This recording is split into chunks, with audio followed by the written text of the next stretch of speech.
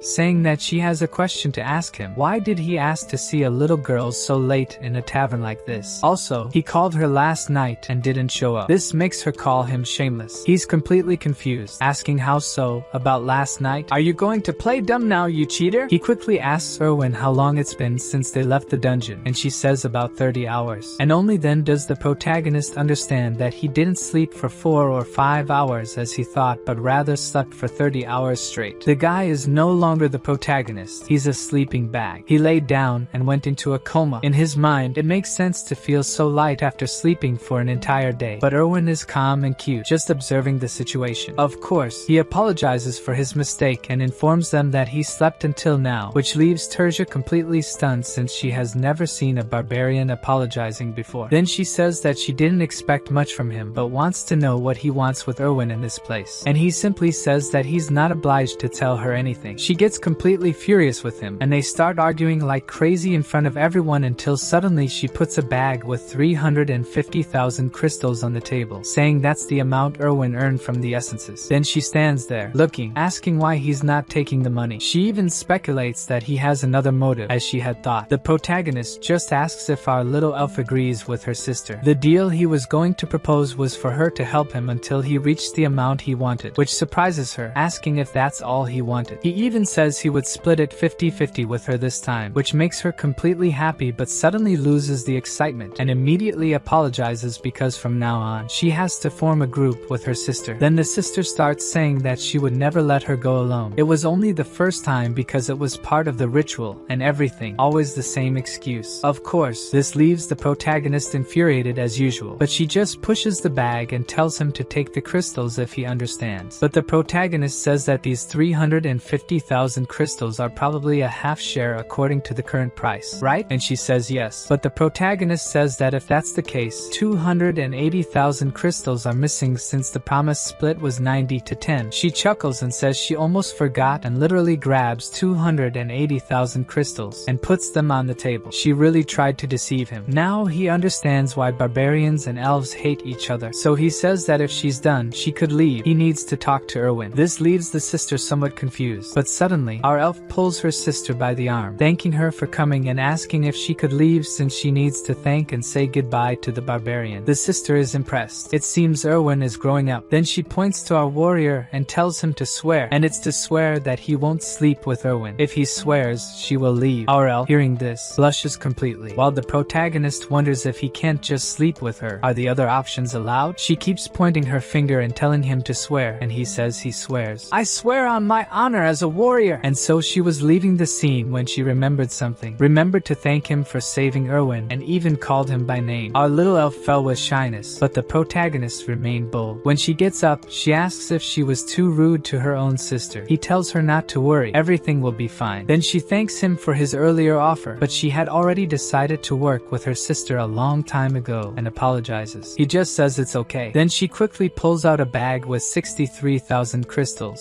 saying it's from the crossbow guy and the toothless leader. She has already taken her share from here. She also mentions that she left the 2 backpacks at her house, and he should go there tomorrow to see for himself what's inside. He realizes that she knows everything he wants without even having to say anything. It will be sad to lose such a helpful companion. Suddenly, she asks how she should repay him. She literally wants to repay him for saving her in the dungeon, and now her sister's concern makes sense. The protagonist thinks for a bit, but can't think of anything at the moment, so he ends up asking if she wants to eat something. She says she's not hungry, so he says he'll order just for himself. Suddenly, she blushes and has the brilliant idea that she wants to have something to drink. She wants her first post-dungeon drink, and it's with the barbarian. He understands that in the game, there was something like that, and it had significant meaning for the elves. So, he says he's happy? She scolds him, saying he should say thank you, and that's what he does. He thanks her, and she happily says you're welcome. Then she says that, of course, this wouldn't be his first post-dungeon drink, but he interrupts, asking what she's talking about. This is indeed his first time too. I told you like 30 times that I was 20 years old. What, you weren't kidding? Not only that, but that was also his first time going to the dungeon. Finally, the food arrives. She says he did very well in the dungeon, and he returns the compliment. They make their first toast, and after a while, they were talking about some nonsensical things, like him wearing a shirt today, and she's wearing a skirt. He keeps turning one mug after another, which impresses her. Then he says he thought of a way for her to repay him as she wanted. All pompous, she asks what that way is, but he says it has to be somewhere else because otherwise, the security guards will come after them. She blushes and with a mischievous look asks if it can be in his room. He is completely breathless and sweating, and she is also breathless and crying, saying she can't take it anymore. I knew the barbarian was too much for her, but in reality, the protagonist was giving her a chiropractic session. As he doesn't control his strength well, he almost pulled her arm back, so she was crying, saying she couldn't take it anymore. After they finish, she thinks he was going to rip her arm off, but in reality, he was just testing her +4 flexibility status. She gets angry, asking if he called her here just to test her abilities, and he confirms that he did. He just wanted to test since the use of abilities is prohibited in the city, which disappoints her. Then he starts making a bunch of theories about the game's statistics, and had been lost in thought for some time when she pulls him, saying she's sleepy. And what I least expected happened. Unlike anime cliches, they literally slept together. Well, that took his honor as a barbarian and threw it away. The next day, the barbarian shows Erwin the loot he brought from the dungeon,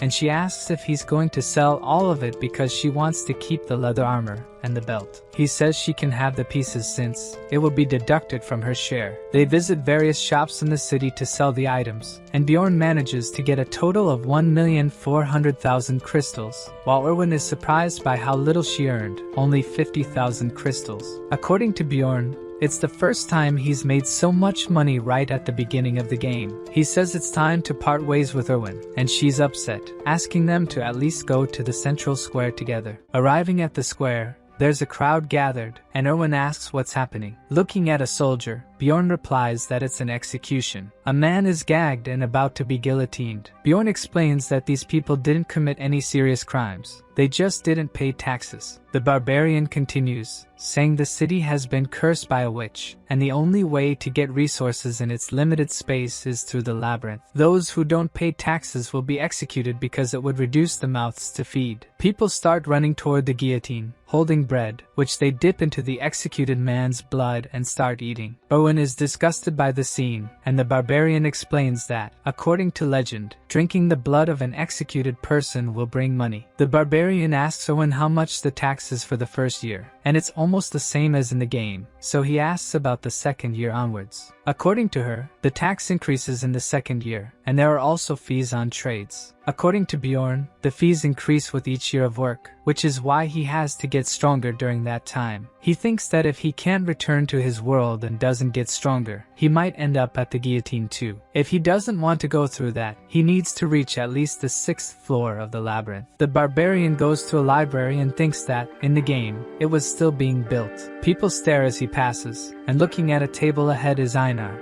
sleeping with her face in a book. Bjorn tries to wake the girl, who's even drooling. She looks sleepily at the barbarian, but as soon as she wakes up, she starts shouting greetings to the barbarian, bothering the people around. He asks her to speak more quietly about what she's doing in a library. Einar says she's following his advice to think before acting, so she sought more knowledge, which already sets her apart from other barbarians. According to Bjorn, she also realized that there are other enemies besides monsters, but reading is still very difficult. Einar gets up, saying she's going to the sanctuary to learn to read and write with the elders. Before leaving, she remembers that she promised to repay the advice he had given her. She says if he needs help, he should go to the Inn of the Brave Bull, and she'll help him. The barbarian thanks her, and hopes she won't forget that promise because he thinks he'll need her help soon. In the huge library, he doesn't know how he's going to find the book he needs until he sees a large table with a person slumped over it. He gets closer, and the librarian is asleep.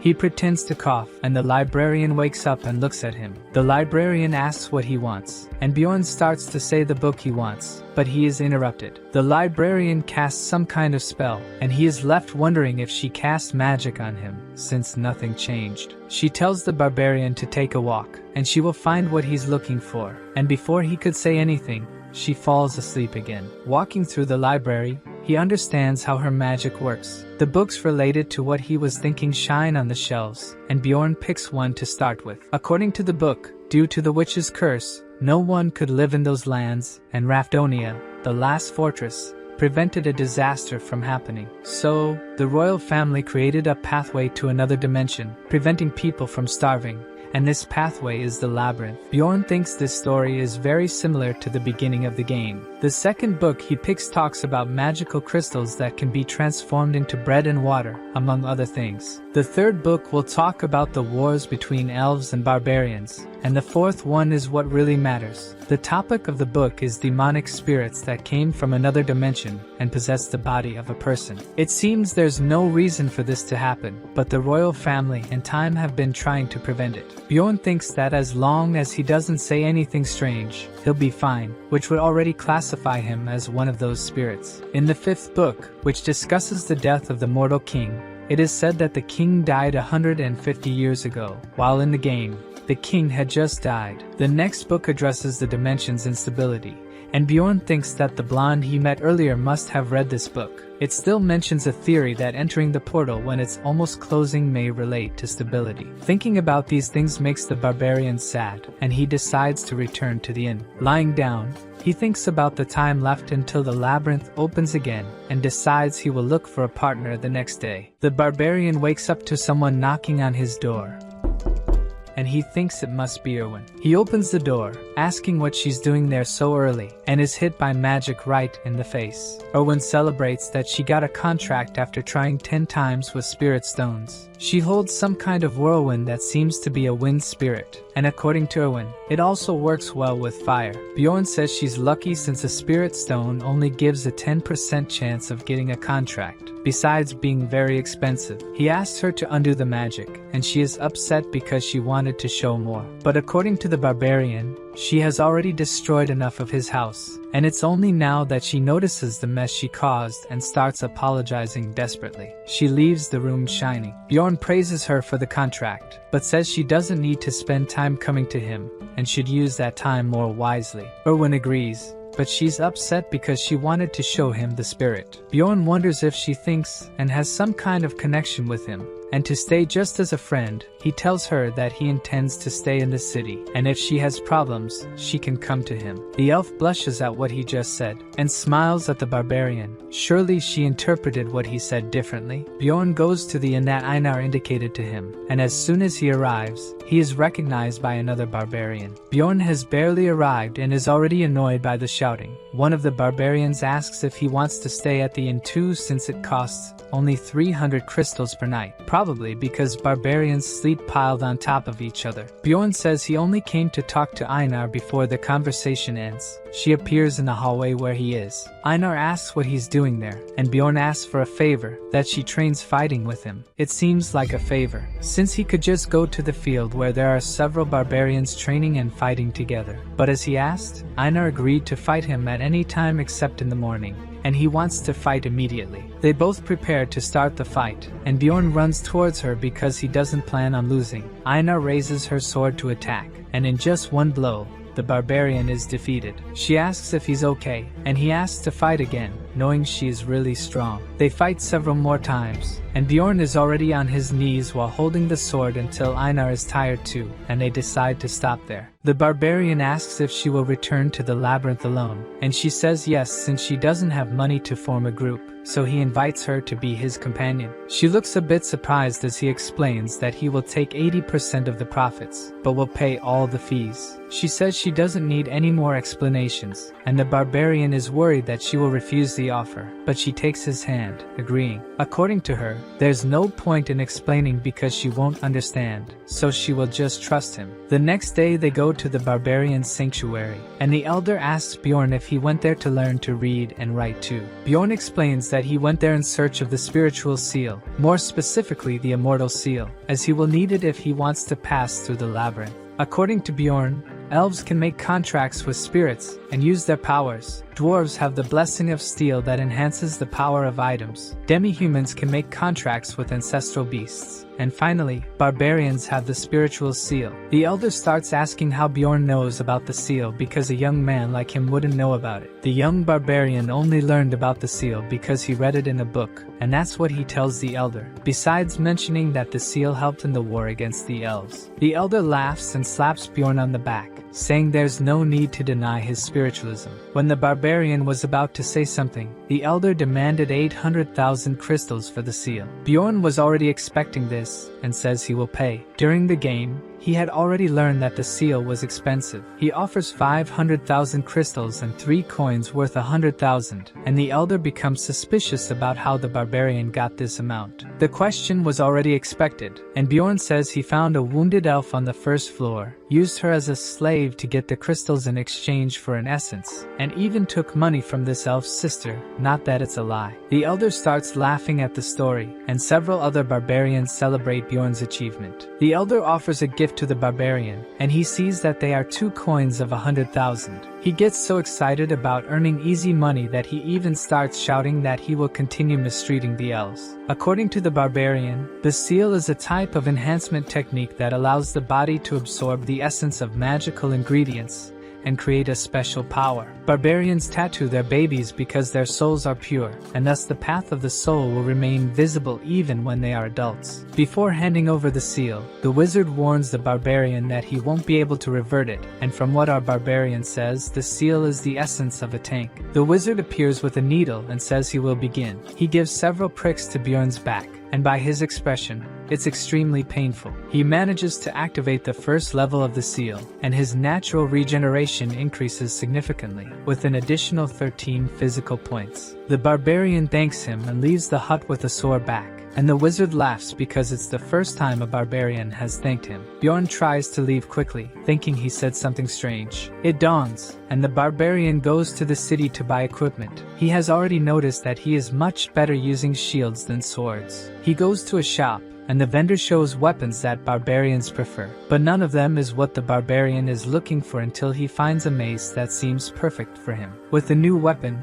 his item level increases by 85. He also buys a customized helmet and half-plate armor. The helmet adds 47 more item levels, and the armor adds 57. Bjorn has established a routine outside the labyrinth. He has breakfast with Erwin, spends the afternoon in the library, and always dines somewhere different to gather information, even if the food isn't always good. In the late afternoon, he always trains with the other barbarians, where he can rely solely on his instincts. Many of his skills improve with the training, and he manages to defeat Einar several times, even giving her combat tips. After training, Bjorn returns home, and Erwin always shows up, asking to have dinner with him. After dinner, she bids farewell and wishes the barbarian luck in the labyrinth, which restarts the next day. Now Bjorn's attributes are much better. In the morning, Bjorn and Einar request the unity magic, and the attendant explains that they just need to place their hands on a crystal, and as nothing in this world is free, it costs 15,000 crystals, but it allows them to start the maze together. The guild attendant explains to them that the higher the rank, the more expensive the magic will be, and it only lasts for 24 hours. In a tavern, Einar is speechless in front of a lavish table, after Bjorn ordered the best dishes before entering the maze. She almost cries because the food is so delicious, and she gets excited to work hard. A few minutes before the portal opens, the two are already waiting. The barbarian hears people talking loudly and turns around. Several barbarians who have just gone through their coming-of-age ceremony are approaching. Einar looks at them nostalgically, as if it's been a long time since he went through that himself. The portal finally opens, and Bjorn asks Einar to wait a moment because he wants to test a theory. She doesn't bother trying to understand why and just agrees to follow him. But as the portal is about to close in a minute, she starts to panic.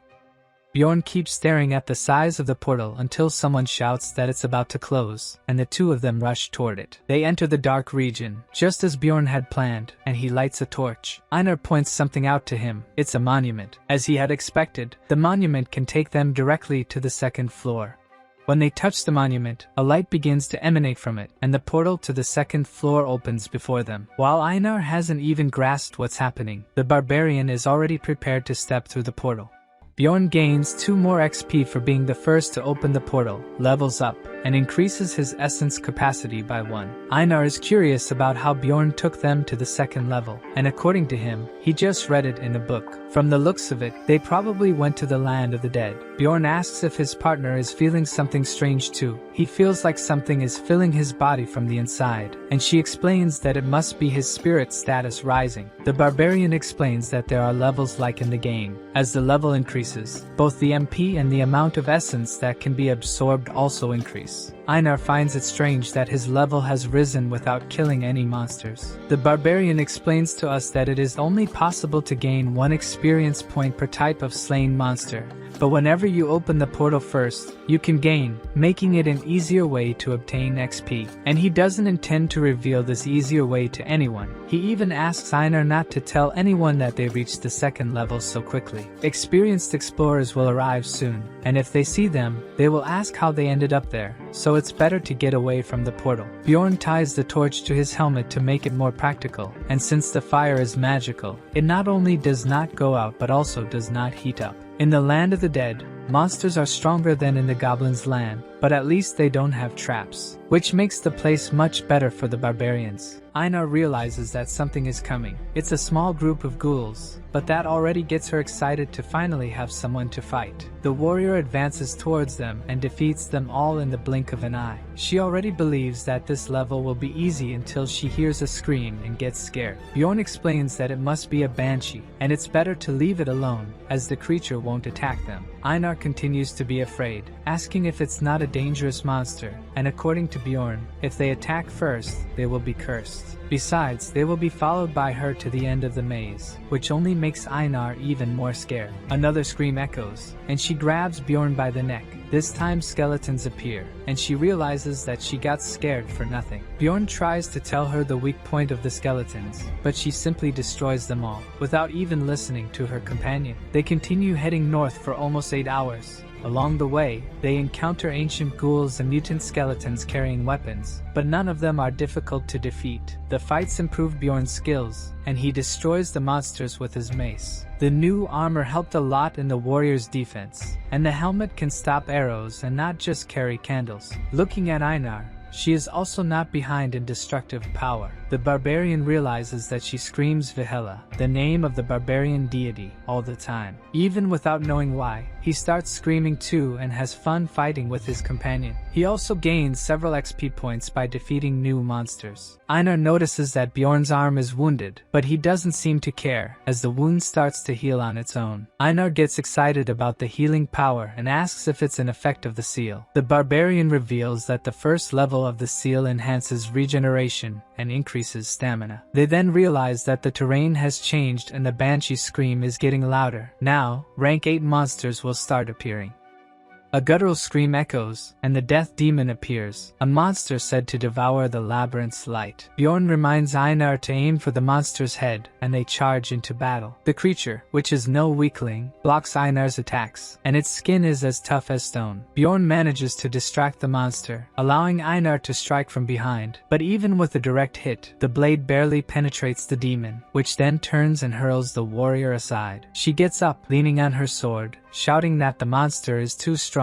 Bjorn recalls that even in the game, the monster's defense was incredibly strong, and it also had high healing power. The demon starts to scream, and this time, even Bjorn is scared because he knows what that means. The monster has activated its ability to summon ghouls. Dozens of them appear, heading toward the barbarians. Bjorn yells for Einar to take care of the ghouls while he deals with the death demon. The barbarian charges at the monster with his shield, but the demon strikes, forcing him to retreat. Bjorn advances again and holds the demon off with his shield while Einar, having defeated all the ghouls, prepares for another attack. He tells her to stay focused and strikes the demon again with his mace. Now, both barbarians are attacking the monster together, and they finally manage to land a blow on its head. Bjorn thinks that the attack has finally worked, but the monster refuses to go down and throws the warrior backward. Bjorn gets up, injured, and notices that the wound on the demon's head has almost completely healed. He looks at the monster, thinking of a strategy to win, while Einar grabs the demon's leg, pulling with all her strength to unbalance the creature. She succeeds, and the monster falls on its back. The barbarian sees the opportunity to finish off the demon while it's still on the ground, earning 2 more XP. The demon leaves behind a large magic crystal, but according to the barbarian, it's only worth 100 crystals, and combined with the ghouls, the total value is 300. Despite the small reward for risking their lives, Einar is excited to keep hunting monsters. Bjorn starts to think that hunting with a barbarian isn't so bad, especially since Owen had been somewhat passive. The two continue to encounter more death demons and defeat them by knocking them off balance and then hitting their heads, as if tenderizing meat. They manage to defeat about 70 of them this way. Bjorn, who was hoping to find a demon essence to sync with his seal, ended up with none on the first day. On the second day, the demons began appearing in pairs, but it wasn't too difficult. Things only got complicated if they took too long to kill them, as they could be surrounded by ghouls. In the afternoon, demons began appearing in groups of 3, and the barbarians realized that it was too much for them to handle. Other explorers appeared, and before the barbarian could say anything, Einar interrupted and threatened the group, scaring them so much that they ran away from the warrior. She tells Bjorn that they should find another place to camp since the humans know their location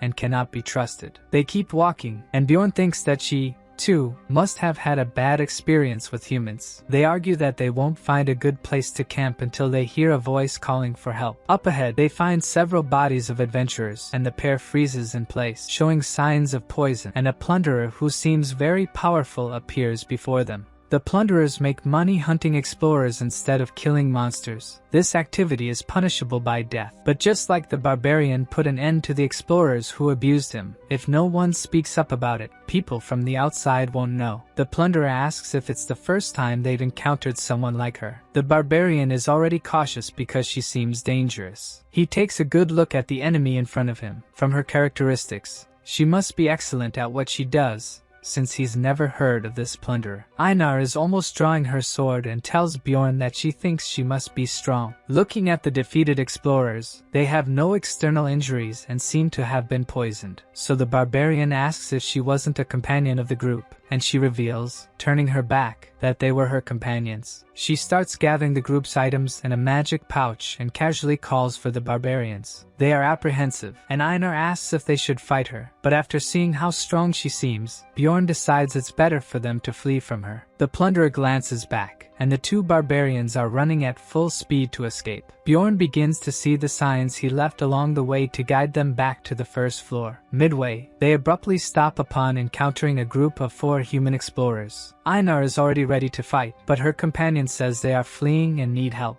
Bjorn swears by his warrior's honor that he's not lying. The group seems to believe the barbarian, and their leader says that if they defeat the plunderer, they will get the entire reward. He asks the duo to approach because he will use his gnome ability on them, and they won't be noticed. This ability can disguise the user and their companions within a 3-meter radius, as long as they don't move. The barbarian approaches, and the leader begins to say that they were very lucky since they managed to catch 2 barbarians in their trap. The duo seems to be hit by some magic that paralyzes them, and Bjorn realizes that this group is also made up of plunderers. The only way he can think that an explorer of the same level would have it would be with the essence of the stone golem suppression. If he takes damage, Bjorn knows he'll get rid of the ability, and the plunderers comment on how much they'll gain from the barbarians. One of them holds Einar's face, and his colleague says they were lucky, since barbarian hearts are very valuable. One of the plunderers even jokes with the barbarian, saying that his gaze won't set him free. The guy takes out a knife to deliver the final blow. He hits the neck. The barbarian, who was preparing to take as little damage as possible, manages to move away before the knife enters too much. He can finally move and hits the plunderer in the face, surprising the rest of the group. The barbarian removes the knife from his neck and throws it towards Einar, who is hit near the chest. Even in a combat position,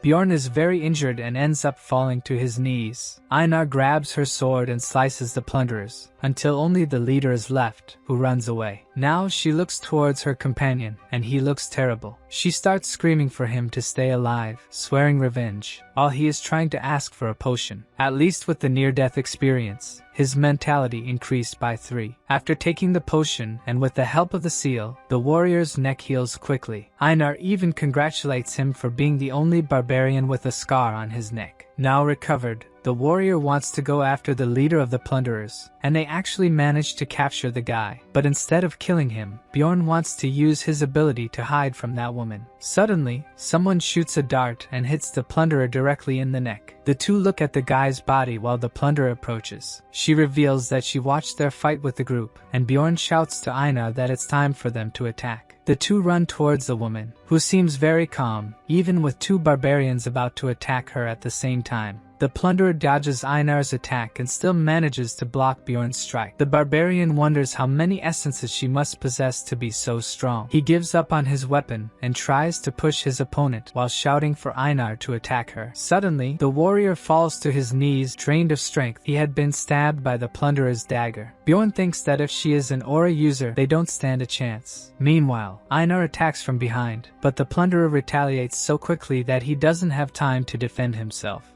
The plunderer is using a paralyzing poison, preventing the barbarians from moving. Bjorn thinks that she is far stronger, and they stand no chance. She points the dagger at the warrior's face and unexpectedly says that if he swears not to tell anyone he saw her, she will let him live. She says that from the start, she never intended to kill the barbarians because she owes a debt to their race, and Bjorn realizes that's why she merely watched as they were attacked. Einar begs the warrior not to trust the plunderer, believing she's just toying with him.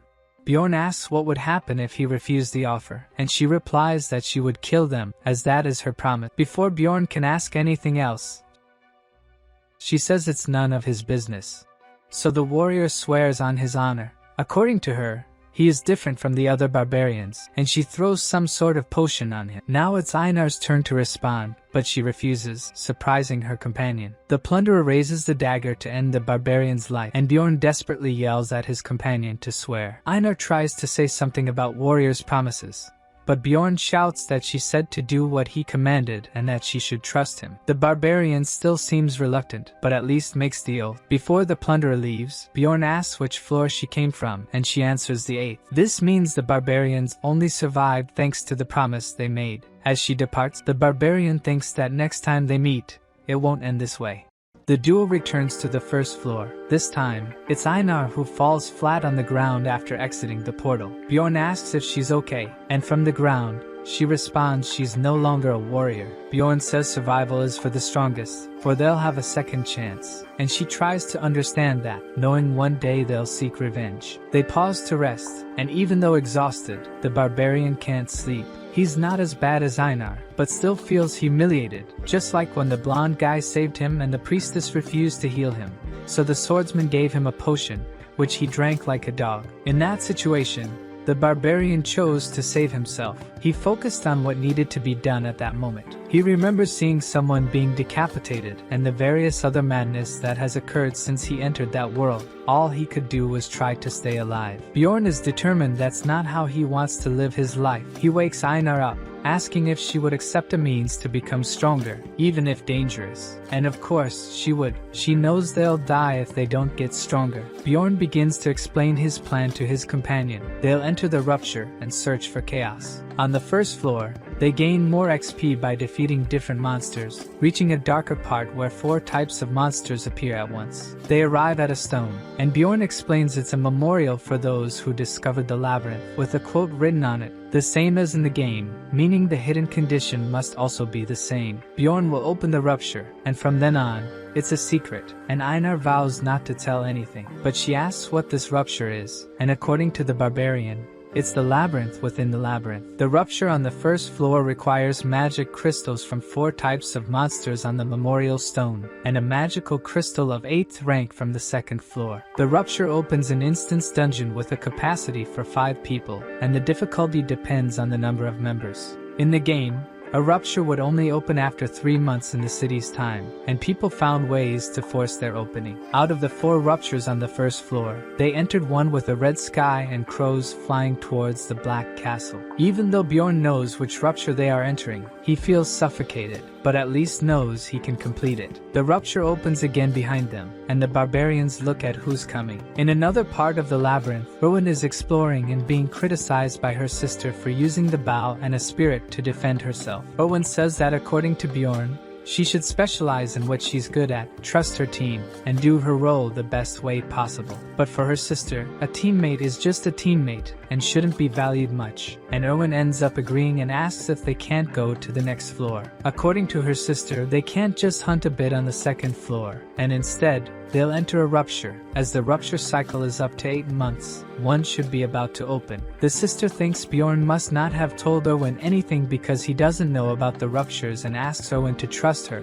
and she'll become stronger. A sound emerges before she could finish her sentence, and a rupture begins to open. The two run towards the rupture, but before they could touch it, the rupture closes. Back with the barbarians, the first one to come out of the rupture is a dwarf, soon followed by a mage. The group is curious as to why there are still mages on the first floor. Einar asks if a mage is really that good, since the librarian is also a mage. Bjorn explains that she's a 9th rank mage, and that mages are an important resource for the city, so having a mage there means she's skilled. The girl compliments the barbarian's intelligence. She introduces herself as a 6th rank mage Alua Raven, and the guy behind her is finally introduced as the carrier she hired, Tarjin. The dwarf also introduces himself as Hikarad Murad, claiming to be an explorer for 3 years. The barbarian duo also introduces themselves. Looking at them, Bjorn asks how they got there, as they don't seem like first floor explorers. The two simply say they heard the rupture was about to open. The mage says the loot will be divided among everyone except the carrier, and they agree, since it seems to be customary to follow the mage in the labyrinth. Bjorn was about to say he agrees with her, but Einar interrupts. saying she doesn't agree with that. Instead, she wants Bjorn to lead the group, since he's better than a normal barbarian. The other members don't know how to react. Einar remains determined that Bjorn should lead the group, pointing to him, saying the barbarian is the best warrior. The rest of the group is speechless with her fervor, and Bjorn is embarrassed by the situation. The dwarf even says he envies the respect she has for her husband, and she now says she's not his wife. While the two argue, the mage says it's better for them to go, as there's much to explore in that place. The dwarf asks if it wouldn't be better to know each other's abilities first, but according to the mage, the monsters are so weak that only she and her carrier would be able to defeat them, and of course, this irritates the other members of the group. She also says she'll take the Guardian's loot because they need it for her research. He shouts if he looks like an idiot to her. As always, the division of the group's profits causes fights among its members. The Guardian's loot is the rupture flower. For a mage, this is a priority, but what matters most now is money. The mage says she'll give all the crystals she earns in the rupture in exchange, but for the dwarf, this just means the group will end up with the crumbs. The mage says she'll also let them keep the items, but the dwarf still thinks it's better for them to decide by luck which of the two gets the rupture loss. The barbarian joins the discussion because if it continues like this, the gains will only be for the mage and the dwarf. He doesn't want the essence or the items, just the rupture stone. Now the mage and the dwarf think he asked for too much. Bjorn agrees to give up the stone in exchange for 2 essences that aren't from the Guardian. The dwarf and the mage exchange glances and in the end agree to the request since there shouldn't be any interesting essences for them there according to their levels. Now the mage and the dwarf walk together as if nothing had happened. Looking at how he couldn't even argue with the two, Bjorn knows he needs to get stronger. The castle is divided into 4 chapters: the drawbridge at the entrance, the courtyard surrounded by the outer walls, the underground prison in the inner area, and the demon worship room inside the castle lord's chamber. The castle entrance is guarded by gargoyles, 8th rank monsters. Once they sense an enemy, they attack using their petrification ability, and the most common way to defeat them is to sacrifice a group member while others attack. Einar tries to help the companion but is stopped by the mage. She casts a spell capable of canceling the gargoyle's curse. The gargoyle without abilities is just an easily defeated monster by anyone in the group. The dwarf praises the strength of the companions. Bjorn thinks the dwarf is also very skilled. Einar notices that the magic crystals are moving by themselves, and the mage explains she's using magic to collect them and will distribute the crystals along the way. The group continues advancing through the castle and reaches a darker area. Raven casts a spell to illuminate the place, revealing several monsters in a corner called Dead Men. They have no rank, give no XP or crystals. They conclude it would be a waste of mana to use magic on these creatures. So, the barbarians and the dwarf attack these monsters. When Bjorn attacks the last of them, he realizes the creature dropped a dead man commander's horn. They reach a steel door, and the dwarf won't be able to destroy it with the axe. So Raven destroys the door with an explosive magic. The group reaches the drawbridge, the first chapter of the castle. The mage asks Einar to blow the horn. The warrior takes a breath and starts blowing. This activates the dormant magic seal, and Einar is surprised to see the bridge descending. The moat water also starts rising, and Einar can see hands of several dead men in the water. The mage tells her not to worry about it. Dead men start rising from the moat. Raven was already prepared for this and gathers the surrounding group. The mage attacks the dead men with magic, defeating all of them. Bjorn is realizing she is more powerful than he thought. She triumphantly says all they have to do now is wait for the bridge to descend, and as soon as it does, they head towards the castle. Bjorn walks, thinking it was too easy to finish this chapter. After crossing the bridge, they enter the outer castle. Raven casts a spell, and most of the monsters surrounding the group end up defeated. For Bjorn, even though she didn't manage to kill them all as before, she is still very powerful. With just one magic, she defeated 90% of the monsters. Death demons that can heal were not affected by the magic, and the mage lets the companions defeat what's left of the monsters. The barbarians join forces to defeat the death demons, and the dwarf is shocked watching, thinking this is how the barbarians hunt. Raven casts a spell on the death demons, worsening their wounds, and without the power of regeneration, these monsters become extremely weak. Looking at Raven, Einar says she now knows why mages are praised. Raven listens to what Einar says and starts boasting about her skills, saying it takes both study and talent to become powerful. By advancing quickly thanks to the spells, the group helps Raven collect materials for her research. The barbarian notices something strange after inspecting the area. They didn't destroy the statue that seems to guard some item, and he thinks the group shouldn't know about it. As the barbarian tried to interact with any suspicious object in the game, he was able to discover several hidden things. To avoid suspicion, he thinks it's better not to say anything about the statue. They continue walking and reach the inner castle. The mage and the dwarf seem disappointed that there isn't much to take or monsters in this location. They go down a staircase towards the underground and enter the first floor of the underground prison. The dwarf asks the mage what kind of monsters appear there. Of the various ones she mentioned, body golems are exclusive to the castle. The dwarf is eager to fight these golems for the first time, and the mage takes the opportunity to warn about the explosive bodies. Even though, according to her, she would protect the group before anything happened. Einar asks Bjorn if the skeletal little creatures were monsters too. Raven starts talking about them, and Einar gets angry because she didn't ask her. The mage is annoyed by Einar's response, and suddenly they hear a scream. Immediately Einar is frightened by the banshee and grabs Bjorn. Raven takes advantage of the situation to scare Einar even more, saying it would be terrible if she encountered a banshee. And Bjorn says that mages must know how to deal with these monsters. Now even the mage recognizes he must be intelligent. She casts a spell and destroys one of the banshees. Others throw themselves towards her, and she destroys all of them. Raven calls the companions to continue, and they are all amazed by her power. They enter the second floor of the underground prison, an area with several disgusting monsters and objects. The group stops in front of a wall. According to Raven, there is a hidden door behind this wall and a body golem waiting for them on the other side. They leave their backpacks before entering. Bjorn lights his torch. As soon as they open the door, they smell the horrible odor of several bodies thrown in front of them. They continue walking. The first to feel sick is the carrier, and soon after Raven. Even used to dissections, she couldn't stand the smell. The dwarf is relieved that at least the barbarians are fine. In front of them is a mountain of bodies, and a voice seems to come from them, and the whole group is scared.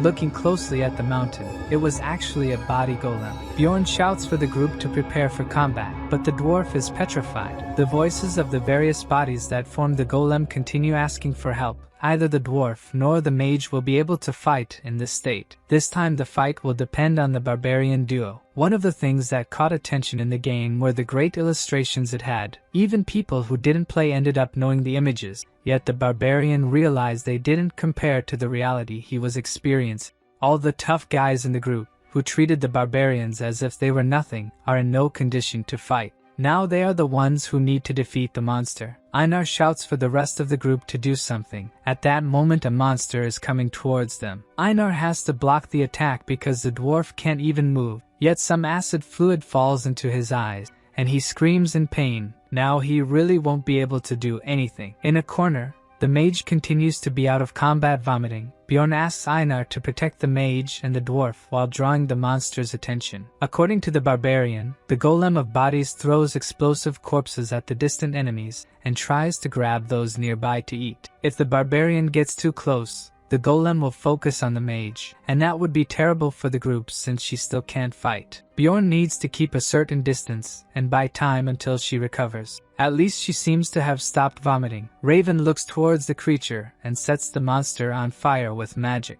The barbarians are surprised by her power once again. Just one fire magic of hers destroyed the first pattern of the golem. But it seems this wasn't the end of this monster. A hand emerges from the midst of the flames. The monster has a second phase, a golem of skeletons. Bjorn shouts to Einar that it's not over yet, and they both rush to attack the golem's chest, which is a rank 7 monsters. But without the external body, it won't be difficult for the barbarians to defeat it. They hit the golem's chest, and the monster is defeated. Bjorn looks at what's left of the golem. It leaves behind a shining ball, which surprises the barbarians because it's their essence. In the rupture, more high-ranking monsters appear, and it becomes easier to gain XP. The Guardian's loot is also highly desired by explorers, but the main thing is that the essence drop increases a lot.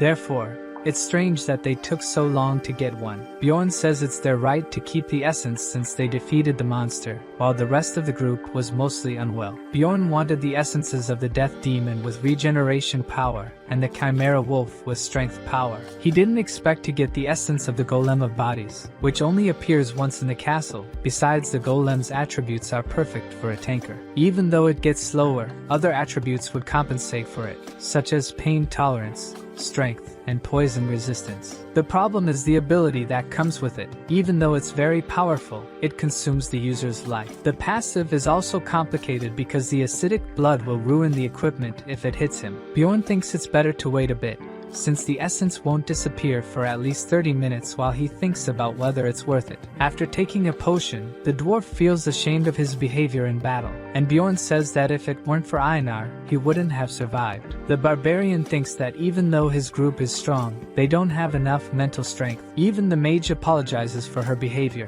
and Bjorn takes this opportunity to talk about the monster they defeated. She interrupts, saying that she still managed to use magic despite her condition. Realizing he'll end up with nothing if he doesn't do something, Bjorn says they saved the group, and the mage wants to know what he means by that. The barbarian is quite clear in saying he wants to keep the rupture stone, and that doesn't seem to sit well with the group. The dwarf breaks the silence, agreeing with the barbarian, as he would have died if it weren't for them. Raven doesn't approve and says that if they find another stone, they could give them a chance. The barbarian seems to be content with that, and takes the opportunity to say that the golem left an essence. Now the whole group is surprised. According to the mage, the golem's essence is even rarer than the guardian's. She already begins to think about how it would be to research such an essence, and this is the barbarian's chance to start the negotiation. He offers the golem's essence in exchange for the guardian's essence, leaving the mage in doubt about which essence would be more important to her.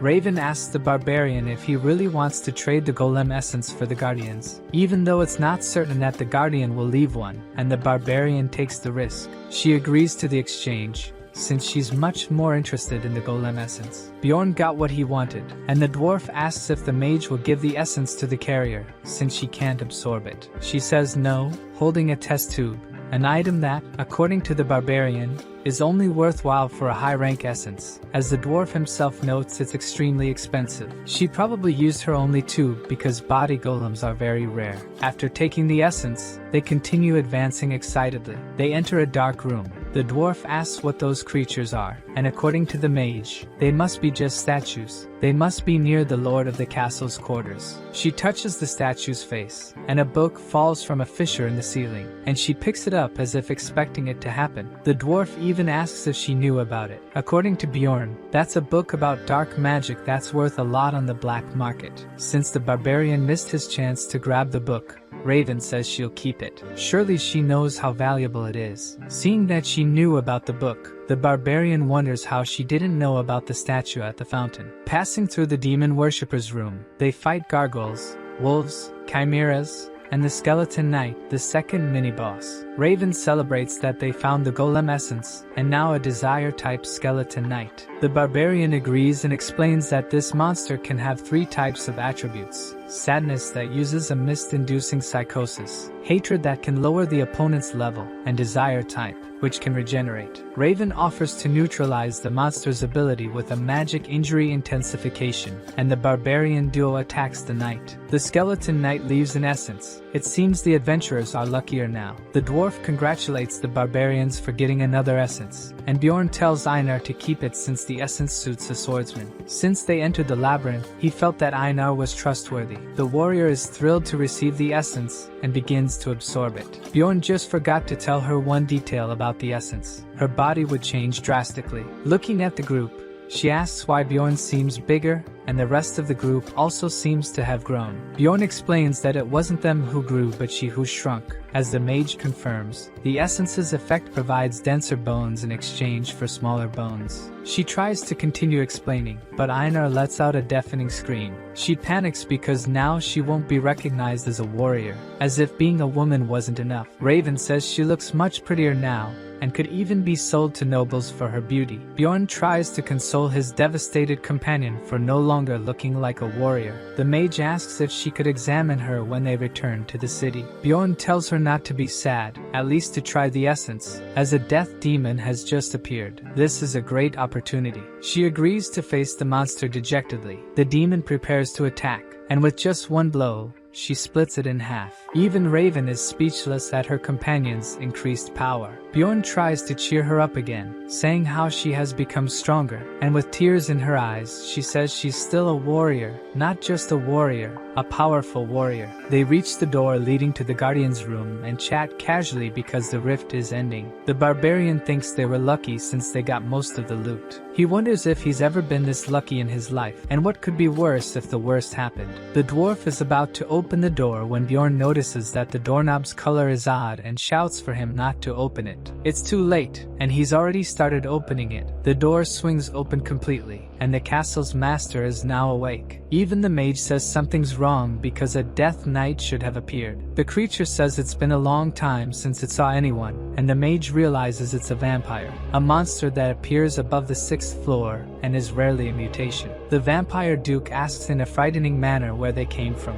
Monsters are divided into 4 variants. The mutant variant monsters have different classes. The advanced, the monster is larger than the average on the floor. The rare variant are monsters that are only found in ruptures like golem or mimics, and finally, the advanced monsters that have their own memories and have a name. The group flees from the vampire they just encountered. Bjorn, who knows this monster, knows that he is powerful both in combat and in dark magic. Raven says that a mutant variant had never appeared as guardian, and even the barbarian with thousands of hours had never encountered a vampire duke. He only knows that this monster existed because he watched a stream. The mage asks how he knew about the monster, because he asked the dwarf not to open the door, and he just says to keep running and only had a feeling that something was wrong. He only noticed the color of the doorknob because after watching hours of video, it was the only thing that changed to find the vampire, and he thinks that if he hadn't been so excited, he would have noticed it earlier. The dwarf says that it's no use running since they need to defeat the monster to leave the rupture, but Bjorn wants at least to find sunlight. Before finding any light, they hear the voice of the vampire lord,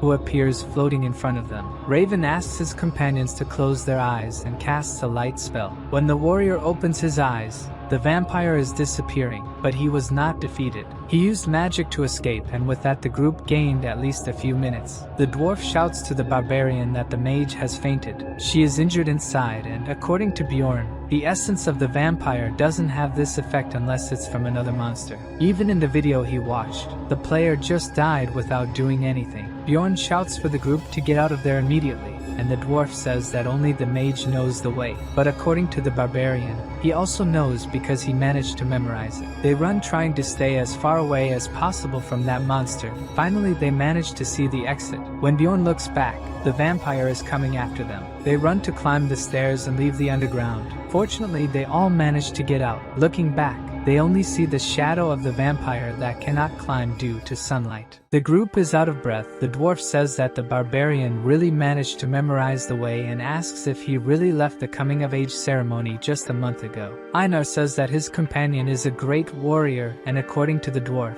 he can become one. The sun will set soon, and Bjorn says they need to reach the walls for shelter, even if they have to carry the mage. The carrier tries to say she needs to rest, but according to the barbarian, it's better for him to start walking if he wants to stay alive. They need to protect the mage even if it risks their lives, and the carrier ends up agreeing. Bjorn takes advantage while the group is preparing and goes to retrieve the item he left behind. He cuts off the head of the statue. Hidden in its neck was a healing item that also serves to attack demons, the tears of the goddess. Back with the group, Bjorn asks how the mage is doing and talks to her that the vampire will return as soon as the sun sets. He takes the opportunity to ask what happened to her, and she thinks it was a damage exchange. In 20 minutes she will be able to cast some spells again, but nothing too powerful. Then the barbarian asks if she knows any solar magic, which she considers extremely rude. At this moment the barbarian doesn't care about manners, he wants to survive. The mage makes a disgusted face, but says she can cast spheres of solar spots, which is a rank 6 magic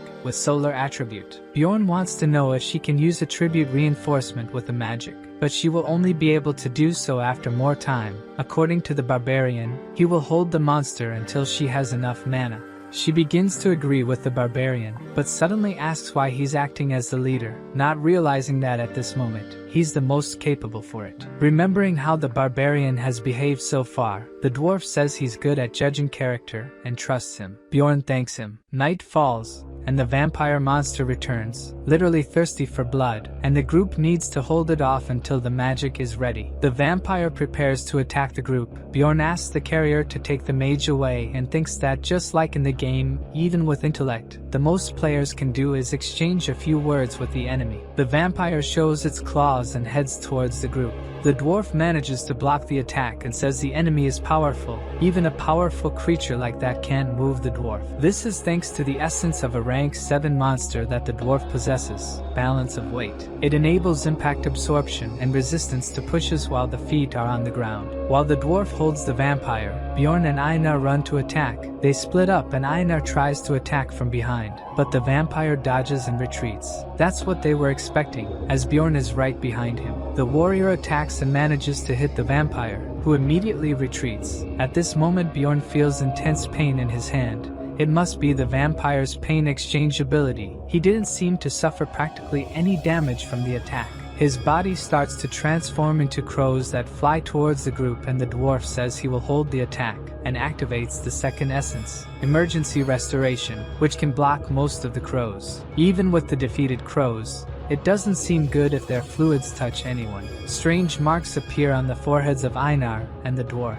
which means they were hit. This is a vampire ability, the Sacrifice Seal. In addition to the Sacrifice Seal, vampires also have the immortal ability that increases regeneration as they are injured, and Blood Owner that can absorb opponents' abilities by drinking their blood. He can also use dark magic, transforming into smoke to avoid physical damage, turning into explosive crows and summoning blood monsters. With all this power, the dwarf can't resist the attacks. Einar tries to draw Bjorn's attention to the dwarf's situation, and the barbarian is also attacked. With 5 minutes left for the magic to be ready, the dwarf is out of combat, and the barbarians are tired. So, Bjorn shouts for Einar to take the dwarf and retreat, while he alone will hold the vampire. She runs carrying the dwarf, and the barbarian is holding off the vampire's attacks only with the shield. He seems to have a plan since he doesn't plan to fight. This time he doesn't block and takes the attack. The vampire seems to have not understood this attitude, and the barbarian takes a potion to regenerate. Even the barbarian's group can't understand what he's planning. He continues to be attacked by the vampire, while taking several potions to heal, and feels terrible pain with each one he takes. After drinking several potions, smoke starts to come out of the warrior's body. The attacks don't stop, but this time the barbarian blocks. Even receiving several attacks, Bjorn still manages to dodge those coming towards his vital points. Watching the fight, the mage remembers something she had read, which said that a barbarian's strength is in his mentality and not in his physique. Now she seems to understand what the phrase meant. The carrier suggests they flee, but there's nowhere for them to go. Leaving there is defeating the vampire. Raven wonders what she's doing at that moment. Even the barbarian, who has just undergone the coming-of-age ceremony, is making more rational decisions than she is. She knows they won't survive without him, so she asks the carrier to flee with the dwarf, so that Einar can come back to help in the fight. She seems to have remembered that a mage doesn't just stay in the rear. She must also try to find a path to victory. The mage looks at the essence of the golem she picked up earlier and knows she needs to make a decision. She looks in the direction of the fight, starts to cast a spell. The magic throws the essence towards the barbarian, who certainly wasn't expecting that. The vial breaks upon hitting him, and the essence begins to be absorbed automatically. Several of his attributes increase, now that he has the power of the body golem.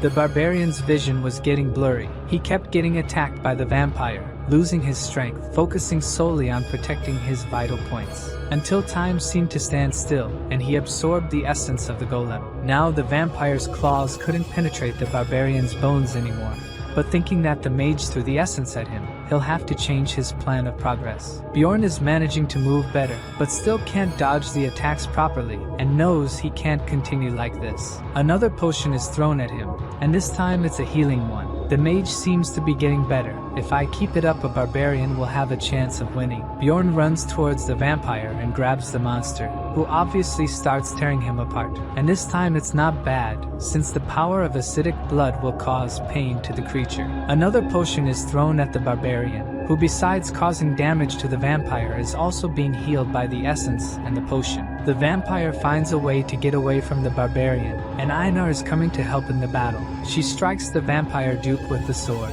and he barely has time to dodge and is already being attacked by Bjorn, but retaliates by hitting the barbarian in the stomach. The warrior can only think about how much time is left for the potion to be ready, and it's precisely at that moment that he hears the mage shouting that she can finally attack. He takes a look at the vampire, grabs the creature by the chest. Gathering all his strength, he throws the creature and yells for the dwarf to attack. The dwarf starts to glow with lightning ability and attacks the vampire with his hammer. The vampire duke is hit with so much force that he enters a state of unconsciousness. Bjorn grabs the potion he had hidden in his boot, and it seems like he's finally going to use the tears of the goddess. The warrior pours the potion into the vampire's mouth and takes the opportunity to punch him in the face too. The potion blesses the vampire, and a light starts to emanate from him. The blessing seals all his tolerances, and now he enters a state of paralysis. Raven tells the warrior to get away from the vampire because now she's going to use solar magic. Even though not in her best condition, she casts the magic that goes straight towards the vampire and the barbarian, who looks back thinking there won't be time to escape. The solar magic explodes. Due to the vampire's owner exchange ability, the whole group enters a state of unconsciousness. Bjorn wakes up all wounded and wonders if they really managed to defeat the Duke. He struggles to get up, but just looking forward, he sees that the vampire was not destroyed, instead activated the immortal ability that greatly increases regeneration. As if that weren't enough, also has the ability source of darkness that makes resist death as long as the heart is whole. The vampire begins to heal rapidly, and Bjorn thinks that if it continues like this, soon he will be fully healed. The rest of the group is unconscious, and the only thing the barbarian can think of is that he needs to kill this creature before it finishes regenerating. Bjorn walks up to the vampire. Looking at him, the only thing intact is the heart. He follows the arms, trying to gather his strength. He punches the vampire's heart and uses his flesh explosion ability. At that moment, the barbarian's hands explode, and it begins as this is his only alternative. He continues using the ability until his life reaches less than 1%. He doesn't stop, the life reaches 0, and a countdown starts. He continues, and mentality points begin to be consumed. He knows he would end up dying even if he stopped, so he continues until his hands disappear, and he simply falls over the vampire's body, thinking of using the remainder of his body in the ability. After all this sacrifice, the Count finally dies.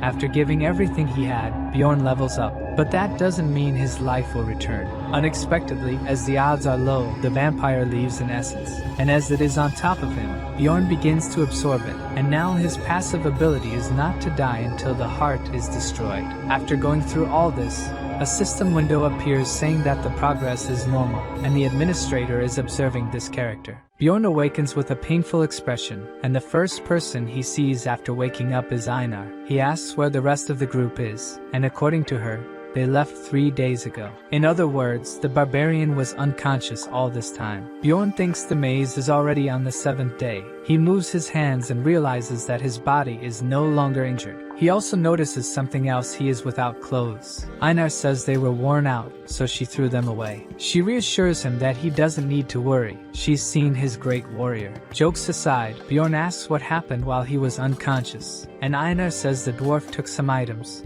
and the mage took the stones. Bjorn thinks that since he's alive, it means he absorbed the vampire's essence, and Einar says they were going to split the stones by luck, but the mage refused and took everything. The dwarf didn't do anything, so he didn't care. The mage said Bjorn took the best item, so he can't complain. Bjorn now knows that she also noticed that he absorbed the vampire's essence. Einar says the mage took the items and left without even waiting for Bjorn to wake up. The two barbarians thank each other for trusting one another, and Einar asks if they're going to leave now too. Bjorn says there's still something he needs to do. He's going to retrieve something. Sometime later, he returns to the city and exchanges his items for money. He says he got very little, only 231,000, but considering he managed to absorb 2 essences, it was worth it. When he goes to get his money bag, the woman seems suspicious and doesn't hand it over. Bjorn finds it strange because she never asked anything before. But suddenly several guards surround him, and the poor guy is left completely confused. Now that the portal has closed, we also see that the elf returns safely, but she is very tired, saying that the 3rd floor is very difficult and that she encountered 7th and 6th rank monsters. She is in line to get her money, hoping to meet Bjorn to show him the new essence she acquired. She also wanted him to test it again. When she arrives at the counter to receive her money, they are suspicious of her as well, as 184,000 stones is a lot for a 9th rank explorer. However, the elf says she was with her sister, and the guy searches for her name in the book, thus releasing the elf's money. She goes home and takes a bath, starting to change while thinking about Bjorn. When she finishes, she heads to his house, saying she'll pay for dinner because she earned a lot of money. But when she arrives, she discovers that he hasn't returned yet and becomes very worried. After that, a week passes, and the elf returns to see if the barbarian has arrived yet, but she sees the owner of the inn taking things out of the room. He says he's waited long enough, and the barbarian is probably already dead. Later, we see the elf's sister comforting her, who is lying on the street in the middle of the rain. The sister says she heard the news and staying there won't change anything. The elf says she wants to become stronger to protect the people she cares about. While all this is happening, we finally find out where the barbarian is locked in a cell. It seems he underwent an interrogation because he was carrying some items belonging to other people. He claims that they were from people who attacked him. The interrogator says he will find out the truth. Bjorn suspects something is amiss because there is a law that no one should be questioned about the origin of the item. But the investigator wants to know where the beast the barbarian was carrying came from,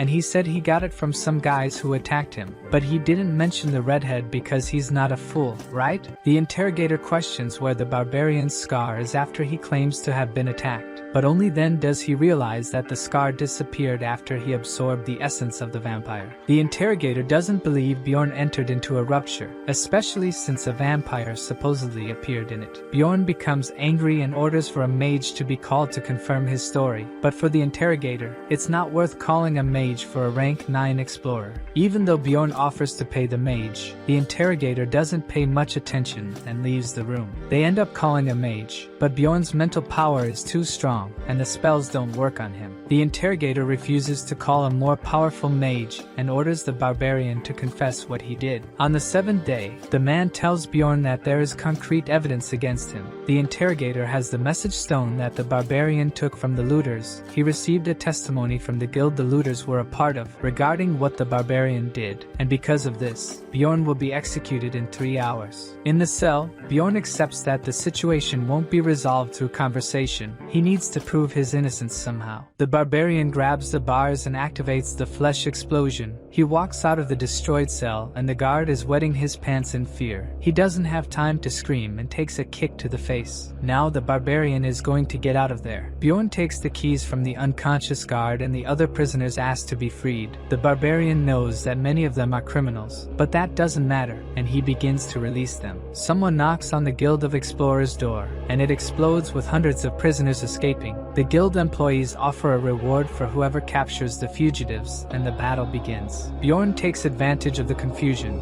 and climbs the stairs to get something. He encounters guards on the upper floor and uses the flesh explosion again. This time his pieces fall on the prisoners, and the barbarian activates the seal of sacrifice. His physical attributes increase with the number of those hit, and even trying, no guard can stop the barbarian. One of them strikes Bjorn with a sword, and immediately the wound begins to heal. The guard takes a punch and falls face first to the ground. The guards are afraid. An explorer shouldn't be so strong. Ultimately, none of them can defeat the barbarian. Bjorn finally got where he wanted. Bjorn arrived at the office of the guild's branch manager, and the guy was waiting for him. As soon as he enters, the barbarian realizes he fell into a trap. The manager attacks the barbarian with a sword and feels victorious. But suddenly the barbarian's blood that fell on the manager's face starts to burn. The manager screams in pain due to the acidic blood. Then a scream catches Bjorn by surprise. There's a girl in the manager's office. Judging by her clothes, she's not an explorer. The branch manager reveals that the girl is the daughter of the district manager. He tries to argue with the barbarian, but is instantly defeated. With the girl there, Bjorn's plans change, and she keeps talking, suggesting that the barbarian was already planning something with her. Bjorn calls the guards and orders them to bring the interrogator, the leader of the Looters Guild, and a mage from the Tower of Magic, while using the girl as a hostage. The barbarian goes to the guild's balcony, takes a deep breath, and roars so that everyone below can hear him. Bjorn introduces himself and claims to be a rank 9 explorer who was framed and nearly executed by the guild, making a point to declare his innocence. After creating this commotion, the guild wouldn't be able to cover up his case. In the imposing Tower of Magic, a mage informs that someone is causing trouble in one of the guild's branches. The mage called to resolve the situation is none other than Raven, who was in the rupture with Bjorn. The mage also mentions that a guy took the branch manager's daughter as a hostage, and Raven thinks that guy must be really dumb to have done that. She agrees to go, curious to meet this crazy person. The barbarian is shocked. He didn't expect them to send a mage he knew,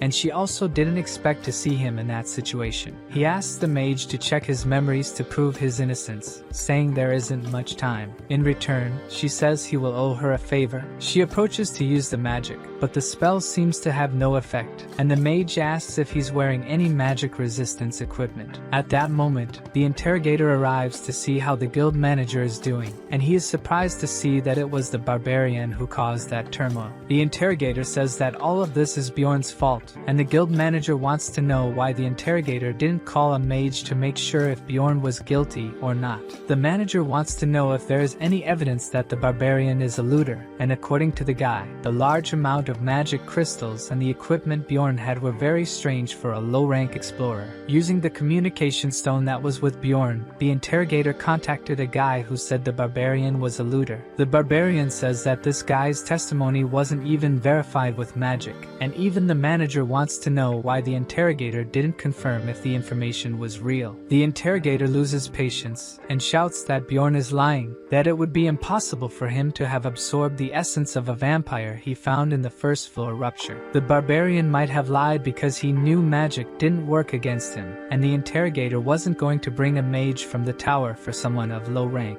With a bored face, the mage confirms Bjorn's story, leaving the interrogator and the manager speechless. The mage says she was there, but it's impossible to use magic on her to prove what she says. The interrogator can't believe it. He says the mage is lying, and she asks if she was called a liar, showing that the guy has much less power than she does. The interrogator kneels down, apologizing. The mages are as powerful as the aristocrats and protect themselves through their own organization. Now the guild manager starts to interfere because the story seems very strange. The mage agrees that a vampire never appeared on the first floor, but as the guild manager, he shouldn't be so incredulous because the mysteries of the labyrinth have not yet been completely unraveled, and it's impossible to predict what happens there. So he shouldn't be sure that a vampire wouldn't appear on the first floor. Bjorn sees that even in front of someone powerful, the mage is ruthless. Someone else enters the room. The guy introduces himself as Niall. He is the father of the barbarian's hostage, the district manager. Each branch of the Explorers Guild has a manager, and above them is a district manager, who is only below the guild master. A guy is thrown into the room, and the guild manager says they were looking for this explorer. Seeing who the person is, the interrogator is shocked. Bjorn takes a look at the scared guy, saying that it was him who gave the false testimony. The mage uses a spell on the guy and confirms that he was lying. Then the guild manager says that the barbarian is innocent. Bjorn releases the manager's daughter and wants to know what will happen to the liar. According to the manager, he and his clan will be investigated. The interrogator is fired and starts to complain, which only worsens the situation, since the manager says that every case he handled will be investigated, and if there's anything wrong, the interrogator will still be punished. The manager says that Bjorn will be rewarded, will be promoted to rank 7, and will receive new equipment, which makes the barbarian boiling with anger because he could have achieved the promotion with a rank 5 essence that he already has. According to the manager, Bjorn is still very inexperienced, and the barbarian calls for a rank 7 explorer to fight him and show that he is stronger. Raven intervenes to help. She says that it is the first time an explorer has faced a rank 5 vampire and even returns with the essence of the guardian vampire. The promotion is something that Bjorn would normally receive for that. The manager doesn't like it and asks what the barbarian will want. Bjorn, not being stupid, asks for 5 million crystals, and unexpectedly, the manager agrees to the amount. Taking advantage, the mage also asks for $1 million for her work. Back at the magic tower, Bjorn is in the mage's laboratory, which is quite messy. She gives him a strange liquid to drink, saying it's just water. Bjorn sits down and asks why he was brought to the laboratory, and she says she's collecting on the favor he promised when he asked the mage to check his memories. The barbarian says he'll only do it if it's something he can do, and the mage reveals that she wants to study him. Raven says that the research can be useful to both of them. Studying a vampire that had never appeared is a unique opportunity for her. Bjorn remembers they signed some papers, not to talk about the guild incident, and the mage said she would sign if they didn't tell that Bjorn absorbed the essence of the vampire. She just wanted no one to know to be able to research the barbarian. The mage asks him to come to the laboratory once a week for 6 months. The barbarian disagrees, and the mage retorts that he is only alive and got $5 million because of her, so he should be grateful. This only makes the barbarian say that she owes him,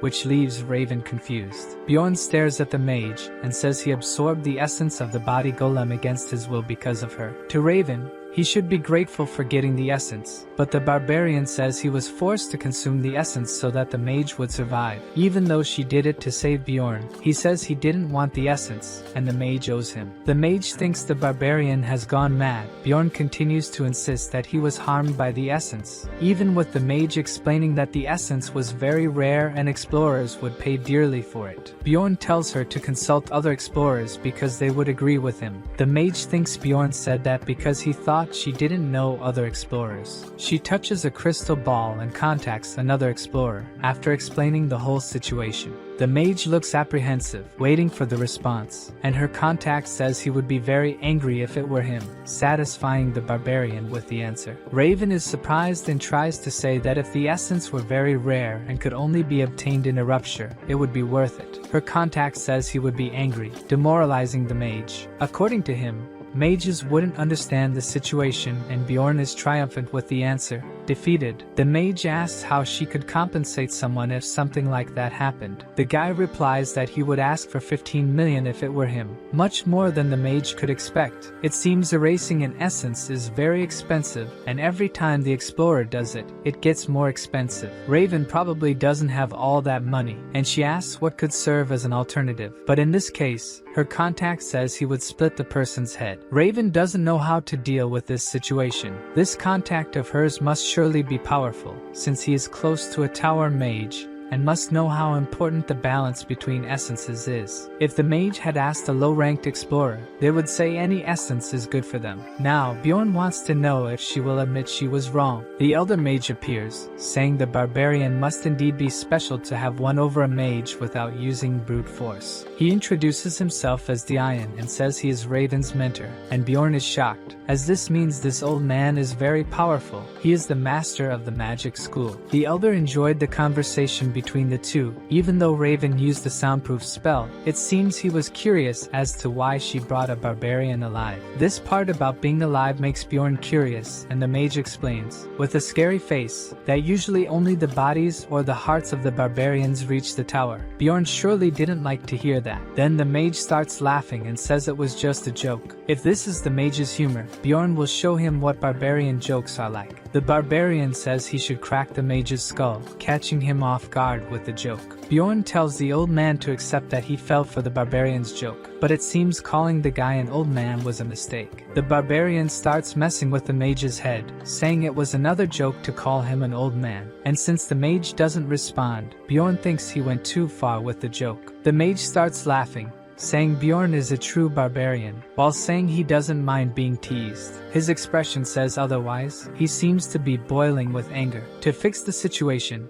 Bjorn jokingly says the mage takes jokes very well, as if he has a bit of barbarian blood. Back to business, the mage has something to offer Bjorn instead of money. He offers the frozen spirit ring number 9425. By the barbarian's reaction, this numbered item means it is very rare. It can only be obtained by defeating Rupture Guardians, and has a unique ability. It's strange they offered such an item so easily. Bjorn wants to know what makes the ring special, and according to the mage, the item can seal one of the essences the user has absorbed. The mage says the ring could seal the essence of the body golem that the barbarian consumed against his will. It seems Bjorn knows some hidden ability of this item, which not even the mage knows, and he accepts the trade. Before the barbarian leaves the tower, Raven asks him not to forget to come back because he promised to help with her research. The girl apologizes for making the mage give a numbered item to Bjorn, but according to Diane, it was just a useless item, worth only 1.5 million crystals, and he thinks the barbarian will be angry when he finds out. As he leaves the tower,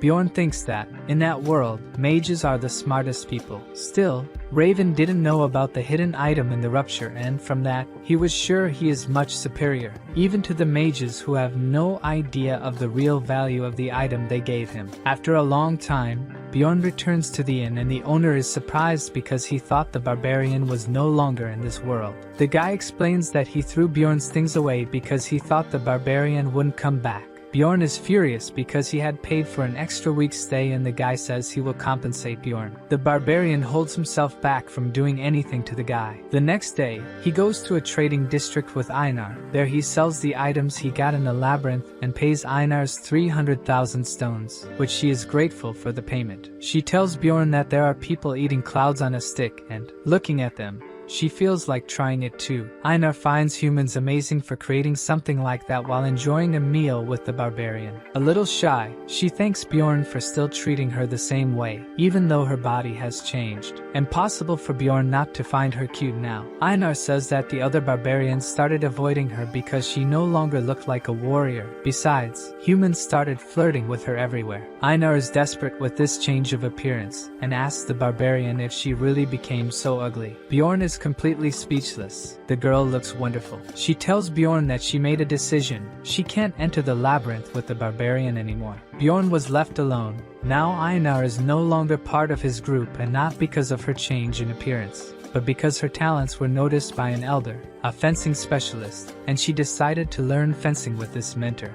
The barbarian asks if she couldn't at least leave one day free to go to the labyrinth, but special training won't let Einar leave the temple for 6 months. It seems Bjorn knows this training, and if it's what he's thinking, it will be a great opportunity for her. Einar doesn't ask the barbarian to wait for her to come back or to let her join the group again, but she promises she will return as a powerful warrior who won't be a burden to him. Bjorn thinks that, after everything his companion went through in the labyrinth, being forced to surrender to the plunderer, swearing by her honor, and having no power to do anything in the rupture, she can't bear so much humiliation as a warrior. Now the barbarian needs to decide if he will find another companion, or go alone to the labyrinth, since he has become stronger. With the 2 essences he absorbed, and considering that his attributes have increased significantly, Bjorn is now stronger than any explorer on the 2nd floor. From the 3rd floor onward, things get difficult, and even though he's strong, there's no way to clear a floor alone. The higher the floor level,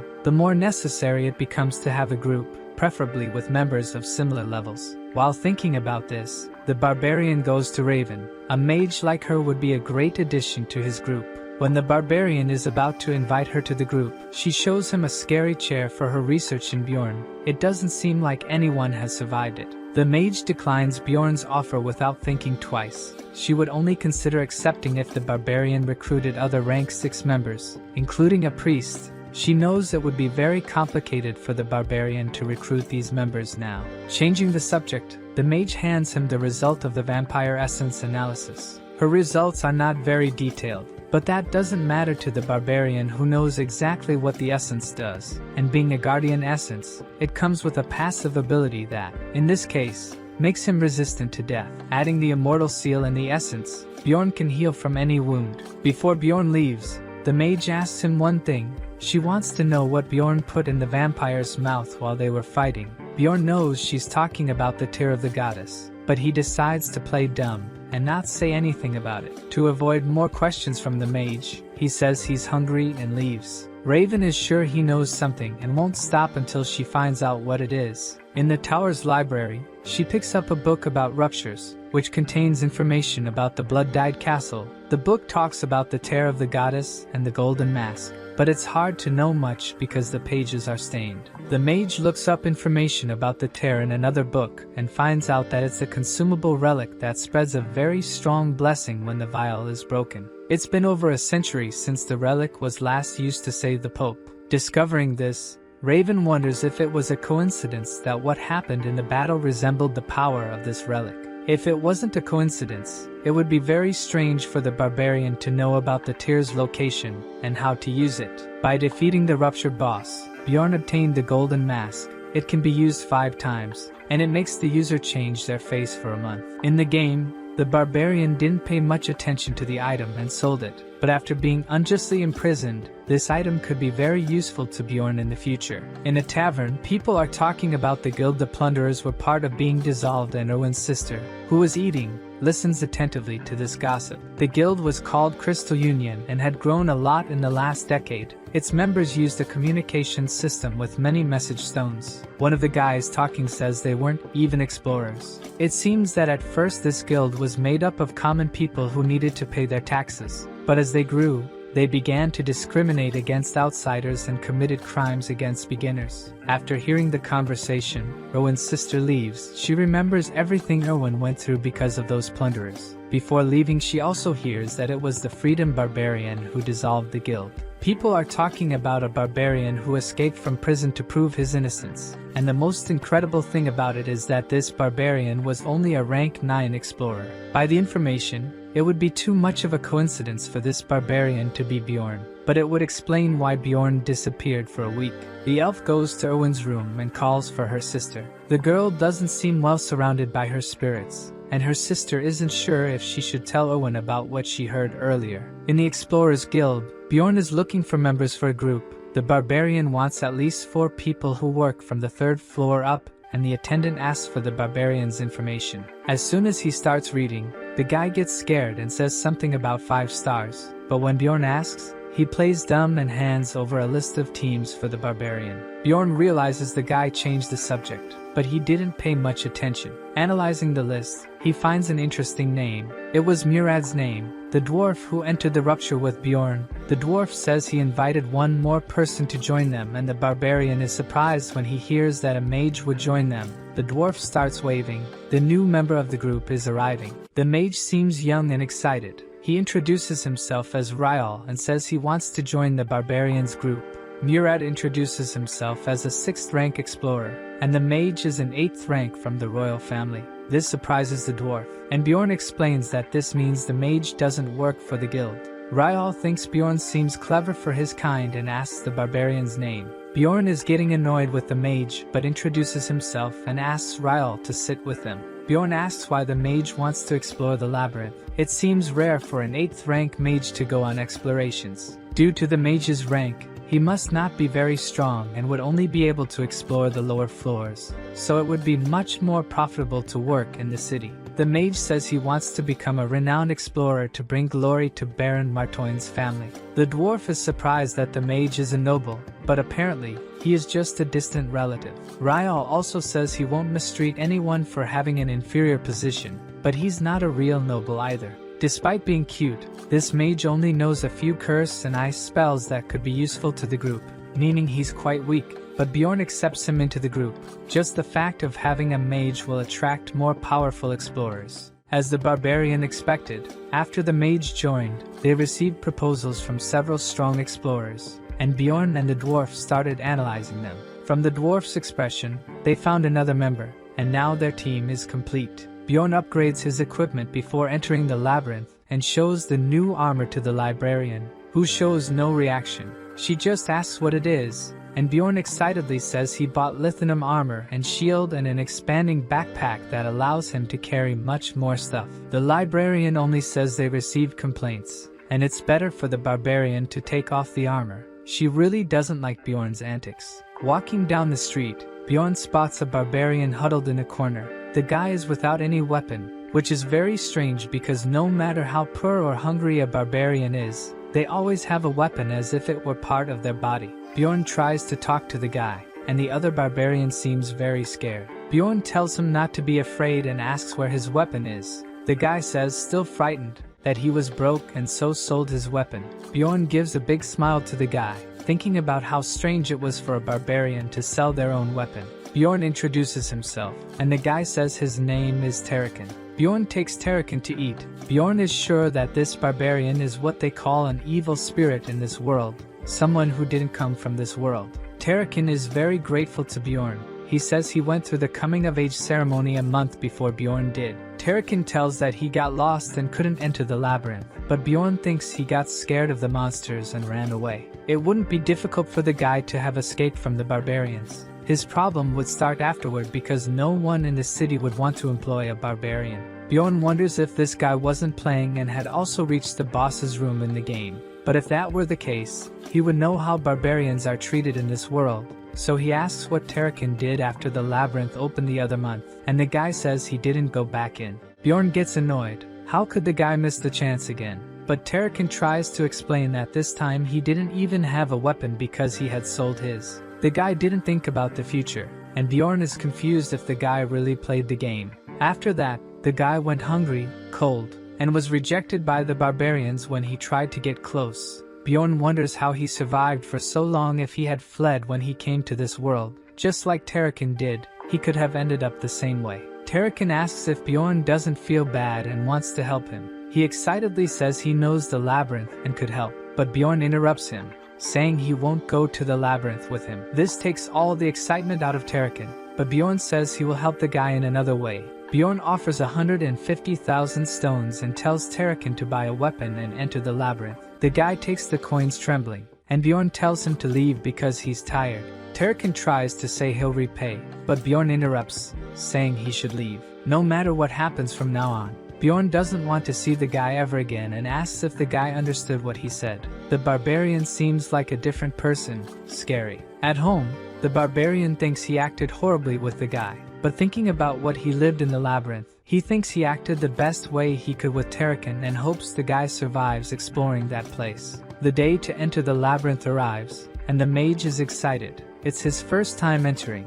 and he's curious about every detail of the place. The other group member appears. His name is Braun, and he's 7th rank with 8 years as an explorer. The guy knows what he's doing. Murad is also excited because he hasn't explored with the group in a long time. And finally, the last one to join the group, the semi-human explorer, 7th rank Nisha, who has 5 years of experience. She is eager to destroy some monsters. The dwarf jokes, calling her a princess, and she gets mad. It seems she's royalty from some tribe. With this lineup, Bjorn's new group enters the labyrinth. With Braun's help, the group reaches the 2nd floor in a few hours. But the navigator isn't satisfied since they weren't the first to reach the 2nd floor. Braun has the orientation skill, which shows the direction to reach the portal, which is very useful for the team. Bjorn just doesn't like that this way. He doesn't gain by opening the portal. With Einar or Erwin, he could have opened the portal and gained experience points. But until he has a trustworthy team,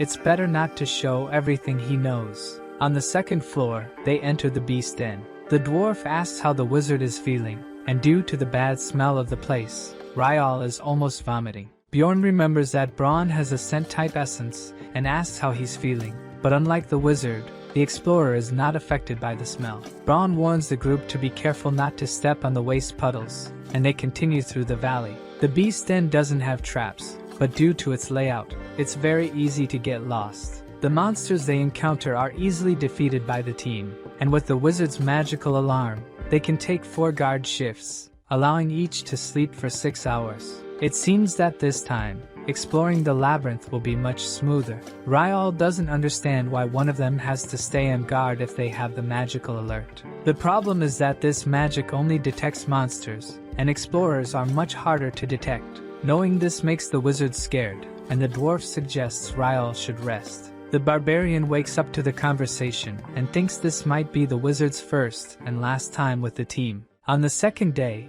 Braun says they are approaching the portal to the 3rd floor, where rank 7 and 8 monsters are. The 3rd floor, called the Pilgrim's Passage, is much larger than the others, and even though they might appear in different parts of the floor, all explorers will be together, unlike what happens on the 2nd floor. Misha asks Bjorn if he has been to the 3rd floor before and mentions it took her a year to reach there. Both she and the dwarf took about 2 years to reach the 4th floor. Misha makes fun of the dwarf because she is more experienced than him. If that's the case, The barbarian is ascending the floors very quickly. Suddenly, Braun tells them to stop joking around, and Bjorn thinks he looks even more annoyed, which could be understandable since he's doing all the work, but he continues to be annoying. They enter the third floor, barely stepping onto it when they hear a loud noise. Bjorn shouts for Braun to move away, and several monsters start running toward the group. The barbarian holds off the attack with his shield, finding it very odd to have monsters waiting right in front of the portal. Even using his shield, Bjorn realizes these monsters are very strong. On the other side, the dwarf is struggling to hold off the creatures. His shield starts to break, and he has to use his skill to repair it. Murad mentions the monsters are called Iantro, resembling boars, and are rank 7. The balance of weight ability the dwarf has was acquired by absorbing the essence of one of these monsters. The wizard casts a curse on one of them. Taking advantage of the opening, the dwarf lunges at the monster and hits its head. To finish off the other one, Misha uses Bjorn as a springboard and leaps onto the other creature, eager for a chance to get an essence. These monsters don't usually appear in this location, so Bjorn asks Braun if there are humans nearby. He activates his heat body sensor ability but doesn't detect any human presence nearby. However, he notes that by the smell, there were humans there not long ago, and Bjorn thinks they must have fled after seeing the group fighting. The dwarf is shocked that someone might have been waiting for them, and Braun clarifies that they weren't specifically waiting for them. Many plunderers attract monsters near portals, knowing that this is a vulnerable moment for explorers. Misha suggests they should find and defeat these plunderers. She heard there's a reward if they do. The team discusses that it would be difficult to find the plunderers now, and Ryal seems quite shaken by the plunderer's story. The dwarf thinks the best they can do is put a warning on the second floor portal, and the wizard is trembling. A pity he's so weak. The group comments that it's incredible that Braun knows about plunderers' strategies, since it's not common to encounter them. Curious, Bjorn asks how many times Misha has encountered plunderers, and according to her, it's only about 8 times in 5 years, which is almost nothing, considering Bjorn has encountered plunderers 5 times in 3 months. She and the dwarf laugh at the barbarian's bad luck. According to the dwarf, it used to be common to encounter so many plunderers over a century ago. Maybe it's Bjorn's bad luck that they keep encountering plunderers. Braun defends the barbarian, mentioning he encounters plunderers every 3 months. Bjorn is still upset. He's the only one who encounters plunderers so frequently. After defeating a few more monsters, they find a quieter place to camp. Murad, who noticed the wizard isn't well, asks if something happened. The wizard seems very disheartened. Ryal explains that his idea of being an explorer was shattered. He knows he may seem naive and spoiled to others, but knowing there are explorers who attack other explorers, who want to eliminate each other for money, is very difficult for him. If he continues on this path, he knows he'll end up killing someone, and that's why he was preparing himself. Bjorn wants to know if he's prepared now, and the wizard confidently says yes, even though he doesn't know if he'll really be able to when the time comes. The barbarian knows Ryal didn't have enough confidence, but it's better to lie and pretend to be strong. Braun tells the wizard that it's important not to be arrogant. It's much better to be like that, and asks the group if he can show them something. The group is impressed with the view that Braun showed them, a beautiful and bright landscape that can only be seen at this time of day and only on the 3rd floor. The wizard is enchanted by what he's seeing, and perhaps that gave him a little more courage to continue exploring the labyrinth. After night falls, everyone goes to sleep except for Bjorn, who stays on guard, and the barbarian notices that the wizard takes a while to fall asleep. The view must have really changed his impression of the labyrinth. The group resumes exploration, and according to Bjorn's calculations, he still needs another 100 experience points to reach level 4. On level 3, he can absorb up to 3 essences. Since there's still space for one more, he's not in a hurry to level up but wants to absorb a good essence. Braun warns that the group has reached the orc's habitat, the area with the highest number of monsters on the 3rd floor, where only rank 8 or higher monsters appear. If they don't go to the 4th floor, this is the best place they have for hunting. The dwarf thinks it's best for them to fight together, and depending on how they progress, they will decide what to do next. He barely finishes speaking when a band of orcs appears, coming toward them, and Bjorn's group prepares for the battle. Ryal casts a spell of ice spears that precisely hits an orc's forehead, while Bjorn and the dwarf hold off attacks at close range. Misha takes care of the orcs that manage to pass through them, and the wizard and Braun attack from a distance. The teams seem to be doing well until an orc sorcerer appears. He casts the berserk magic on his comrades, increasing the resistance of the warrior orcs by 300% for 10 seconds, which doesn't seem like much. But the orc becomes incredibly strong and manages to break through Bjorn and Murad's shields. The barbarian shouts to Braun that one of the orcs got through, and Braun tries to protect the wizard with his shield, receiving a massive blow from the orc. The group needs to organize to protect the physically weaker wizard. The 10 seconds of strength for the orc end, and Misha appears behind him for a sneak attack, defeating the monster. Seizing the opportunity, Bjorn attacks their sorcerer, who falls without even being able to react. The group is satisfied. They manage to defeat the orcs without getting injured. Reflecting on the battle, Bjorn thinks they are taking a bit longer to win, but they are still balanced. He believes they make a good team the way they are. The team advances toward the center of the orcs' habitat, and the closer they get, the more orcs appear in their path. They encounter a large rank 7 orc warrior, and even this monster is easily defeated by them. But things don't continue to be easy. Something explodes, and the group narrowly avoids it. A guy appears in front of them, hopefully not another raider. The guy says that orc habitat is the territory of the Zawi clan, and the group should go explore somewhere else. In the game, there were some ways to restrict an area, but since it was very difficult, it would only be worth it if it were a boss or rare monster habitat. The dwarf asks what this clan is doing there, since they usually hunt on the 6th floor, and the clan chief refuses to answer. Murad gets angry. He has never heard that this habitat is the Zawi clan's territory, and accuses them of not even being part of the clan for real. The guy looks at Murad, nervous. It seems neither of them wants to resolve the situation peacefully. Bjorn notices that Misha has shrunk behind him and asks what happened. Then someone calls the girl a black sheep. She seems terrified. Misha calls the guy Brother Taylor, and they do look alike. He gets annoyed and says she shouldn't call him that in public.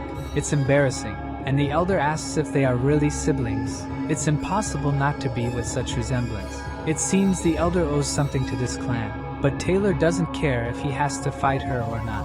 The elder thinks it's best to tell the group why the clan is there. They are looking for the essence of the great orc warrior, and after finding it, they will leave. This isn't a rare essence, but Bjorn seems to know something that would make it very special. The elder emphasizes that it's better for them to leave. With the clan there won't be monsters for the group to hunt. Since they are weaker, Bjorn thinks it's pointless to force their way into the habitat. The barbarian is about to say they will leave, but out of nowhere, the wizard says he will handle the situation. Ryal takes the lead and introduces himself, but the elder says he's just trash, leaving the wizard speechless. The guy didn't need to be so cruel. The guy didn't like being called a senior wizard and humiliates Ryal, telling him never to be called that again. And Ryal still hasn't found words to reply. He was destroyed by the elder. Murad gets involved in the conversation, calling the guy rude. The elder says he only spoke the truth, and the dwarf can't stay quiet. He activates his lightning ability,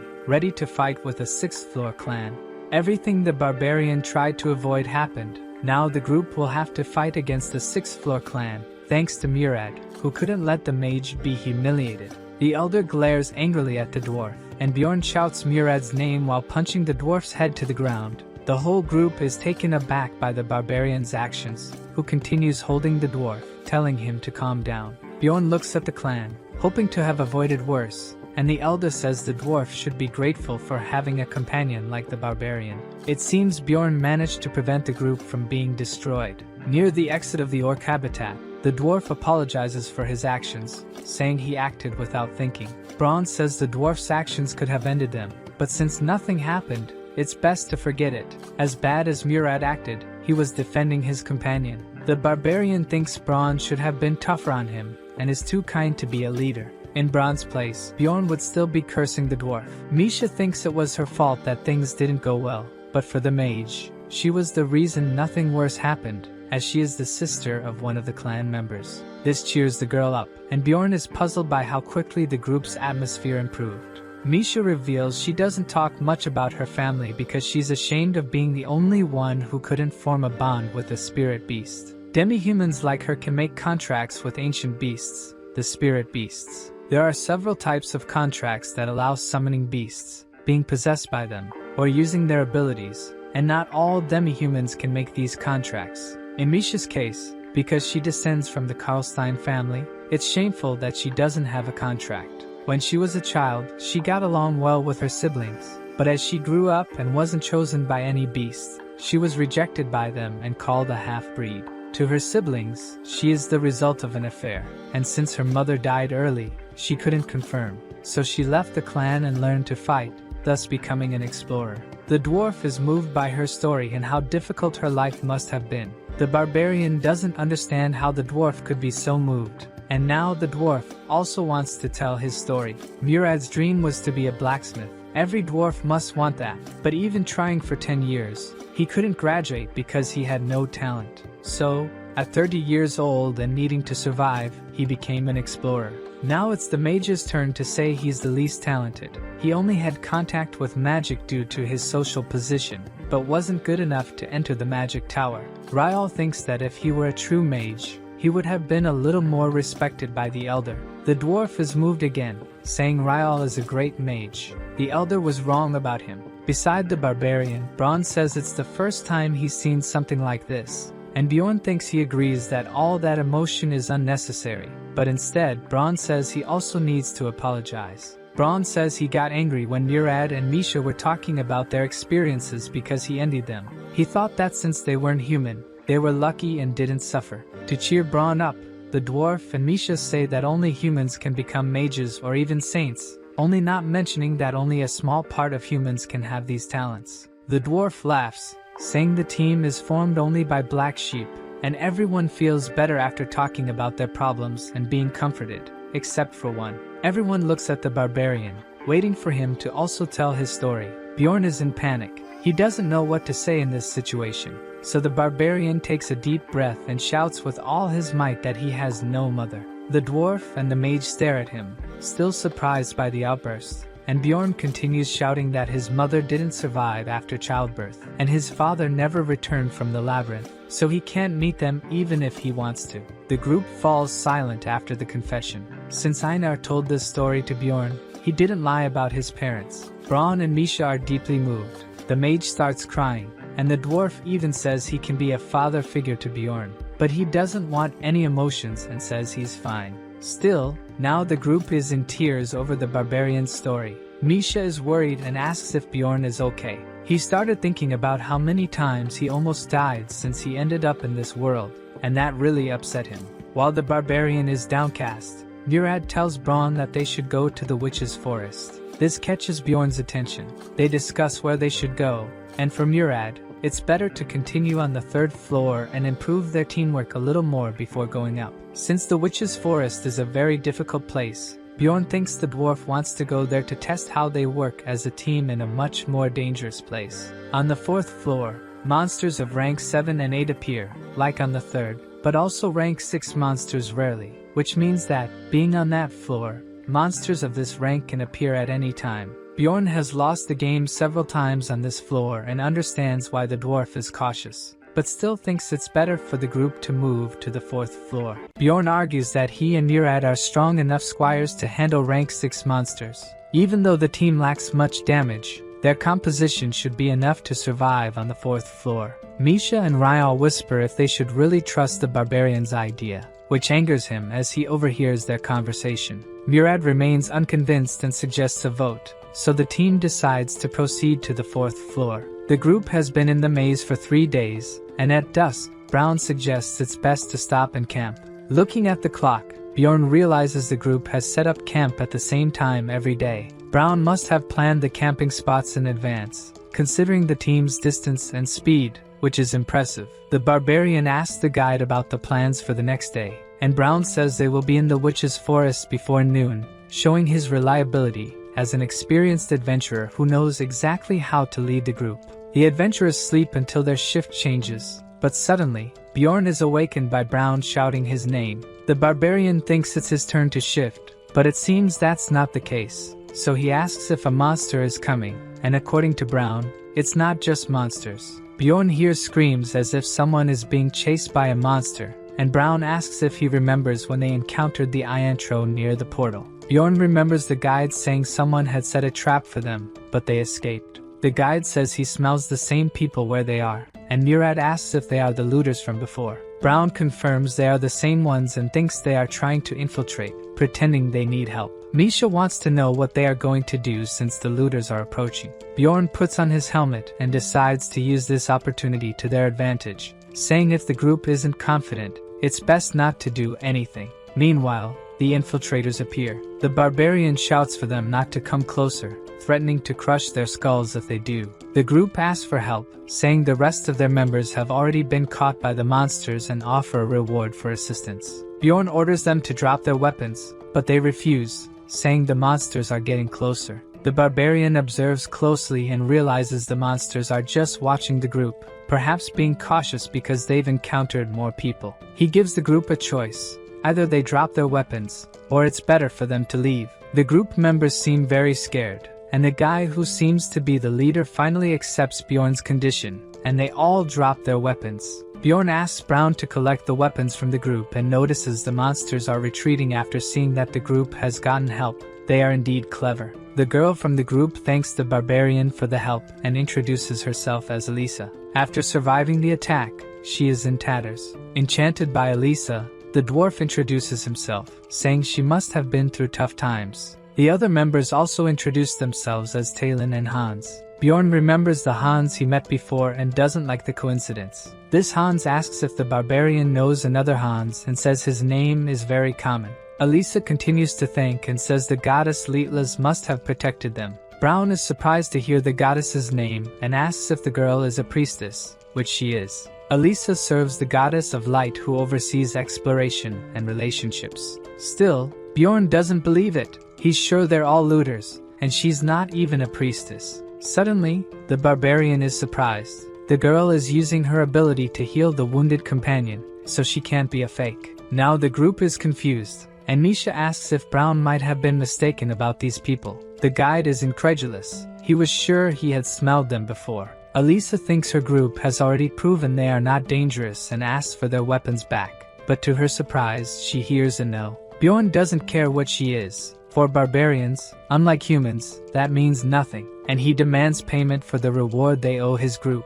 The girl pretends to forget and asks how much they want, and Bjorn asks for 2 million stones, which is impossible for Elisa's group at the moment, but she says they will pay when they get out of there. The barbarian doesn't care. He says he doesn't trust other races and tells them to pay with precious things if they don't have money. Bjorn points to the group's armor, which must be valuable. Hans doesn't question the barbarian, as his life was saved, and starts removing the armor. The barbarian collected all the valuable items they had, but he's still not satisfied. While Elisa offers to heal anyone injured, Bjorn moves toward her to attack her. By rule, he thinks the priest should be the first to be taken down and hits the girl before she can react. His action shocks the whole group. No one was expecting something like this to happen. The barbarian just says he went a bit overboard because he was afraid they were looters. Hans and Talon tremble, thinking they are the next targets, but they are not looking in Bjorn's direction, and Talon is the first to be hit. A kind of purple mist begins to tighten around his body. Behind the barbarian,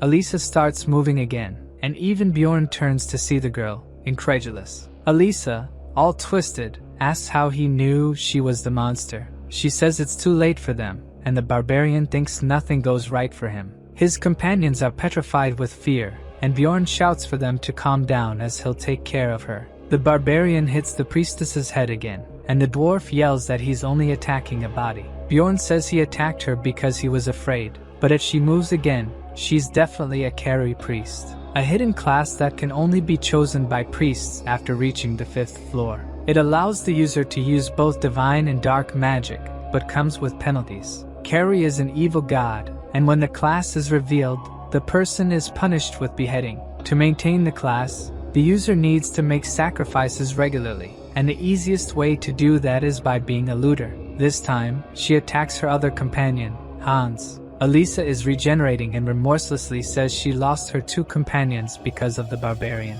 He says she must have been very ill-mannered to blame him for such a situation. It was thanks to Elisa that the 2 perished. She should have disembodied the moment Bjorn hit her. He starts screaming that he can't take it anymore and will avenge her companions, even though, in reality, he's only interested in their items. The girl uses the Death's Call ability, causing Hans and Talon to move again. The dwarf is the first to be startled, seeing the two standing. This ability summons the undead, but by using subordinates' bodies, they become much more powerful than monsters. Elisa orders her subordinates to destroy her enemies, but Murad and Bjorn quickly block the attack with their shields. Misha leaps over the barbarian and uses her poison ability to strike at Talon. Meanwhile, Ryal uses his ice spear ability to pierce Hans. Unfortunately, ice and poison magic don't work on the undead. Holding Talon, Bjorn asks if Brown's attack is ready, and shortly after, Brown throws a kind of Molotov cocktail at the enemy,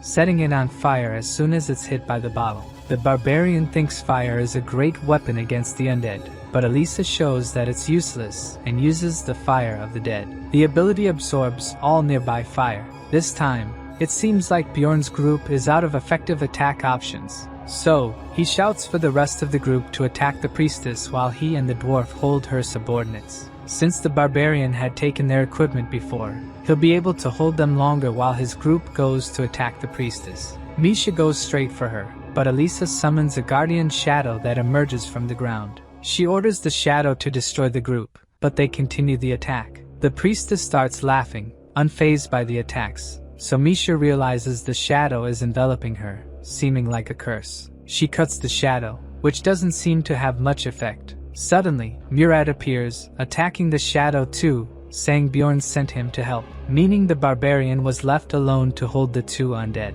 Elisa gets increasingly angry, as even though she orders, her subordinates can't protect her. Holding the two with a satisfied expression, the barbarian says they're too busy dealing with him. Elisa is furious as she realizes she won't win. She starts floating while screaming she won't forget this humiliation. She uses the spirit form's ability, and the barbarian realizes she's trying to escape. Before disappearing, Elisa says none of them will be able to leave the maze. Bjorn thinks they almost didn't defeat her. Suddenly, the system warns about several curses. It seems she cast more than 15 on Bjorn before fleeing. He remembers Dwaki saying he knew about curses and asking the mage to remove them, but he seems to have no idea how to remove these curses. In fact, he knows curse magic but doesn't know how to remove one. The barbarian is more than furious with the mage, and the system warns that his attributes may be permanently affected if not cured with divine power or magic. Bjorn seems exhausted. Murad asks if he's okay, and the barbarian says he'll survive but feels like he won't make it. The barbarian has been running from curses for over 5 hours. If it weren't for the essence he absorbed, he would have fallen powerless. His group companions are also running because they've been cursed too. The only difference is that they received a lesser number of curses. Elisa made sure to cast more than 15 curses on the protagonist. Bjorn was also hit by the energy depletion ability, which reduces stamina recovery, even though regenerative powers don't help increase his stamina. In the game, the character would stop moving if stamina dropped below 10%, and he calculates he still has about 30% left. Brown tries to reassure Bjorn by saying they're almost there. The barbarian is almost out of breath when he sees where they finally arrived. The group managed to reach the witch's forest. A few hours ago, Brown was commenting that he couldn't believe they were being hunted by a Karui priestess. According to Bjorn, her abilities would be equivalent to those on the 5th floor. If they had been directly attacked by her, they wouldn't have survived. If they hadn't attacked after taking their weapons, some group members would have perished in the blink of an eye. Misha is excited to have a reliable barbarian in the group, showing how incredible it was for him to hit the priestess. Bjorn asks if Brown can track Elisa, but the guide can't find any trace of her presence in the air. The barbarian is sure she'll attack again because they know her identity, and the mage thinks he did a good job before. This only serves to make Bjorn irritated. If they were ambushed while fighting monsters, they wouldn't stand a chance. And that's exactly why Bjorn proposes they head to the witch's forest immediately. As the forest surrounds the portal to the 4th floor, rank 7 and 8 monsters appear, many of them with spiritual bodies immune to physical attacks. But at the moment, the place is their best option. As they enter the forest, the group feels lighter. As it's a special area, all status effects have been deactivated. Brown confesses he didn't expect Bjorn to use the terrain to his advantage, and asks if it's really his first time on this floor. The barbarian disguises it, and says he just studied a lot about the maze, which makes Misha and the mage laugh. They've never heard of a barbarian who reads books. Suddenly, An abnormal status effect hits the group. Some tree-like monsters start hurling insults at them. Although Bjorn wasn't affected by the mental attack, the same can't be said for his companions. Misha is crying and asks how he can withstand these attacks. The dwarf and Brown also seem unaffected by the attack, but the mage reacts even worse than Misha. Bjorn finds the effects of the attacks fascinating, as if he's seeing everything through a convex mirror. He asks if Ryal can use magic in this state, and he assures he can. Murad thinks it's best to take a break and offers to take the first watch. Bjorn collapses on the ground, exhausted after everything he's been through. The dwarf goes to him to talk about Elisa. When he was recruiting members for the group at the guild, a girl always bombarded him with questions, and thinking about it now, that girl was Elisa. He says that the first time they met in the Citadel, he got a numbered item, the Guardian's bracelet, and suspects she may have heard about it. He got bracelet number 3112, usually found in ruptures above level 4. Hearing this, all Bjorn can think is that, even though he didn't do anything, the dwarf got an item worth 50 million stones. The barbarian wants to know why Murad didn't recognize her before, but according to the dwarf, the first time she wasn't dressed as a priestess, with tattered clothes. Bjorn remembers the group having a meeting at a bar, so she might have heard and planned to attack the group in advance. Murad quotes a dwarf saying that danger always accompanies treasures, but Bjorn tells him not to change the subject because the dwarf was careless not to recognize the girl. The dwarf doesn't seem to care and asks Bjorn to rest a bit. Once again, Bjorn is awakened by someone shouting his name. Brown is surprised by the barbarian's ability to sleep soundly in such a place. He asks where the monster is, and Brown says it's close. Looking closely, there are several fairies flying near the group. They are rank 9 monsters and don't seem friendly at all. They release poisonous dust mixed with stimulant substances, but they don't attack unless threatened. Seeing these creatures gathered means that monster is nearby. Bjorn asks if they should fight it, and the dwarf agrees. Since the mage is feeling better, Murad will make the monster show itself. He uses the lightning ability, followed by the cutting ability that hits the fairies as if they were struck by an electric shock. The monster, which was just observing, decides to appear by breaking the trees in its path. It's a giant half-troll monster of rank 7. This monster appears only in the witch's forest, and usually follows groups of fairies. The half-troll attacks with a club and hits Murad's shield with all its strength. Even though it's sturdy, holding off the attack was difficult for him. Bjorn remembers that the dwarf doesn't have as much pain tolerance as he does. One of the main reasons this place is avoided is that, thanks to the pain enhancement, warriors feel the pain of the attack multiplied. Most monsters there are immune to physical attacks and use mental abilities, so it's a place where warriors will suffer. First, Ryal casts an ice enhancer, which drastically increases the intensity of the next ice magic, and then uses the much more powerful ice spear magic, hitting the half-troll in the chest and defeating the monster. Unfortunately, it doesn't leave any essence when defeated, so Brown thinks it's best for the group to move on. This forest is not a good place to rest. Right ahead, he sees something unpleasant. It seems that explorers are approaching them. A voice tells the explorers that it's them. Elisa appears again, playing the victim, saying that Bjorn's group slaughtered her companions. The apparent leader of the group, who also appears to be a priest, asks Elisa to stay behind. Bjorn knows it won't help to explain the situation to the other group and asks Murad to use that item. The dwarf seems uncertain about using this ability but activates the Guardian bracelet, which temporarily repels enemies and grants immunity to allies, giving the group a chance to escape. Fleeing, Misha asks how that woman managed to find them in the forest. Bjorn imagines that she couldn't track the group after they entered the forest, so she must have encountered a group of explorers who would be useful and played the victim, as if she had been attacked by looters. After making the groups fight, she probably planned to capture all of them. The barbarian tells Misha to focus on running. The effect of the ability only lasts 5 minutes and must be ending soon. Indeed, shortly after, the ability's effect ends. In a group, the scout is the first to detect enemies, guiding companions through the best path using previously gathered information and labyrinth experiences, at least up to the 3rd floor. In the witch's forest, the last gate before the 4th floor,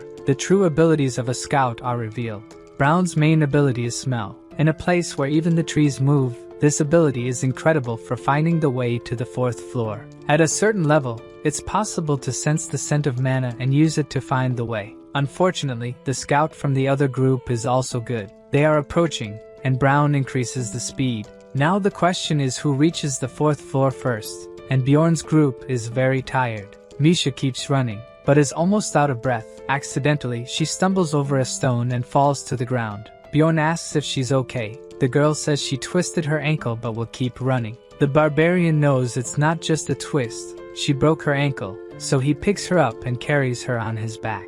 Suddenly, the barbarian realizes the dwarf isn't in front of them anymore. Misha worries they may have separated from the rest of the group, saying Bjorn should have followed them, but the barbarian tells her to be quiet. Brown must have noticed they've separated from the rest of the group and will come back. Bjorn's concern is that, in this place, they won't be able to find the way out without a scout. Then, a very loud scream echoes through the trees, and to make matters worse, it seems to be the dwarf's voice. Misha panics, saying they should help their companions, but if they follow the voices, they'll end up somewhere else. For now, they need to get out of there. In this situation, more important than water or food is mental strength. That's something Misha doesn't have. She's just whimpering while being carried by the barbarian. Bjorn asks her to calm down. In this situation, it's necessary to accept reality. The girl continues to lament. This time, Bjorn loses his patience. If she wants to survive, she needs to listen to her companion. Now he has to focus on the present. First, he asks her to take and drink a potion from his backpack and walk on her own. They take a short break. Misha can walk now but thought she was going to die. The barbarian wants to know if she can fight now, and the girl confirms she can. It's been 4 days since they entered the labyrinth, and Bjorn needs to survive for another 11 days with only a short-range warrior by his side. The worst part is that most monsters there don't have physical bodies, making it impossible to attack them. They urgently need elemental abilities. The barbarian has made a decision and suddenly asks Misha if she's married. She reveals she's not, so the barbarian wants to know if she has any belief that prevents her from showing her naked body to a stranger. She finds the question strange but says no. Bjorn says that's great, and he takes off his helmet. He begins to approach the girl, who finds it all very strange and asks him to back off, protecting her body, saying she's not ready yet. So, Bjorn stops approaching and offers her a ring, saying he was waiting for someone worthwhile to give the ring to, which only confuses the girl. Bjorn asks her to swear to her guardian spirit that, in exchange for the ring, she'll stand by his side from now on. Embarrassed, she asks if the barbarian is serious, but he continues, saying that when she accepts the ring, along with her warrior's honor, he'll stand by her side and hopes she'll do the same. With the ring on her finger, she wants to know if this is serious. It's the first time she's received such a declaration. She was happy but says she's sorry. She never thought of the barbarian that way. She tries to explain that it's not that she doesn't like him. Bjorn doesn't understand where she's going with this, so she reveals that the barbarian is not her type at all, yet he doesn't understand. Furthermore, she is very embarrassed. She shouts that Bjorn is not at all attractive to her. The barbarian says there was a misunderstanding. He just wanted her to swear to be his companion in exchange for the ring. Now, the girl is embarrassed for misunderstanding things. He could have explained it better. She tries to disguise her embarrassment, and the barbarian says she can end the agreement at any time by returning the ring or paying 15 million stones. Misha finds it extremely expensive. What could be in this ring to be worth so much? And Bjorn says the ring can grant her greatest wish. He only made this choice because he knows the game. Holding her hand, the barbarian reveals that he's going to awaken Misha. The item numbered 9425, the Frozen Spirit Ring, is the item Bjorn received from the Raven Master. At first glance, it seems useless, but it has an unusual effect when destroyed. After spending a lot of time playing, the protagonist discovered that if the ring is worn by a beast man without a contract with a spirit beast, when it's destroyed, an event occurs. A magical beast named Skadia awakens from its seal, offering a contract to Misha. Obviously, she wouldn't miss this chance and accepts the contract with the beast. The creature transforms into a freezing mist that envelopes Misha's body, and the contract is sealed. Misha can't believe she got a contract so easily and asks how Bjorn got such an item, but more importantly, why her father never told her about it. The barbarian says her father probably didn't know about the ring's powers. It seems this power was recently discovered by a wizard. She's curious how the barbarian knew this and acquired the ring. Before answering the girl, Bjorn thinks it's better for her to put something on first, and only then does she realize her situation. Luckily, the barbarian is a gentleman and left her and the raider's clothes in a corner for her to wear. Misha notices that Bjorn also got new boots that enhance his item level. She asks why she was undressed. The barbarian reveals he removed them because he heard during these rituals clothes are destroyed. Misha wants to know why he asked if she was married. He just thought if she had a husband, he would be offended by what happened. Misha gets annoyed because he had time to think about that instead of explaining the situation properly to her. The barbarian says he was in a hurry and asks if she has anything to say to him. She feels very embarrassed but thanks him for what he did for her. Bjorn wasn't just expecting a thank you, and she'd better not evade the question. Misha reveals she tried to commit suicide once, and it was her father who found and saved her. The barbarian thinks she should be grateful for that, but she explains that when she woke up, her father said if she wanted to die so badly, she should do it in the labyrinth. At least then it would bring less shame to the family. The revelation only makes Bjorn think this family is worse than he imagined. That's why Misha entered the labyrinth, not to die, but to escape from this horrible family she has. She thought if she could become a great explorer, even without a spirit beast, she would be forgiven by her father. Misha isn't sure if she'll be recognized after awakening, but she feels like something good happened. She thanks the barbarian again. She'll never forget what he did for her. Bjorn asks if she swears by her guardian god, and the girl smiles and takes the oath. Beastmen who make contracts with beasts usually gain abilities to summon, strengthen, or gain powers. In Misha's case, she received strengthening, with her body imbued by the magical ice beast. Finally, they can attack with attributes and will be able to fight against spirit monsters. These monsters are weaker compared to their ranks. With attribute attacks, Misha can now fight alone. Just like the barbarian seal has levels, spirit beasts also have stages. Since Misha is in stage 1, she can't yet imbue her weapon with the attribute. Fighting isn't a problem for a warrior like her, but fighting alone in this forest won't be easy. More and more spirits appear, and Misha won't be able to handle them, so the pair decides it's better to flee. The real challenge begins now. 11 hours have passed. During this time, they fought the monsters in smaller numbers and fled from larger groups. Misha complains of feeling exhausted from the battle, while Bjorn collects the crystals left by the monsters. Luckily, they didn't encounter any rank 7 monsters, and there's also no sign of Elisa. Since the ring disappeared after Misha's awakening, the passive ability of the body golem was activated. The acidic blood has already begun to damage Bjorn's equipment, and he'll lose the money he invested in it. Another downside is that they haven't found any attribute essences so far.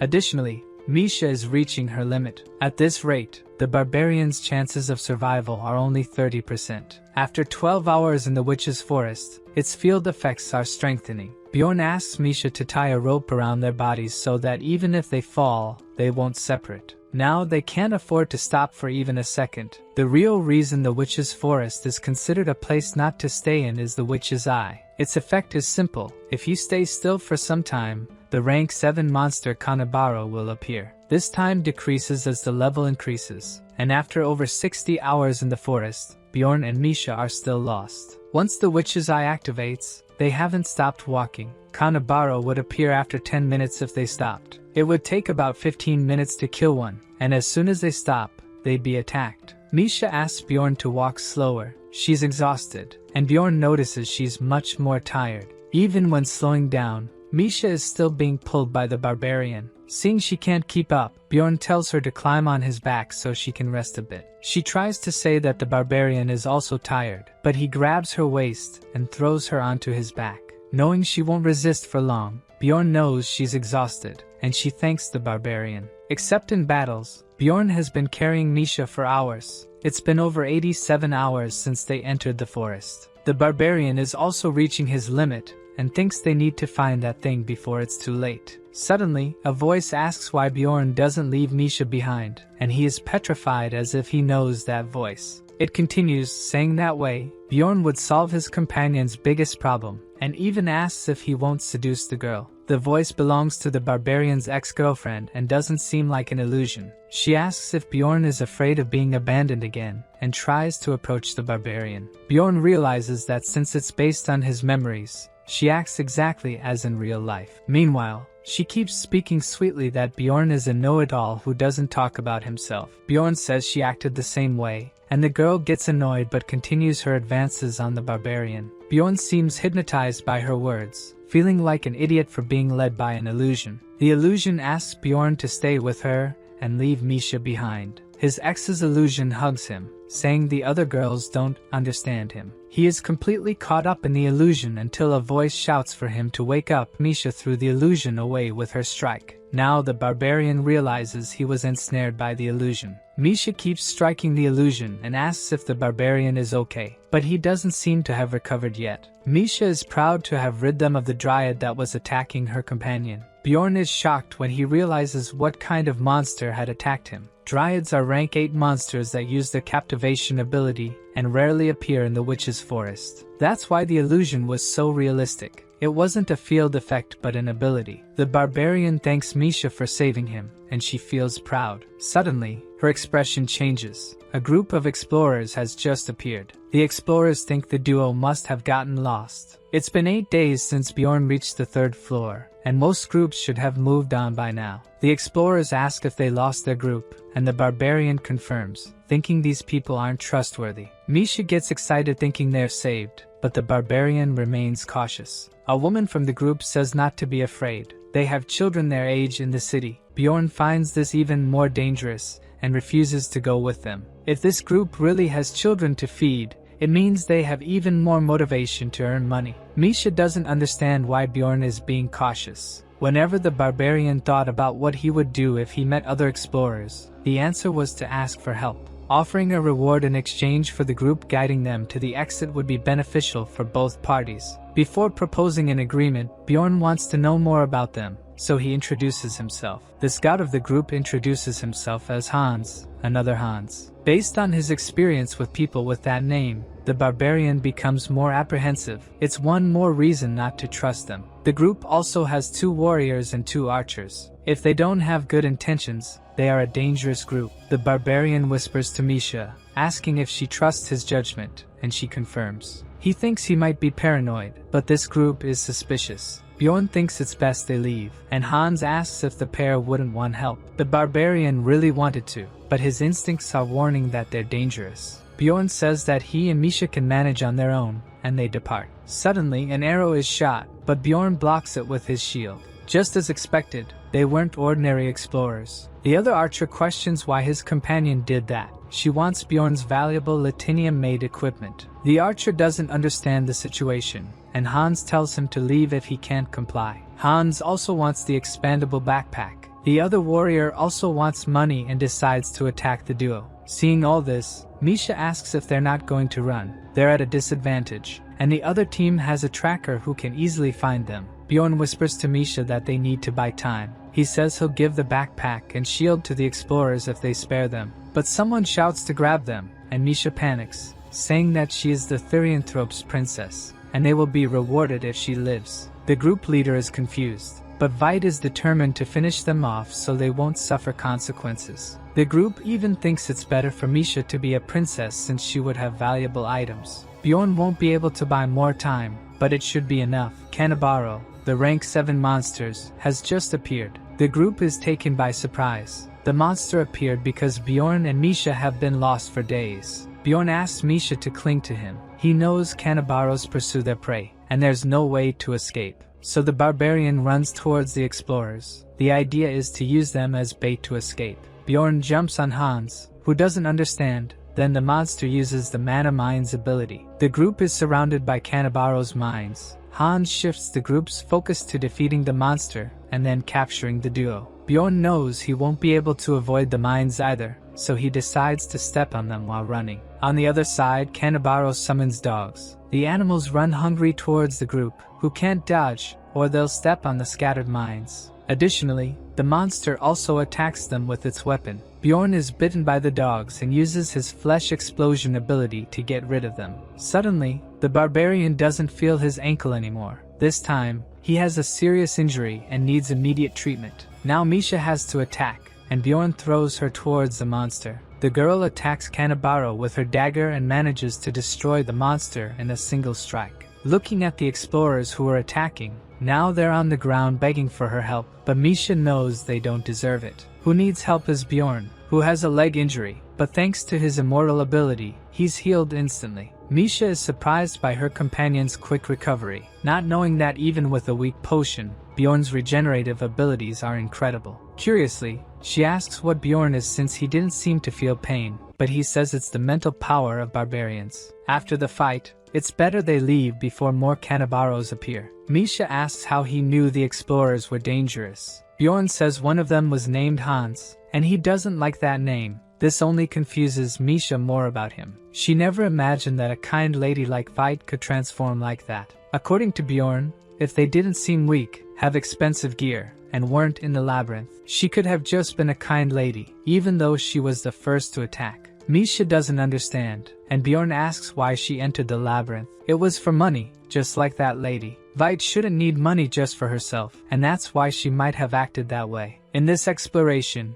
Misha is learning many things she didn't know. After 109 hours lost in the forest, Misha excitedly says she found something. Finally, they've reached the witch's cabin, the only safe place in the forest. Bjorn hopes nothing bad happens this time as they enter the cabin. The cabin stays in a random location in the forest for 8 hours before appearing elsewhere. Inside it, the field effects are undone, making it the only safe place in the forest. The first cabin was hard to find, but with Misha's keen eyesight, the second one was easier. There are 53 hours left before the labyrinth closes, and after 5 people enter the cabin, it locks itself. Misha is excited to finally be in a safe place. However, Bjorn asks her to stay quiet because they are not alone there. He explains that after 5 people enter, the cabin's entrance seals shut. On the ground, the barbarian finds a familiar helmet and axe. Bjorn realizes they belong to the priest who was with Elisa. Shortly after, they find the man lying on the ground like a beggar. Misha warns that his companions are inside the cabin,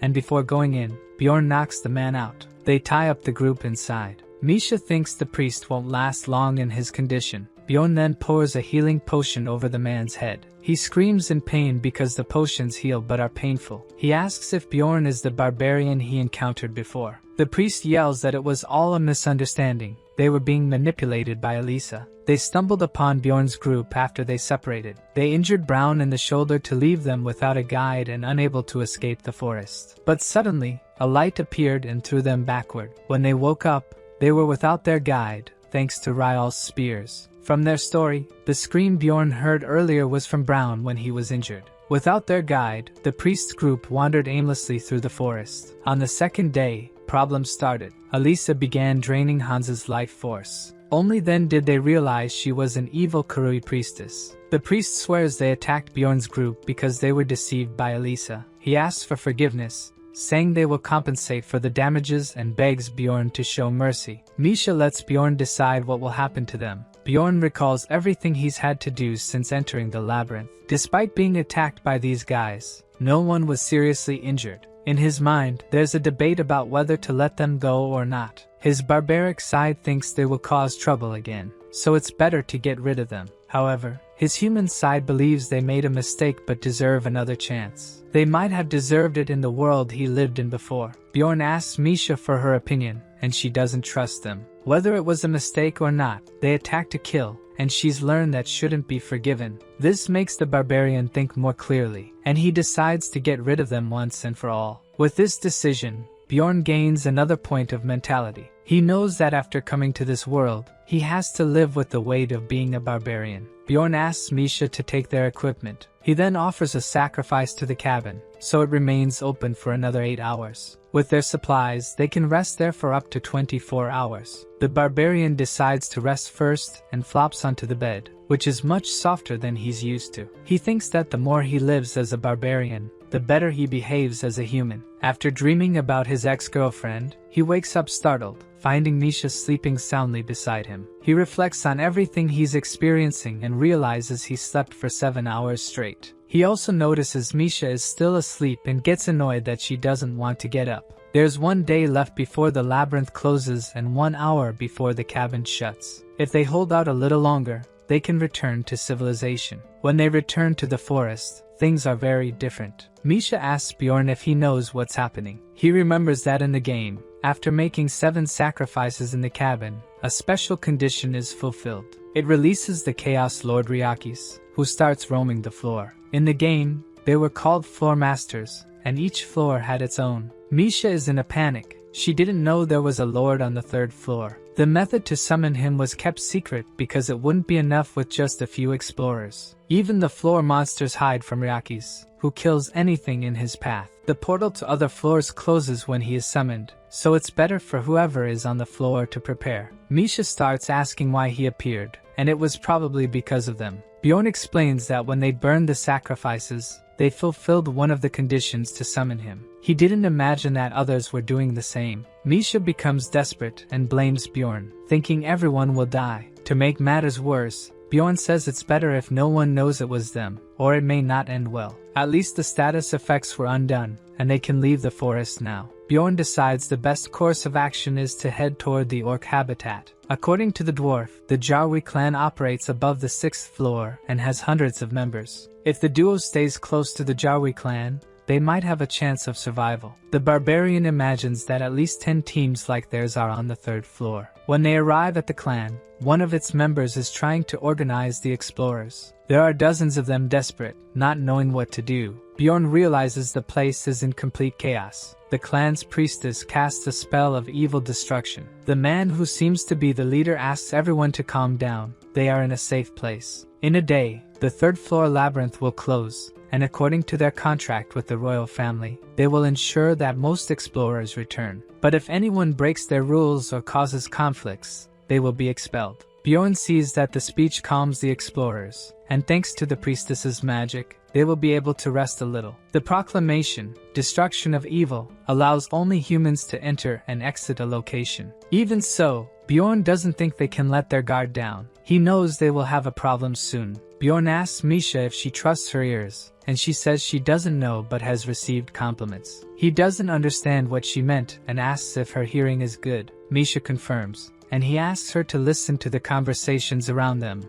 and tell him if she hears anything useful. Bjorn overhears a group saying it's been 10 years since the floor lord appeared. They wonder what kind of idiot could have summoned him. At least they have a 6th floor clan to protect them. The barbarian also thinks that with this clan by their side, they can survive. Meanwhile, Misha sleeps peacefully, leaning on the barbarian, until he wakes her up, saying something is about to happen soon. She asks what he meant, and Bjorn tells her to look around. There are too many people there, at least 500. By Bjorn's count, there are only 50 clan members there, so first, they will observe how they control this crowd. The clan leader asks again for the explorers to calm down. Thanks to the priestess's magic, that is the only safe place on the floor, and therefore, she would like them to show respect to her god. Everyone must immediately give 1 million stones or the equivalent of what they have. Bjorn knows no one carries that amount, so this is how the clan maintains order by taking equipment. The leader continues, saying the payment is also a fee for their protection. Even if they lose potions or equipment, at least they will be safe. Bjorn remains concerned. Even though this magic is strong,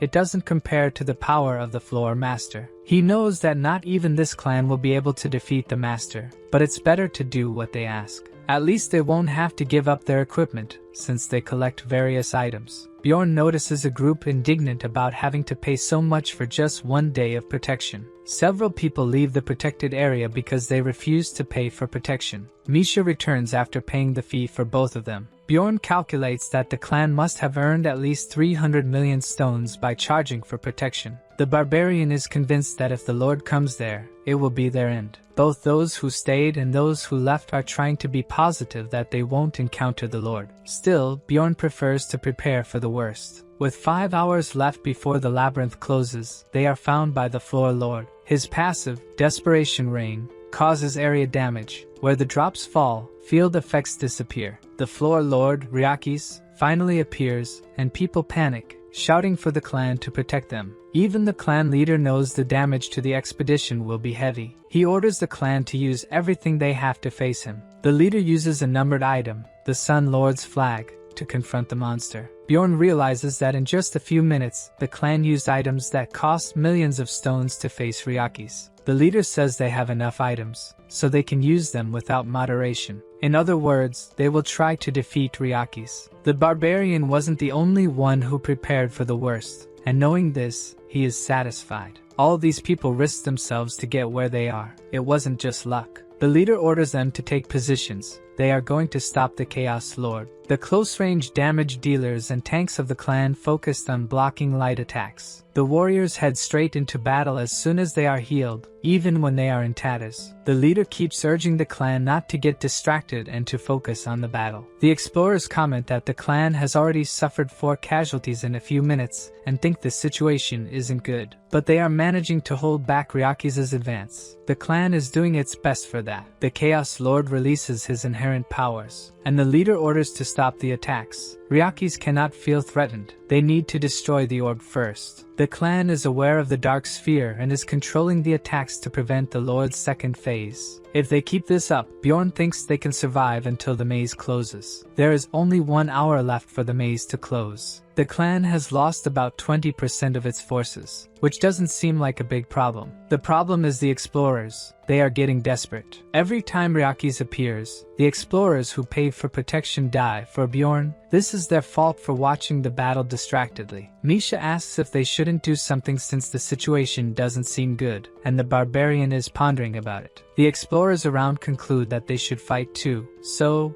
their gaze turns to the equipment taken by the clan. Observing the situation, Bjorn thinks it's better for him and Misha to get out of there. The clan guards who are taking care of the equipment ask the explorers to step back, but they don't care and attack the guards. Meanwhile, Bjorn and Misha run. He knows this would happen since normal explorers don't know how to defeat Ryakis. Right in front of them are several chaos spirits. With no time to fight the monsters, they just change direction. The duo needs to get as far away from that place as possible. Bjorn thinks that if they reach that point, they will be far from the forest's center. But suddenly, the barbarian stops. The Chaos Lord has managed to absorb his inherent power. Now he will activate his ultimate power, the Rift of Evil, which reaches an area of 5 kilometers. This time, even the barbarian seems desperate. Misha also has no idea what will happen to them now. The Rift of Evil is activated when Ryakis absorbs all 10 orbs within a 45-minute time limit. If they can't escape the area of effect in that time, the explorer will die, no matter how powerful they are. The ability causes anyone within the 5 kilometers radius to be pulled toward the floor's center. Immediately, Bjorn, Misha, and other explorers return to the floor's center. According to Bjorn's count, there are about 200 explorers left, and only 20 of them are from the Jarwi clan. Before, they were 50. A clan member shouts for the explorers to shut up.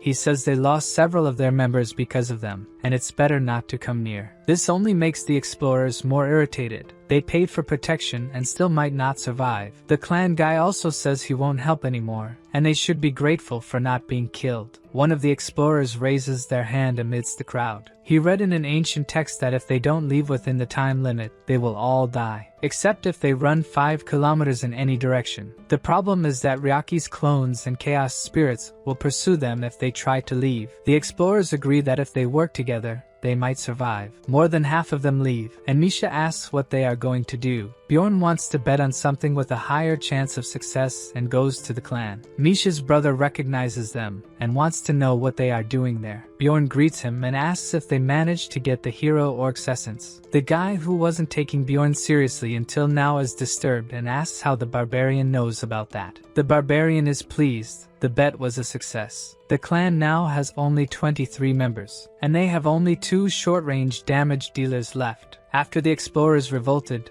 they lost many warriors. Because of that, they had to let Ryakis absorb the orbs to buy time. The clan's mage is impatient and urges the vice captain to do something before time runs out. The vice captain is in a tough spot. They won't be able to clear paths with only 2 damage dealers. The 2 are a swordsman and a lancer, so there's no one for defense. They just needed one more person, someone who could stay on defense. To add more pressure, other clan members keep asking him to come up with a solution soon. Suddenly, A voice shouts that they will clear the way, and the vice captain looks for who can solve his problems. Someone explains that Bjorn is a teammate of the ear guy's sister, and that he doesn't need to worry about him. But the vice captain still wants to know who Bjorn is. The barbarian is asking for the hero orc's essence in exchange for clearing the way for the clan. Hearing this, the vice captain activates the survival instinct ability. It highlights the target, increasing its survival probability, and it's the first time it emits such a strong light, as he has been saved by this ability several times before.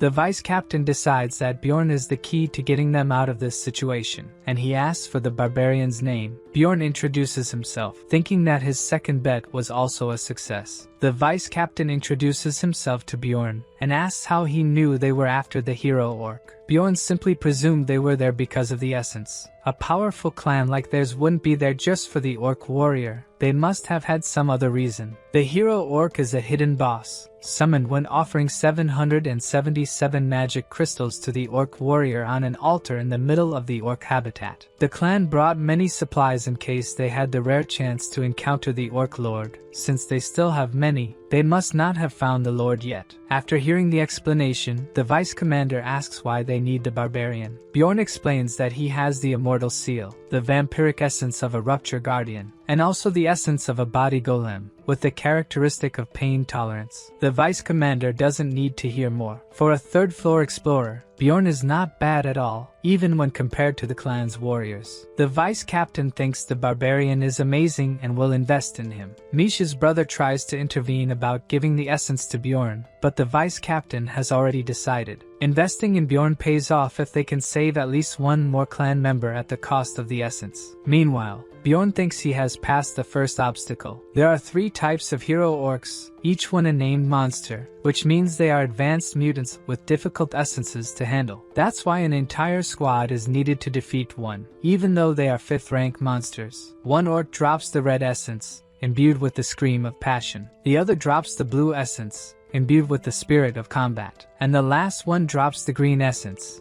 on which Bjorn's shout ability is based. And it's precisely this orc essence that the clan obtained. By absorbing it, strength, agility, combat spirit, endurance, and hardening attributes increase. Bjorn can feel the new power flowing within him, and wants to use it now. The vice captain tells Bjorn to remove his equipment first and offers several scrolls and potions. Bjorn hands his backpack to Misha and asks her to keep an eye on the clan. Then, the barbarian uses several defense, support, and regeneration scrolls. After that, he drinks 3 potions at once. The clan's mages also use various protective abilities on the barbarian. Finally, the vice captain tells Karlstein that Bjorn's ability will be more useful with his. When Bjorn uses the blood owner ability on himself, he absorbs the corrupt ability. When activated, it reduces the maximum attributes of the essence by 1, but active abilities increase by 1.5 times. Finally, the time has come for the barbarian to use the ability he gained. He struggles to imagine the ability, gigantification. Bjorn's body grows,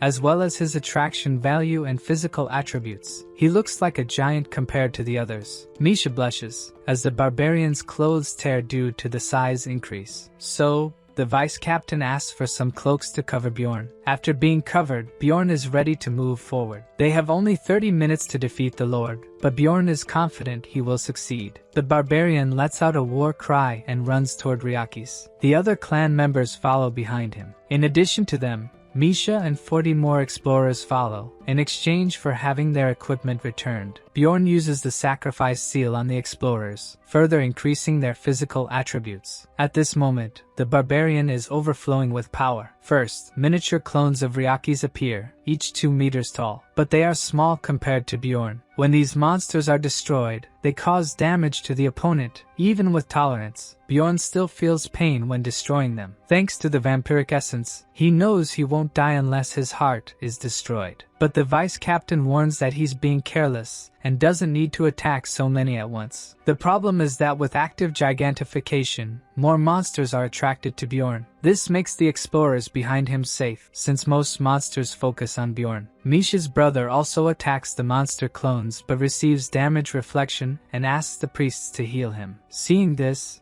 the barbarian tells him to stop injuring himself unnecessarily and retreat. Bjorn needs to be the only one at the forefront. When his life is below 50%, all resistance and tolerance attributes increase. The orc's passive ability, the hero's path, increases all defense powers when life is below 50%, and when it reaches 20%, it maximizes these effects. To use this in the best way, Bjorn asks everyone to stay behind him. He will take care of everything alone. In the rear, Misha's brother meets the elder mage, who thinks it was a good choice for them to stay in the rear. But Karlstein feels useless having to be in that position. In the short time he spent at the forefront, he realized that was no place for a human being. He had thought Bjorn was just an ordinary third-floor explorer with good pain tolerance. But now, he wonders how the barbarian can continue advancing without hesitation. The explorers start talking about Bjorn's courage and ask if Misha knows him, but she pretends not to understand. The mage comments that if Valken, the hero of the barbarians, returned, he would probably be similar to Bjorn. Karlstein doesn't need to be curious about the barbarian's name. If they continue like this,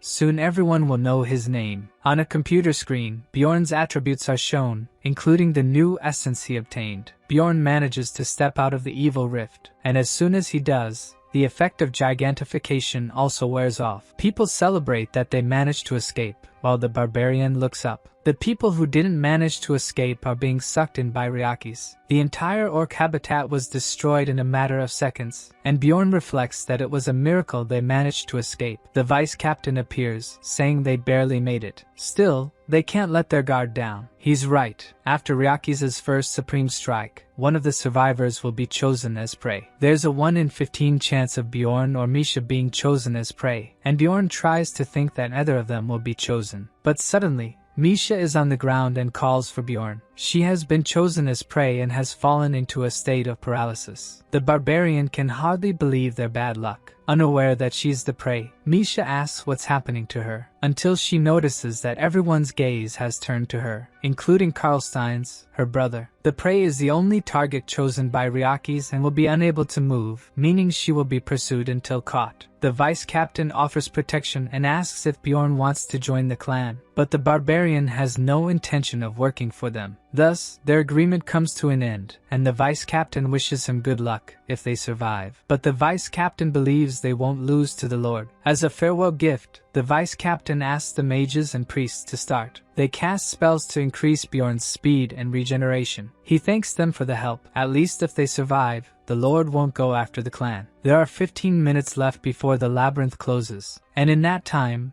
Bjorn and Misha cannot be caught. On Bjorn's back, Misha asks him to stop running. She knows the monster is only after her. She thinks that if they continue like this, Bjorn will end up dying too. The girl has already realized her childhood dream and says that's enough for her. But Bjorn knows she doesn't want to die, so it doesn't make sense to say that. In truth, she's just afraid of being abandoned, and she reveals that she doesn't want to be a burden to the barbarian. So, Bjorn tells her that if she wants to live, all she has to do is ask him for help, then at least they'll have a chance. After everything they've been through together, Misha knows she shouldn't be talking about giving up. So, Misha says that if Bjorn saves her, she'll help him forever, but that's something she's said before. Thus, she says she'll give him all the money she earns from this exploration. Now she's given the barbarian a good reason to strive. The blessings from the clan come to an end, and as the rain of despair falls, Ryakis must be close. The chaos spirits are everywhere, and this forces Bjorn to use gigantification again. Now the barbarian can go further, taking just one step, but he'll only be able to maintain this ability for another 2 or 3 minutes. There are exactly 196 seconds left before the labyrinth closes, and since Misha must be bored on his back, Bjorn asks her to start counting the time. The barbarian has no choice but to fight the chaos spirits that keep appearing. Suddenly, a light almost knocks the barbarian to the ground. With 90 seconds left before the labyrinth closes, Ryakis is very close. With Ryakis' attack, even the chaos spirits were affected. Several of them were taken down. Bjorn can now run more freely without being chased by the spirits. However, they are within Ryakis' attack range. He just appeared, and the barbarian barely manages to dodge him. Misha tries once again to tell Bjorn to leave her behind, but he tells her to stop whining. If he's made it this far, he's not going to abandon the girl now. Besides, the barbarian wouldn't risk losing the money he invested in her. giving her the ice spirit ring. Bjorn says they will survive confidently until, out of nowhere, his arm is ripped off by the Lord, and Misha becomes even more desperate. Bjorn then asks her how much time is left until the maze closes. In tears, Misha says there are still 60 seconds. Bjorn's only choice now is to endure. Fleeing is no longer an option with the Lord so close. The barbarian decides to run towards the Lord, which makes no sense to Misha. But Bjorn thinks it will be harder to be attacked from below the Lord. They still have 50 seconds left until the maze closes. After observing the clan fighting the Lord, Bjorn learned his attack pattern. There are still 30 seconds left, and at least Bjorn is managing to dodge the attacks. But with 25 seconds left, the barbarian is hit again and falls to the ground. This time, he thinks it's the end. He won't be able to dodge the next attack. At that moment, his mana runs out, and Bjorn returns to normal size, evading the Lord's attack. Bjorn runs and grabs onto one of the Lord's fingers. He just has to hold on for another 10 seconds. Ryaki starts shaking his paw as if trying to get rid of a bug. Only 3 seconds left, and the duel is about to be devoured by the Lord. In the last second, Bjorn knows it's too late for the Lord. They manage to buy enough time. The portal opens, teleporting them to Rafdonia Square. Hundreds of explorers are literally thrown to the ground by the portal. People panic as they see many of them severely injured. Someone looks at the unconscious Bjorn and comments that with injuries like that, there's no way he could survive. Misha also wakes up in the square and begins searching for the barbarian. She enters the crowd that has gathered around him to see how he's doing. Bjorn remains on the ground, unconscious and badly injured from the battle with the Lord. She checks if he still has a pulse while people comment that the temple needs to come help the injured soon. Misha realizes Bjorn's heart is still beating. He's just sleeping and feels relieved. Around the city, people talk about the third floor lord who appeared after a long time, about the Jarwi clan losing 30 members, and about one explorer being practically responsible for so many surviving. His name is Bjorn Yandel, a barbarian who reached the third floor just 3 months after his first maze exploration. Someone remarks that Bjorn is still young but will surely become a hero. Thus, one day Bjorn could be called the Little Valken in honor of the barbarian hero. Bjorn's fame attribute rises, which could increase the chances of special events happening. A man sitting in an office finds Bjorn's Little Valken fame interesting. Since he started, it's the first time he's seen an explorer achieve so much in such a short time. He also knows about the essences Bjorn possesses and doesn't believe he obtained such special essences just by luck. In history, there were others like him, known as heroes. The man wonders what Bjorn is, a hero or an evil spirit. In a tent, we see the day dawning in Rafdonia. The sunlight wakes our barbarian. He puts his thoughts in order, remembering that he came out of the labyrinth, along with his companion Misha. 2 days later, in a tavern, people are talking about the Lord who appeared on the third floor and the barbarian who saved everyone, calling him Little Valken. While discussing how no one discovered who summoned Ryaki's, Bjorn's fame rises. In the same place,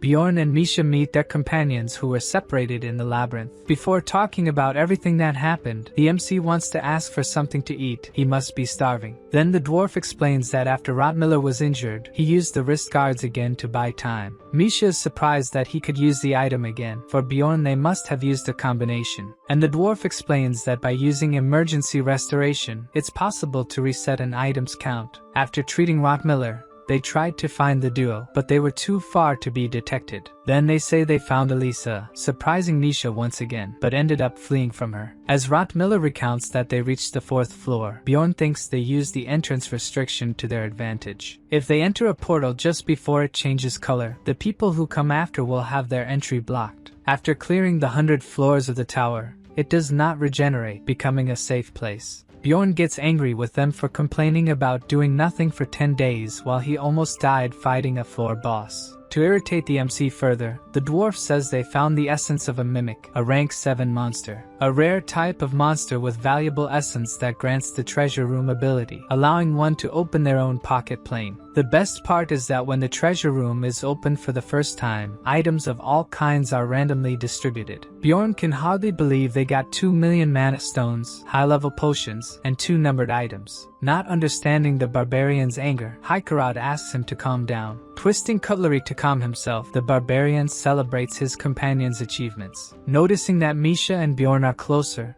the dwarf wants to know what happened to them during that time. Before Misha could say more, Bjorn steps forward to tell what happened, commenting that he will summarize the story. He skips several parts, such as giving the ring that allowed Misha to make a contract with a spirit beast. Even so, the rest of the group is surprised by the part they hear, and Rottmiller congratulates the girl for securing the contract. The dwarf decides to reimburse the amount the duo paid to the clan, even knowing they earn the hero's essence. To Ryal, the duo's story was incredible, and according to the dwarf, no one will question the nickname Little Valkan. The barbarian doesn't understand this nickname story, and Hikarat explains that people are calling him Little Valkan in comparison to the barbarian hero of the past. To Bjorn, this came too quickly. Although in the game a nickname is a good thing, in this world, it means he will receive unwanted attention if he becomes famous too quickly. Changing the subject, Misha wants to discuss more important things, like how they will distribute the group's earnings. Despite some losses, they reach nearly 8 million stones as profit. At this moment, the MC is very happy, remembering that Misha promised to give her earnings to him. A few days later, Misha is commenting that the labyrinth is painful, but the real world is not easy either. At this point, the barbarian has already resolved most of the things he needed. He repaired his equipment and got some items, and all this time Misha stayed with him. Even without understanding why she keeps sticking with him, his main concern is to make her stronger, because she is the main member of his team, but staring at the girl made her embarrassed. While she says she will visit her family, people around comment about the MC being Little Valkan. Misha says she will stay with them for 2 or 3 days and seems scared. Despite worrying if the girl will be well treated by them, Bjorn will not intervene in this matter. Bjorn wishes her luck, but she seems even more disheartened. Then the barbarian wishes her luck in a more barbaric way,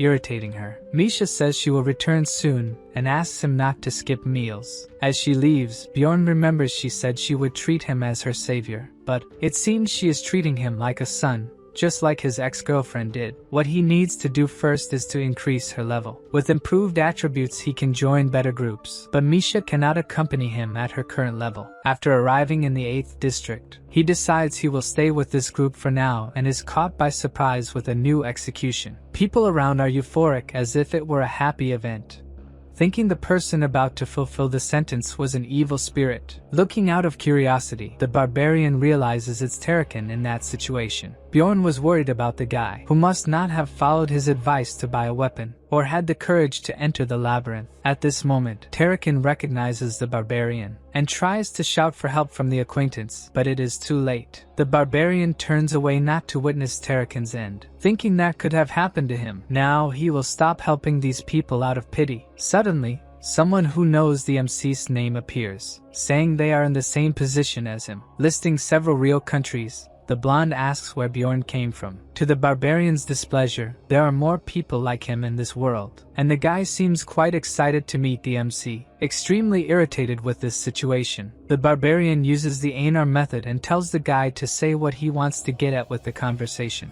A little scared, the guy says he thought Bjorn would stay there for only 3 months, after being pressured again. He hears the guy say he ended up in that place thanks to the damned Gwaim too, and makes more compliments about earning a title in such a short time, and Bjorn thinks this must be a scam. In the end, the blonde no longer wants to know where Bjorn came from, as both are outsiders. The MC stays silent while the other keeps talking, until he interrupts, wanting to know something. Pointing at the blonde, he wants to know if the guy is an evil spirit. The blonde confirms that yes, he is an evil spirit. Then Bjorn lets out a furious scream, scaring everyone around. He says that the chief of the barbarians ordered to kill all the evil spirits. The protagonist punches the blonde guy, knocking him out. A short time later, we are in a house that belongs to the security agency. A guard thanks Bjorn for saving his brother, who was in the labyrinth. Bjorn asks how long he will have to wait because he is already getting hungry. Then it is shown that the guards have calmed the situation, but the evil spirit got the worst of it. Another worried guard appears, calling for the captain. He says that the guy who got punched by Bjorn had an evil spirit hunter token. They go to the place where he is hospitalized, and another guy says he is not an evil spirit. Bjorn shouts that he himself said he was one and won't be fooled like that. Obviously, he is just playing dumb. The guy explains that this is part of a system that tests those who achieve a lot in a short time. Basically, they thought Bjorn was an evil spirit and wanted to trick him to see if he would fall into the trap.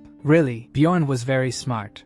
With his performance, he will no longer be suspected. And the one who got hurt in this story was the blonde guy who got all beat up. Later, as the barbarian was leaving, he comments that he didn't expect them to know so much about the real world.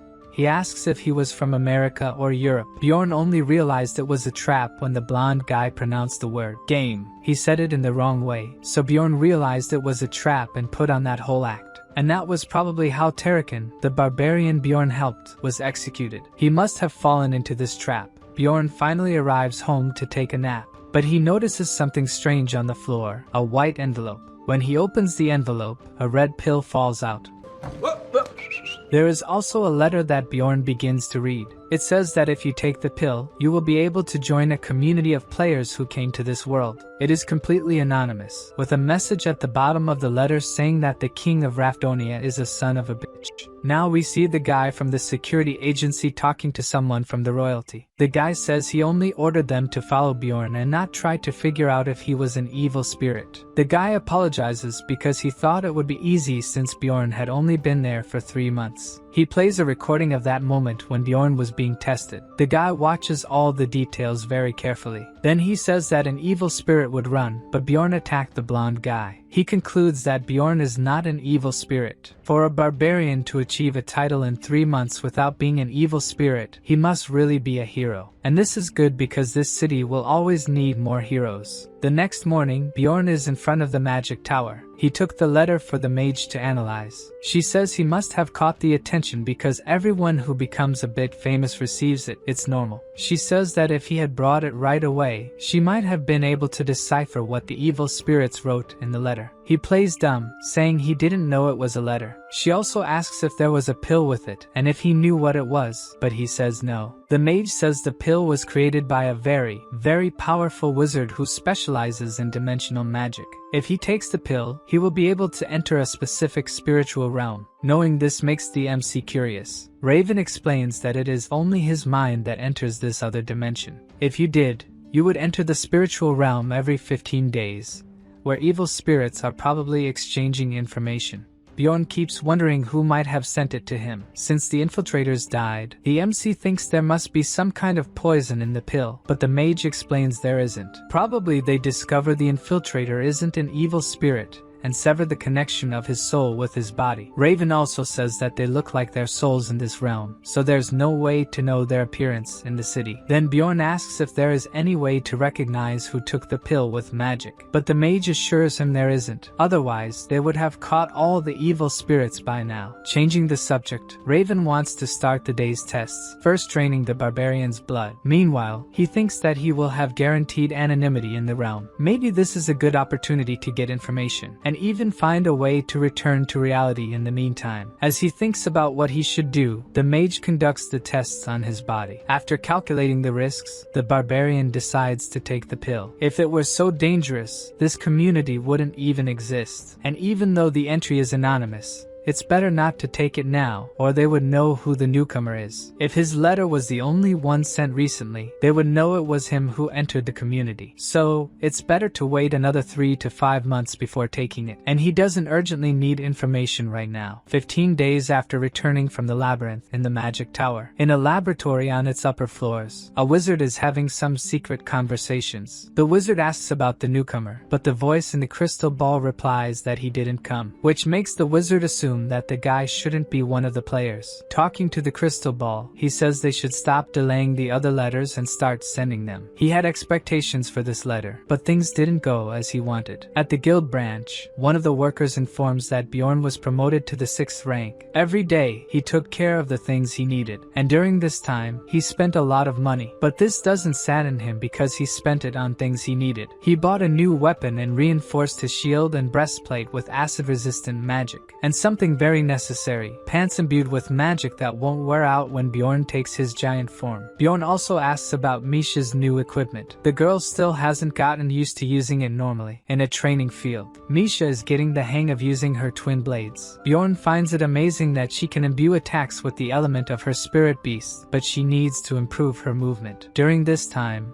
the barbarian also increased the level of his immortal seal. He didn't expect 10 minutes of pain to feel like 12 hours. With the seal at level 2, some other attributes also increase. For being conscious during the seal's update, the shaman offers to read Bjorn's fortune. The barbarian chooses one of the sticks from the pot, and the shaman starts staring at the stick, as if seeing something in it. Suddenly, he asks when Bjorn's birthday is, and he wonders if barbarians remember that sort of thing. Fortunately, the shaman was joking, saying there's no way a warrior would remember that kind of thing. Then the shaman reveals that things people usually experience only once in a lifetime. He will go through these things countless times, for that is the fate of heroes. In his room, the barbarian refuses to believe in that sort of thing. He will just do what is necessary. That way, he can get through any problem he encounters. Speaking of problems, Misha seems cheerful, inviting him to have breakfast with her. The next day, Bjorn returns to the shaman to raise the seal to level 3. He asks the barbarian to choose between one of the 3 roots: the spirit of flames, rigid steel, or the wild region. Since none differ much from the game, Bjorn chooses the spirit of the wild region. As soon as the ritual begins, the cabin shakes with the barbarian's screams of pain. At level 3, his threat level increases, and he receives the wild outburst, which increases his threat level 3 threefold and enhances his physical stats. By wounding monsters, his physical stats increase, which is perfect for a tank. With gigantification, he increases his threat level even more. Bjorn certainly didn't expect so many advances in just 3 months. Suddenly, the shaman whispers in his ear that he can go now. But before that, there is something he didn't say about the barbarian's destiny. The shaman says he attracts people with hatred in their hearts and must stay alert to them, or he might get hurt. After that, he withdraws while the shaman remains silent. Outside, Bjorn is thinking about what's left to do now that he has achieved level 3 of the seal. Then Einar appears in the bushes, calling for him in a low voice. In the thicket, she congratulates him on the title of Little Valkan and is curious to know about everything that happened. The girl's eyes even sparkle when she hears the story about his last trip to the labyrinth. Feeling a bit more at ease that he was with Hikarat and the team,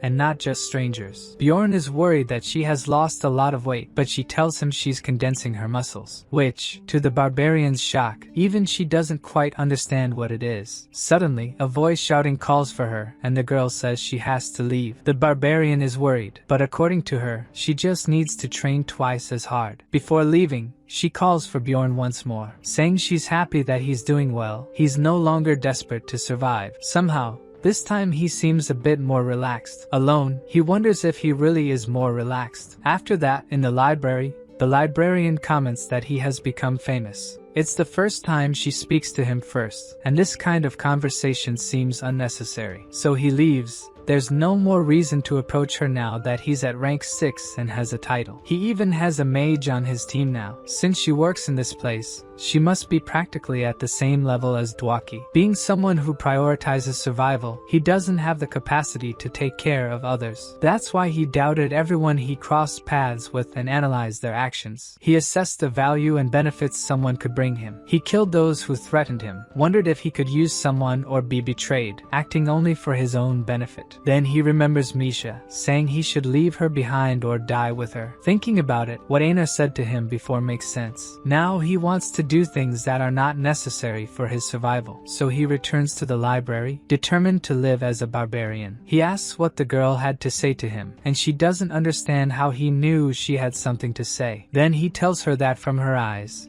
it seemed she wanted to say something. The next day at a cafe during lunchtime, Bjorn is trying to get through the door that, even being normal-sized, is small for a barbarian. As soon as he enters, a woman he thinks is his client calls for him at a table. Shavin is the deputy director of the 7th rank administrative agency of Levision. As revenge for being called to this place, he orders beer and meat, since he doesn't like sweets. Then he asks what she wants, and Shavin reveals that the librarian's name is Lagna. Even though she's not a noble, there's something behind that name, but Bjorn wants to know the reason he's there. So Shavin reveals that they patrol the sewers looking for criminals and tax evaders. But the people who did this died in the 3rd floor incident of the labyrinth and need replacements. To Bjorn, there are better people for this, thinking that evil spirit hunters might have something to do with it. But in reality, she wants him for the job because he's popular at the moment. She's very excited to meet him, like a fan. The salary Shavin offers is nothing amazing, and she says her agency is demanding with who they hire. So Bjorn concludes that he will seem more trustworthy to others if he works with them. This This will be his first mission after gaining the title, as no one trusts barbarians. Therefore, the MC excitedly accepts the job. After that, he leaves, and Chauvin thinks it's been a while since she met someone so interesting. She was curious after Lagna commented about him, and apparently, he knows nothing about her past, nor do we. For the girl, it was already time for Lagna to make some friends. 2 days later, at the entrance of the sewers, Bjorn and his group realize how much the place stinks. At the entrance, they are instructed not to lose the map and to return the lanterns when they come back. Bjorn talked to the group the day before, and the dwarf was excited to go to the sewers to see ghosts. Dwaki also wanted to go, as all he does lately is read. Since it's an easy place to get lost, Rod Miller also decides to go to train his new skill. To improve her twin blade skills, Misha also decides to go. Bjorn believes that in a place like this, Rod Miller's skills will be of great help. To light the way, Dwaki uses a light spell. While they walk, the dwarf talks about rumors that a terrible monster lives down there. Then Misha asks if the mage believes the monster exists, and according to him, all the trash from the magic tower goes to the sewers. If there were any kind of potion or reagent that came into contact with a monster's body, it should be possible. The barbarian listens to the duo's conversation in silence. Remembering that they said nothing strange happened there for 2 years, such a creature shouldn't exist. Suddenly, Rod Miller stops walking. Bjorn asks why he stopped, and the guide reveals that even without smelling very well, he senses that there's someone else down there with them. Then Bjorn prepares to fight. Since Rod Miller has the essence that gives plus 56th sense, he must be right. At the same moment, Misha finds a guy inside the wall. Bjorn grabs him with one hand and gently throws him on the ground. The guy, seeing no options and scared, charges at Bjorn with a knife, but the poor fellow is easily stopped by the giant barbarian, who already breaks his arm. Now the group starts interrogating him to find out what he was doing hidden there. Bjorn asks if he is mute since he isn't saying anything, but he starts crying and begs them not to kill him. He was just hiding because he has no money to pay the city tax. Rod Miller and the dwarf say that this can't be true because that mark on his forehead is for someone who committed a serious crime. Bjorn says that if they capture him alive, the agency pays 5,000 additional stones, but it's too much work for little profit. Then the guy, terrified of dying, says he will give information if they let him live, but the monstrous barbarian doesn't want to believe him. Then he says that a woman with many undead stole his hideout, and she must have a lot of money. Bjorn gets nervous, thinking it might be her. The woman who attacked them in the labyrinth, Elisa Vihench. Misha asks what they will do now, and Bjorn says if it really is her, they can't let her roam free like that. Everyone agrees, and half an hour later they are being guided by their newest guide dog. Sometime after walking and affirming that the place is very complex, they come to a staircase that descends into a sort of tunnel. Bjorn asks the prisoner if there are other exits, but the prisoner says this is the only one. Then Bjorn chuckles and says this time he will show her what justice is. They all go down while the prisoner goes ahead. Suddenly, they arrive at a pile of bodies thrown on the ground, and Bjorn yells for them to get back, saying she set a trap.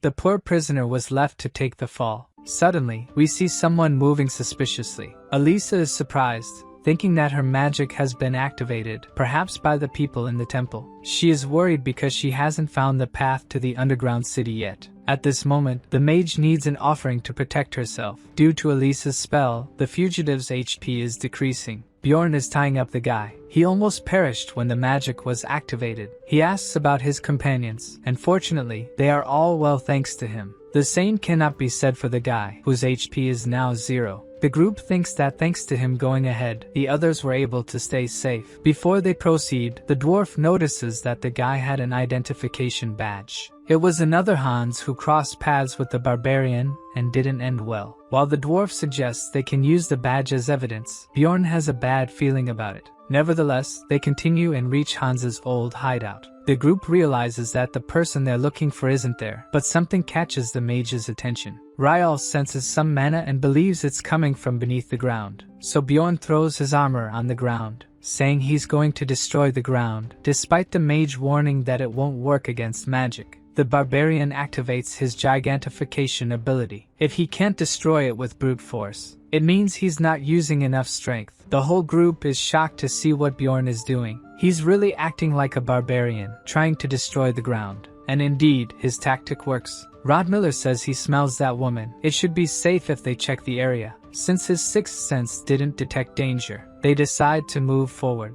Then we see someone almost out of breath. The guy is running through the underground city of Nork. He opens a door shouting to the vice captain that the door was destroyed. The vice captain questions if it was the royal family, but he explains it wasn't. The door had been forgotten since the incident with the Kurui cult, and as it might be a fleeing priest, they need to check it. To handle this, the vice captain assigns Amelia, who has caused a lot of trouble for our barbarian. Meanwhile, Bjorn's group is standing at a junction, not expecting to find a maze in the sewers. They ask Ryal why the path is so complicated, but even as a mage, he has no idea. Rotmiller interrupts, saying the smell of the woman has gotten stronger. Surely, she's approaching them. Then we see Elisa walking through the sewers. She's also frustrated with the complexity of the place. Then she hears an eerie laugh and thinks it might be some dark deity. Elisa always hears the laugh when something bad is about to happen and wonders if she's been found by the temple. The priestess runs fearing she's been found. As she runs, she begins to hear voices, and realizes they're the voices of the barbarian and his group. Her demeanor changes, and now she's determined not to let them escape. She uses gate magic to the demon realm, and shadow guardian knights appear. Before they could do anything, Misha slashes them using twin blades. Bjorn thinks the elemental bonus has made her stronger and says this time the fight will be different. The barbarian uses his wild surge ability to increase his threat level. They are much stronger this time, and fighting these things is nothing. Rotmiller and Hikarud also join in and attack the shadows, leaving the priestess cornered. Then she casts several painful spells, aiming to make them suffer. But Ryal uses support magic, Brilliance, to block her attacks. Unaffected by the spell, Bjorn eliminates the shadows protecting her and tells the mage to attack. But it seems he wasn't ready yet, and Bjorn urges him to hurry, about to strike the priestess, who uses a magic that prevents physical attacks before the barbarian could hit her. To stop this, Ryal finally casts his spell, canceling the magic Elisa had used. Thus, she's caught by the barbarian and slammed to the ground. The rest of the group watches, and Ryal asks if they shouldn't take the priestess alive to collect the reward.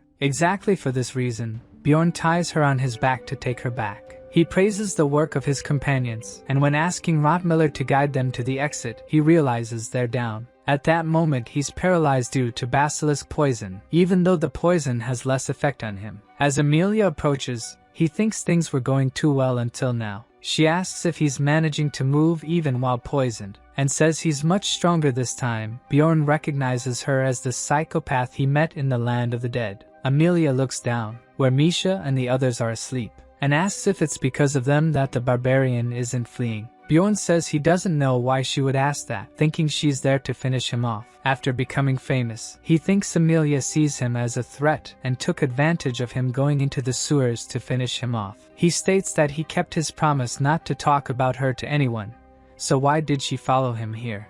She says he was the one who invaded this place by opening the door, and asks how he knew about the location. Bjorn doesn't understand what place this is and asks for an explanation, and she asks how he opened the door. If she's referring to the door, he broke it with his weapon and asks if there's a problem with that. The barbarian only did this to capture Elisa, and Amelia realizes the person lying on the ground is the priestess of Kurui they were looking for. So Bjorn tries to leave, but the girl says she can't let him go after discovering this place. He asks if he can swear not to tell anyone about this place, but it seems things are different now. Then the barbarian starts removing his equipment. Bjorn asks if she knows the two ways to make someone furious. The first is not finishing a sentence, and the second way is, he angrily hurls his mace towards her. Even caught off guard, she manages to dodge it. Then he raises his shield, and throws it like Captain America's shield. He takes advantage as Amelia dodges the shield to close in on her. By the time she realizes, Bjorn is practically on top of her, but the girl is skilled and still manages to evade him. As expected, she moved just enough to dodge him, so Bjorn should do something she doesn't expect. He activates his gigantification. With his arm larger, he manages to grab the girl this time. Finally, he's going to land a hit, and indeed,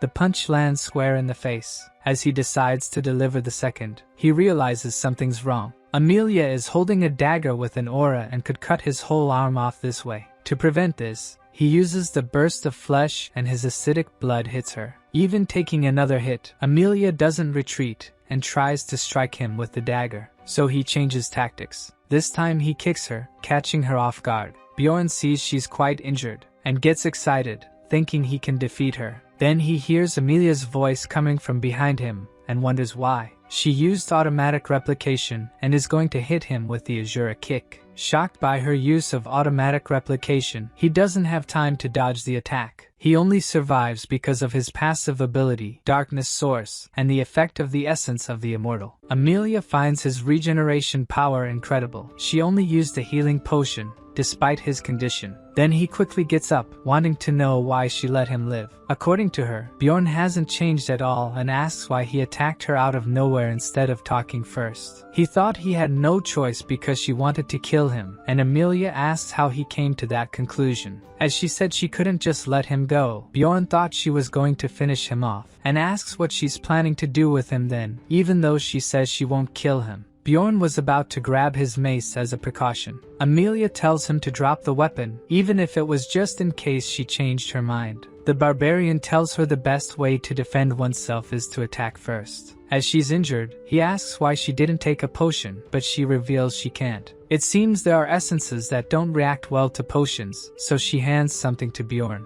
It's called Leet's Blessing, a remedy made by an alchemist from Nork that erases memories up to an hour before. Bjorn asks why she's doing this instead of killing them and getting thousands of stones in return. Amelia gets annoyed that he would think she's that bad. Either way, she makes him take the remedy. A much better solution than being killed. The barbarian asks if there are any side effects, but as far as she knows, there aren't any. Before he falls asleep, Amelia asks what the other way to make someone furious was. But Bjorn is already very sleepy, and he sleeps before he could answer. Leet's blessing is melting inside his soul. Suddenly, the barbarian awakens. His soul couldn't receive the blessing and it is being removed. The next morning, at the administrative agency, Bjorn receives the reward for Hans and an additional bonus. Then he meets his contractor who explains that he won't need to pay for the destroyed equipment. Come to think of it, they almost died in the sewers. He remembers waking up in the sewers, his headlamp and recording device broken. What Amelia said must have been true. The group had memories up until they found Hans' hideout. But for some reason, his memories remained intact. The group didn't remember anything about capturing Elisa. Rod Miller explains they must have fought her, but she woke up and used some magic to erase their memories. For Ryal and the dwarf, this makes sense. What matters is they defeated her in the end. As soon as they left the sewers, Shavin and the librarian were waiting for them. Since they were late, they went to look for them, though Bjorn doesn't think they would be much help. The mage says she only came because Shavin insisted. She must have a lot of money for equipment. Even saying that, Shavin claims it was the mage who was really worried about them. Misha becomes curious and asks Bjorn who they are. The girl doesn't like it much after finding out the mage is the one who takes care of the library he always goes to. After that, a paladin appeared, thanking them for capturing Elisa. As soon as he arrived at the agency, several girls started commenting on his ability to grow large. Of course, the barbarian gets annoyed by this. He's not some zoo animal for them to comment on. So Shavin hits the table to get their attention. If they don't want to be reported, they'd better stop. With that, she is forgiven for making him go to that cafe. Then Bjorn says he needs to go. His companions are waiting. But before that, Shavin invites him to the library when he has time. Lagna is preparing something for him. After that, we see the dwarf laughing. The group is gathered in a tavern eating and having fun. Already drunk, Hikarud starts calling Bjorn the goddess of fortune. The reward for capturing the priestess was 10 million stones, an astronomical amount. Since they don't remember Bjorn's hand exploding, or that he was decapitated, it seems very easy for them to have won the reward. At the table, Misha says she needs to talk to the barbarian and asks him to come closer. As soon as she starts saying something about her father, someone recognizes Bjorn and interrupts them. The guy remembers he's Hans Horge, Hans number 2 that only the novels Bjorn knew. He suggested the barbarian go to the guild after Aina left his group. Hans wants to join them, but Bjorn refuses, saying he has nothing to talk to him about. After all the bad experiences with Hans, he can't trust any of them and tells the guy to disappear. Having scared the guy off, he moves away from Bjorn and his group. The tavern door opens. 2 Moslem enter, one of the most powerful night organizations where only those of noble origin can enter. They'd found what they were looking for, pointing at the barbarian. This reminds him of the shaman's words. It seems something bad always happens when he meets a Hans. The knights approach, and one of them says Ryal is arrested for slandering nobles. Bjorn is stunned. They're not after him this time. Ryal, who drank too much, barely knows what's going on. 3 hours later at the Moslin office, Bjorn's group is at the gates of the office unable to enter. Hikarude is worried if his companion is still alive. Then someone approaches the gates. Immediately the group becomes more lively upon realizing it's the wizard. But it doesn't seem like he's doing very well. Half an hour later, in a tavern, Ryal thinks he'll have to leave the group. He reveals that his older brother is Baron Martoin, surprising the dwarf that he is indeed noble. Ryal is the son of the former Baron with a servant, which is a shame for the family. Officially adopted by a brother of the Baron, he was actually raised by his mother and grew up in wealth. Even with this explanation, Hikaru doesn't understand why he would leave the group. After his father died, his second brother took over, and that's the problem. When the former Baron died, the eldest son and close people also died. He thinks the Moslin were a warning for him to continue in the shadows, especially now that he's part of an explorer group with someone famous. Bjorn doesn't like being blamed for being the famous one in the group. He asks if Ryal no longer wants to be an explorer out of fear of his brother, but the wizard says there's not much to be done. As exchange, to avoid punishment for defamation, he was banned from the labyrinth, remembering that there are only 9 days left for it to open. The group decides to discuss this further the next day, and Bjorn tells Misha that he needs to stop by the library. She finds it a bit strange to go at this hour, and Bjorn says he has business to settle with the librarian, and she can rest even though she insists on going with him. He gets annoyed when she says she had nothing to do at home and tells her to train if she has free time. The poor girl was thinking of taking the whole day off and only training the next day. The library door opens. Bjorn remembers he never introduced himself to Lagna. She knew who he was and says it's almost closing time. She wants to know why he came there if not for books, as Bjorn said. Bjorn says her full name with a serious expression. When he tries to invite her to the labyrinth with him, Lagna interrupts and declines immediately. He says it's okay then. If she's someone so bad she can't even enter the labyrinth, he can't do anything about it.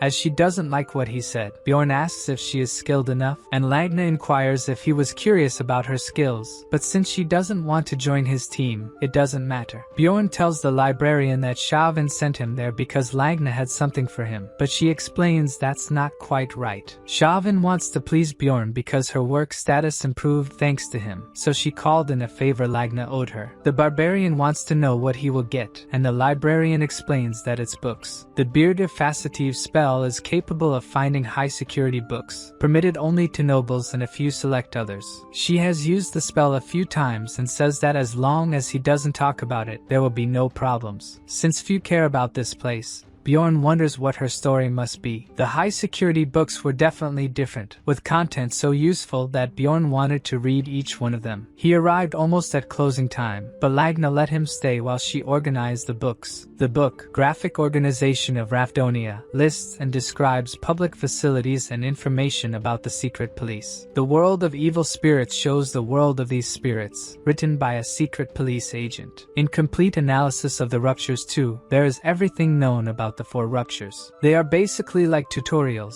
things that took Bjorn 9 years to discover in the game, a true treasure. Suddenly, the name of the author of one of the books unsettles the barbarian. Oriel Gabus, the same name as the game developer. There are 2 possibilities. A player wrote this book, or it was really the game developer. If it's the latter, it means that Bjorn's presence here is related to the developer, which seems worse. So the developer would not be a person but some kind of divine being. Either way, it's good to have this clue. Bjorn still has no idea if opening the Abyss Gate will be the key to returning to his former life. If he tracks this name, he might be able to return, but he must do it carefully. Perhaps it's better for him to look into this and maybe find more clues. So he continues leafing through the books, until he realizes it's already dawn. He spent the whole night reading. As he reaches Lagna's desk, he sees she fell asleep while waiting for him. As she wakes up, Bjorn says that if she had said something, he would have left earlier. She excuses herself, saying she was resting because organizing took a long time, but it's already time to open the library again. Even so, she remains serious to show that she didn't spend the night there so he could continue reading. Since she spoke so seriously, Bjorn stays silent, thinking she might be a good person, and she asks if he isn't going to leave. A few hours later, at the magic tower, someone is calling Raven. She answers the barbarian sleepily, inquiring what he wants with her so early. As soon as he starts saying he needs a mage on the team, she closes the door, refusing. Then he asks for another favor, handing her a piece of one of the rare books and asking her to find out what type of paper it is. Raven says it won't be for free and asks him to come in. She asks again about the relic he used to kill the vampire, wondering if he knew about it, but he pretends not to understand. He says he got the relic from the head of a statue he broke out of boredom, and she asks if he didn't read about it. Bjorn inquires where he could have read about it, and she tells him that the information is incomplete analysis of the ruptures. The barbarian says he used the relic just because he thought it might be useful, since it was on a statue of a goddess. Raven asks him to swear on his honor as a warrior. She was thinking she would finally get the book on the ruptures. She will analyze Bjorn's paper if he helps her colleagues with a research project, and will give him the result the following week.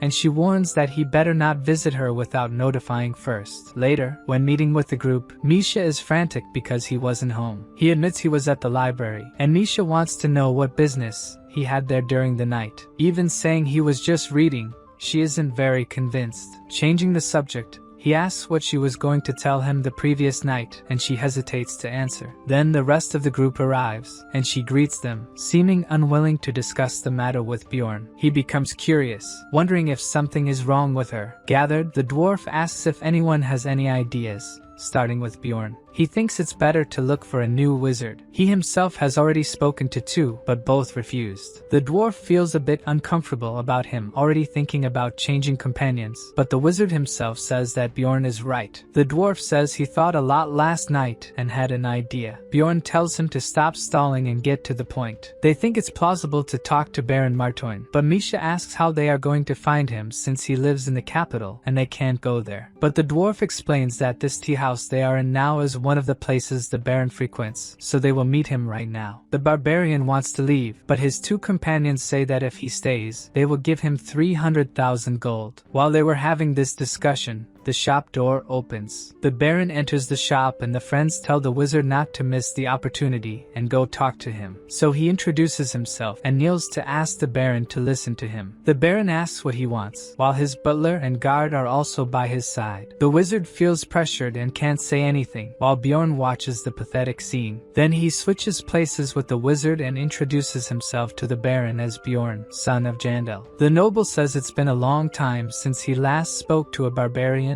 and asks what he wants. Bjorn explains the whole situation to him about the wizard being banned from the labyrinth, but the noble asks what that has to do with him. Bjorn doesn't understand why he pretends not to know anything, but the truth is he really doesn't remember anything. The butler clarifies the situation, and it seems the matter was so insignificant to him that the butler was the one handling it. With everything clarified, Bjorn asks if he can lift the ban, but the noble questions why he should. Then the butler whispers to the Baron, saying that the barbarian is little Valken. The Baron is very happy with the butler and says he will reward him with 200,000 gold, while holding his staff full of jewels. The noble says he will lift the ban if Bjorn does a favor for him. Misha and the others are excited about the answer. The noble says the count will hold a banquet in 2 months, and he wants Bjorn to go with him. He asks if Bjorn has any talents like bending metal or something, thinking Bjorn is a circus clown. Bjorn starts to get very nervous and with an angry look on his face, but the noble says he will give him 1 million in gold. So Bjorn says he accepts because he does everything for the sake of his companions.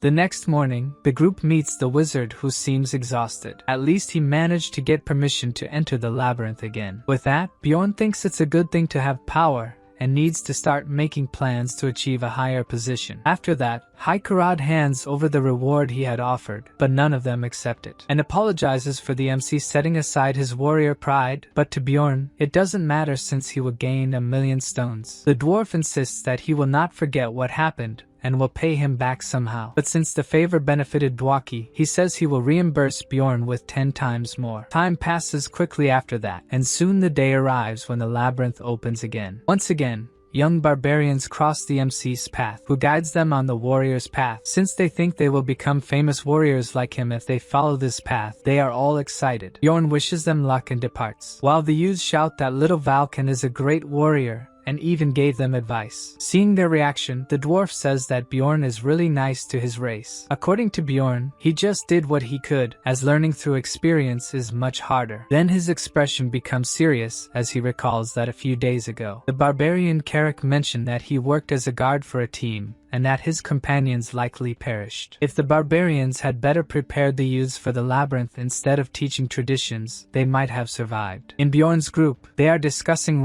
Miller leaving his weapon in the treasury room normally, until the barbarian arrives to complete the group. This will be his 4th time in the labyrinth, and he wonders what will cross his path this time. He knows that problems will arise again, and needs to be ready to deal with whatever comes his way. On a screen, it shows that the character has entered the crystal cave. A hint shows that he has reached the maximum essence level and needs to hunt more monsters to level up. Thanks to the starting location, the group was able to reach the stone desert in just 9 hours. They hunted all kinds of monsters to gain XP. Even so, they managed to reach the portal to the next level in just 4 days. On the screen, it shows that the barbarian defeated several different types of monsters. On the 8th day, they cut through the witch's forest on the 3rd floor. Arriving at the sky tower on the 4th floor, there are monsters from the 4th floor, ranked 6, and monsters exclusive to that location. In other words, it's a great place to gain a lot of XP. That's why many call that place the training tower. Then we see the screen again indicating that Bjorn defeated even more monsters. With the hunt, they earn 3.9 million, thanks to the passive mimic skill that increases the drop rate of magical crystals by 30%. Bjorn earned less than the first time, maybe because there are so many looters now. This is the amount usually earned. Upon returning, he comforted himself and spent his time being productive. He helped Raven with her experiments, and discovered the year when the piece of the book he took was made. It was made 150 years ago, the year the game started and the founding king died, all at the same time. Bjorn would like to know what happened at that time, but there's no way to find out. The only thing he can do now is go to the labyrinth. More time passes, and his 5th adventure in the labyrinth arrives. Again, nothing happens except leveling up, and they manage to get 790,000 stones each. In his room, the barbarian thinks he shouldn't get anxious, as things have been going well so far. He barely closes his eyes. Then he becomes agitated, telling himself not to think this way. When things are going well, it's even more dangerous. He mustn't forget that bad things always happen when he lets his guard down. He can't stop. He must keep getting stronger. Just like that, Bjorn will survive and slaps his own face to set his thoughts straight. If someone saw him like this, they would think he's crazy, but he needs to prepare for the worst case scenario. If he's going to look crazy anyway, it's better to be a crazy person who survives. Then we see a screen with all of his skills. The next day, Misha is preparing coffee for the barbarian and asks if something happened. She felt as if he had a fierce spark in his eyes, and the barbarian thinks he must have been cold to her, not wanting to let his problems show. Then, out of nowhere, Misha, a bit shy, asks if he wouldn't like to touch her ears, making him spit out in surprise. She explains that when she was younger, her older brother used to touch them, saying it made him feel better. Looking at her, he realizes that the girl is just trying to be nice, with nothing strange behind it. Bjorn explains to her not to mention this to others, as they might misunderstand, but Misha doesn't understand. If he didn't know that Misha likes skinnier guys, he might have misunderstood it as her trying to seduce him. Misha, still not fully understanding what he meant, offers meat, which he accepts without complaint. After that, the barbarian goes to the library. He and the librarian greet each other, and the barbarian inquires if she has anything to tell him before asking what he wants from her. She says she's not sure but should warn him since he's an explorer. Without beating around the bush, Bjorn asks what the warning is. She tells him that a dimensional collapse is expected to happen in the labyrinth soon, and the power of a floor boss can't compare to it. This should have happened in every 100 games Bjorn played, and he concludes that this is why things have been so calm. Ragna thinks Bjorn doesn't believe it, and when he asks about her source, she mentions a mage who has been studying these collapses for a long time. Then the barbarian thanks her for the warning, and she is surprised that he is already leaving. He just waves goodbye. Now that he has a new task, he has to complete it first. But since he didn't find anything at first, he started to think that the mage in Ragna's story might not exist. Then, 10 days later, rumors of it spread, and Misha rushes to alert him about the dimensional collapse. In a tavern, the barbarian notices that several people are talking about it. For a rumor to spread like this, there must be some source, but there is none. Maybe someone is spreading it intentionally. The barbarian is frustrated, wishing to hear information from more hidden sources. But a barbarian cannot access that kind of information. He has only one way to get it. He intended to wait 3 months before taking the pill, but swallowing it, he thinks that 2 months should be enough. The pill goes down his throat. Now he just needs to wait. Then he glances at the clock, and we see the message on the monitor that the character took GB027. His soul is pulled into a different realm, where, with his human appearance, he wonders what place this is. In what seems like a Korean police station, someone is reading Bjorn's personal information. A man says that his company reported his disappearance after he missed work for a month, and another mentions that he only has his mother. But when she was notified of the disappearance, she said she didn't care. Thus, the guy is curious about why this disappearance case is being passed to them. The cameras show him entering his home but never leaving, and all the windows were locked, which is definitely strange. It's a unique case. There are no signs of forced entry or missing items in the house, and he hasn't used his credit card during this time. The clothes the MC was wearing were also found, as if his body had disappeared while wearing them. The guy thinks whoever did this is crazy and wants to send it to forensic analysis, but first, his colleague wants to show something. He shows the monitor that was in the missing person's room, surprising the other by being inexplicably on. The monitor displays Bjorn's information within the game, according to what he has achieved. In shock, the policeman asks what that is. According to his colleague,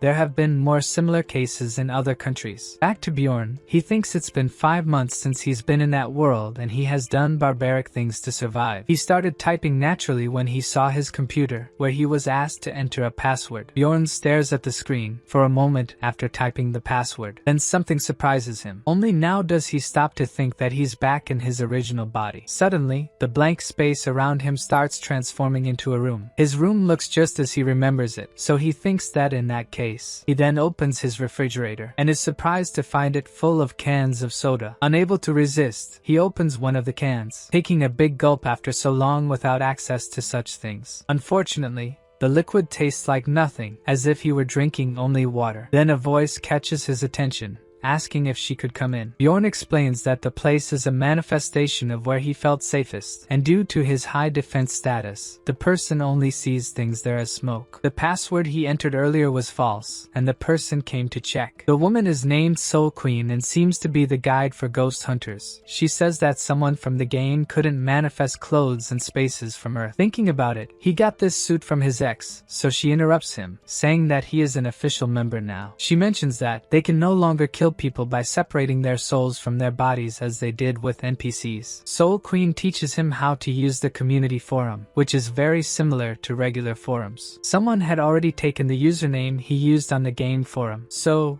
Bjorn changed the spelling to create his user on the forum. After doing this, Soul Queen says she's leaving and that he can request help if he needs anything. It wasn't hard to explore the community, so Bjorn just joined a chat room to try to get used to the forum. As soon as he enters, his body is teleported to the room, and several guys welcome him. The room leader asks where he's from and requests that he make his nickname visible and introduce himself. The leader, Darnman, explains to Bjorn that just thinking about it will make it appear. He can manifest things with his thoughts there. Bjorn thinks he should act as if using a skill and introduces himself as Elfnunna. Everyone is shocked to see the nickname, as it was the person who wrote the status analysis and whom they thought was a developer. And Bjorn is shocked by the group's reaction. They are excited to talk to Bjorn, who explains that this is a nickname he used to use. After about 3 years of the game, He summarized the status, but it had about 100 views, so he doesn't understand why they comment as if he were famous. Thinking about it, Soul Queen asked if he was a fan when he chose that nickname. Maybe he became famous without knowing. Since he doesn't want to receive all this attention without knowing the reason, he says it's a misunderstanding and that he's just a fan, showing that there's an extra N in his nickname. They immediately become disheartened, and the leader reassures them that this is understandable. After that, he ends up alone, and a guy passing by notices him. The guy asks how many years he has been there. As it might sound strange if he tells the truth, Bjorn says it's been 1 year, and the guy thinks he took a long time to receive the letter. Most people receive the invitation early when it's more obvious they are evil spirits. He praises that the MC must be a good actor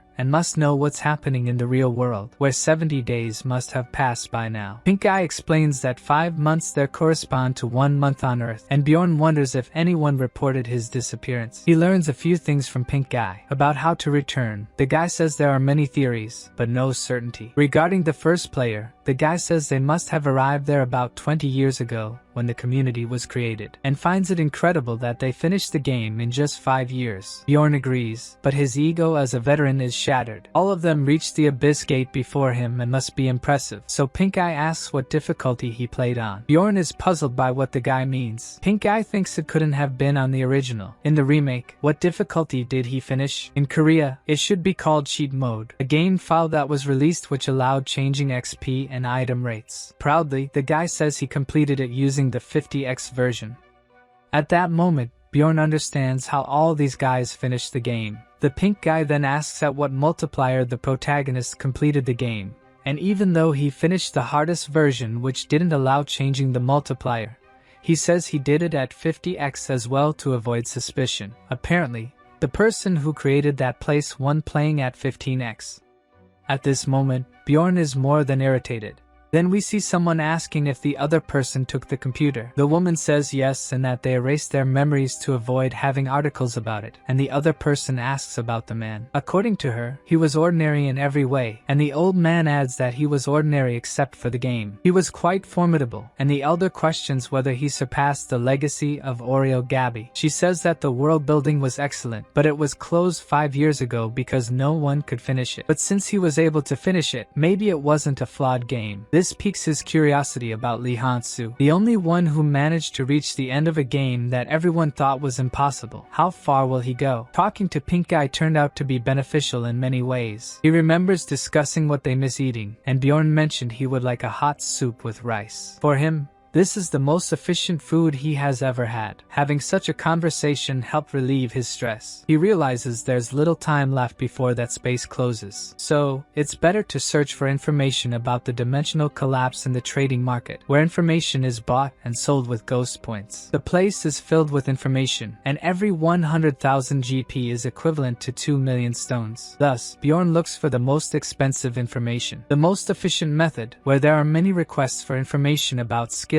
and how to defeat floor bosses. He joins a request for information about the boss of the first floor and earns 70,000 GP. In another request about a hidden piece on the 6th floor, he earns another 139,000 GP. The MC smiles, proud that there's nothing about this game he doesn't know. As soon as he posted his request with the points he earned, a player asked to talk to him. The guy asks if he wants to know about the Terratane school and the mage Sharno Fergan. If Bjorn asked about the collapse, he could get false information. So he decides to ask about the source of the rumor, and questions what this mage has done recently. The guy asks if he wants to know about the dimensional collapse, and Bjorn thinks he has found the person with the right information. It seems true that the mage talked about the collapse, but the guy assures that it's not going to happen. He says it's a story involving high-rank people, and to be sure, Bjorn offers him an extra 20,000 GP. The guy explains that the Terratane school focuses on dimensional magic, specifically on labyrinth studies, and the mage wanted to conduct a study. So, they must have spread the rumor about the collapse to have fewer explorers in the labyrinth. Bjorn is curious if it would be a problem to tell him this, but the guy says he's selling this information. Moreover, the royal family will soon control control this rumor. Since there will be fewer explorers, the number of magic stones will also decrease. Having received the information he wanted, Bjorn says he will pay what he promised. But the guy refuses, saying he was too tough on a companion like him. This makes Bjorn certain that this guy is so well established in this world that the amount means nothing to him. That's why he knows information that the MC had so much difficulty accessing, and it reminds him of when he started. The MC is in a harsh reality ruled by the principle of survival of the fittest. Back in his room, Bjorn reflects that he still has a long way to go. Perhaps that's why it's so much fun. The man who wanted information about defeating the first floor lord, the woman who wanted information about Skull Island, and the man who was in front of him a few moments ago. The places they took years to reach, the thought of never reaching them never even crossed his mind. The screen continues showing updates on Bjorn's achievements, and the man monitoring them thinks Bjorn must be completely insane. He asks how many made it to the first floor on their first attempt,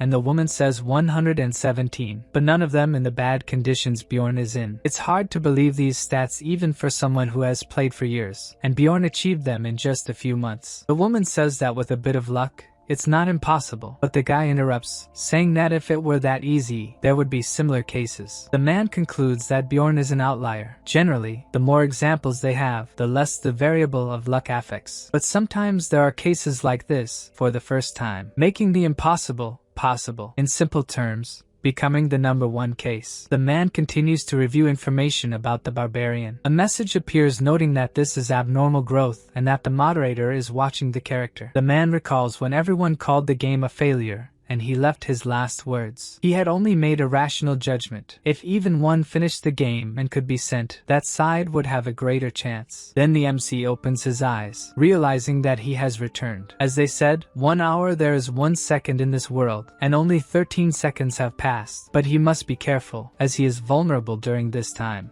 Still, the ghost hunters exceeded his expectations and are a good source of information. Being awake for so long in that reality leaves Bjorn exhausted, and he has the Baron's event the next day. The next day, in the Imperial capital, Bjorn, dressed in a flashy manner, is thinking about what will happen in the labyrinth. Bjorn wants to finish it quickly to go to the Sky auction house. He remains bothered by the clothes he had to wear. Suddenly, the Baron's butler tells him to stop, saying the barbarian should maintain his posture as the leader of the procession. But Bjorn doesn't pay much attention to the butler's sermon. The distance between the Baron's house and the banquet location is about 6 kilometers, and the MC had to walk the route in the summer. Once they arrive, the Baron is excited about the attention he received for having a barbarian with him and promises to reward him. Then he says to enjoy the banquet and leaves. Bjorn is left alone at the banquet, and several nobles comment on how intimidating he looks. While feeling like a zoo animal, a noble congratulates him for walking the entire route in those clothes. Asks him to rest with him while the Baron is not around. Bjorn questions if the guy shouldn't stay with the others, but he explains that he is not welcome and used to be an explorer. So Bjorn introduces himself, and we find out that the guy's name is Carl's Aramore, and the MC feels that he is a decent guy. Perhaps because he was an explorer before, Carl's lacks the arrogance of a knight, and Bjorn thinks the annoying butler could learn something from him. At that moment,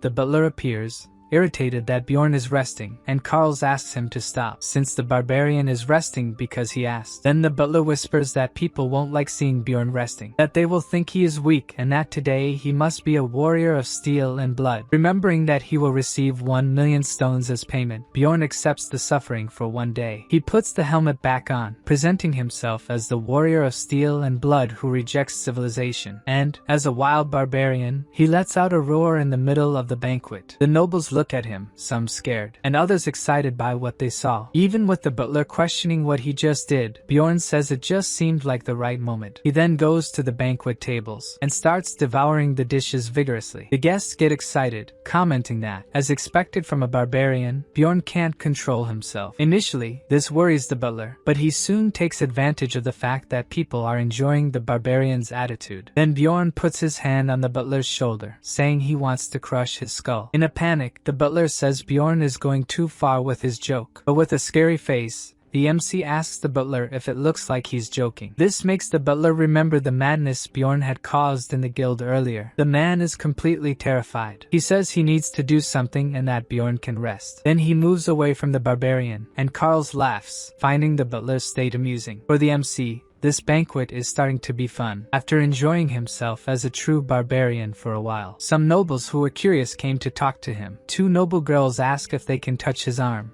With no reason to refuse, the barbarian agrees. Others ask if he can roar again as he did before. But instead of roaring as before, the barbarian enters opera mode, singing melodiously, and leaves the couple who made the request emotional. Several other nobles join them. It's as if Bjorn is working as a kind of Apart from the excited nobles, the knights talk among themselves, complaining that the barbarian seems like a clown, and saying that he must have lost his pride as a warrior. But Bjorn can hear them. But he realizes that they are just knight apprentices talking nonsense. Then the Baron reappears, ruining the nobles' fun because now Bjorn has to go with him. He follows the Baron to meet other nobles in the banquet hall and is introduced as little Valken. Justifying his presence there, Bjorn says the Baron helped him through a difficulty and decided to protect him as a bodyguard. As if following a script, the barbarian mechanically thanks the Baron for his good deeds. The Viscount finds his way of thinking honorable, and after that, Bjorn has to go through 13 more conversations like this. At least this increases his fame. In that hall, there were fewer than 15 nobles, and Bjorn was introduced to all of them. After the introductions, the barbarian started talking to people who were looking for the Baron. They comment that Bjorn lives up to his nickname. Then a knight in armor appears, greeting the Baron. He did not expect to see Bjorn there, and the Baron is surprised that Bjorn knows Captain Kravitz. Paul Kravitz is from the Order of Lietlas, god of exploration and stars, the captain of the Third Order of Paladins. He invites Bjorn to visit the order whenever he needs someone to rely on, as he will always remember what Bjorn did for them. The captain gives a summary of what Bjorn did for them, keeping everyone entertained. This makes the Baron cast a look at the barbarian, commenting that he is more impressive than he imagined. Half an hour later, the nobles excitedly mention that Count Ferdihilt is there. According to the Baron, the Count was very eager to meet the barbarian, and he has a bad feeling about it. The Count cheerfully says he was looking forward to seeing Bjorn and didn't imagine his fame had reached the nobles. Even in the game, Bjorn had only had such an event after a long time of playing, and the Count praises him happily. Suddenly, the Count says he has an idea, mentioning that there will be an upcoming Knight Apprentice training event, and asks if the barbarian would like to participate. Despite his bad feeling, the barbarian agrees, and several apprentices around disdain his skills. The prize for the winner is the numbered item 7777, the Garpa necklace, which will have a magical crystal melted and turned into another substance. It has several things in common with the frozen spirit ring, a low item that, despite being rare, is not very valuable, and it still has a hidden special event within it. The barbarian is determined to win this event. Whether it's the fear of something bad happening or the determination to find his security, he disregards it all. If he avoids things out of fear of an uncertain future, the end that awaits him is destruction. In reality, he is nervous, but he still needs to overcome his fears and move forward. The Baron doesn't want him to win or lose too quickly, and according to Bjorn, he could crush most of them in 10 seconds. Despite the butler's concern, the Baron promises Bjorn 1 million stones if he wins. The barbarian is even a bit worried that the Baron will keep offering him money, but it motivates him to do his best. Then someone appears, saying they heard Bjorn make arrogant comments earlier. While the Baron was away, some rats appeared to disdain Bjorn. One says he can cut the barbarian's throat in 10 seconds, and another says he'll take him down. There's something wrong with these guys' heads. Annoyed, Bjorn says that they all show up together like cowardly rats, and not even a child would do that. They only got brave when they saw the Baron wasn't around. They have no honor or pride. He shouts that to come threaten a fellow participant with numerical advantage, there must be something wrong with them. Gathering courage, one of the apprentices tells the barbarian to be quiet, which leads to comments from the watching nobles. They know what will happen if a barbarian decides to get serious. With these comments, the guy's courage wanes. He storms off, shouting that Bjorn will pay for it, but the MC laughs, saying he'll take care of his head next time.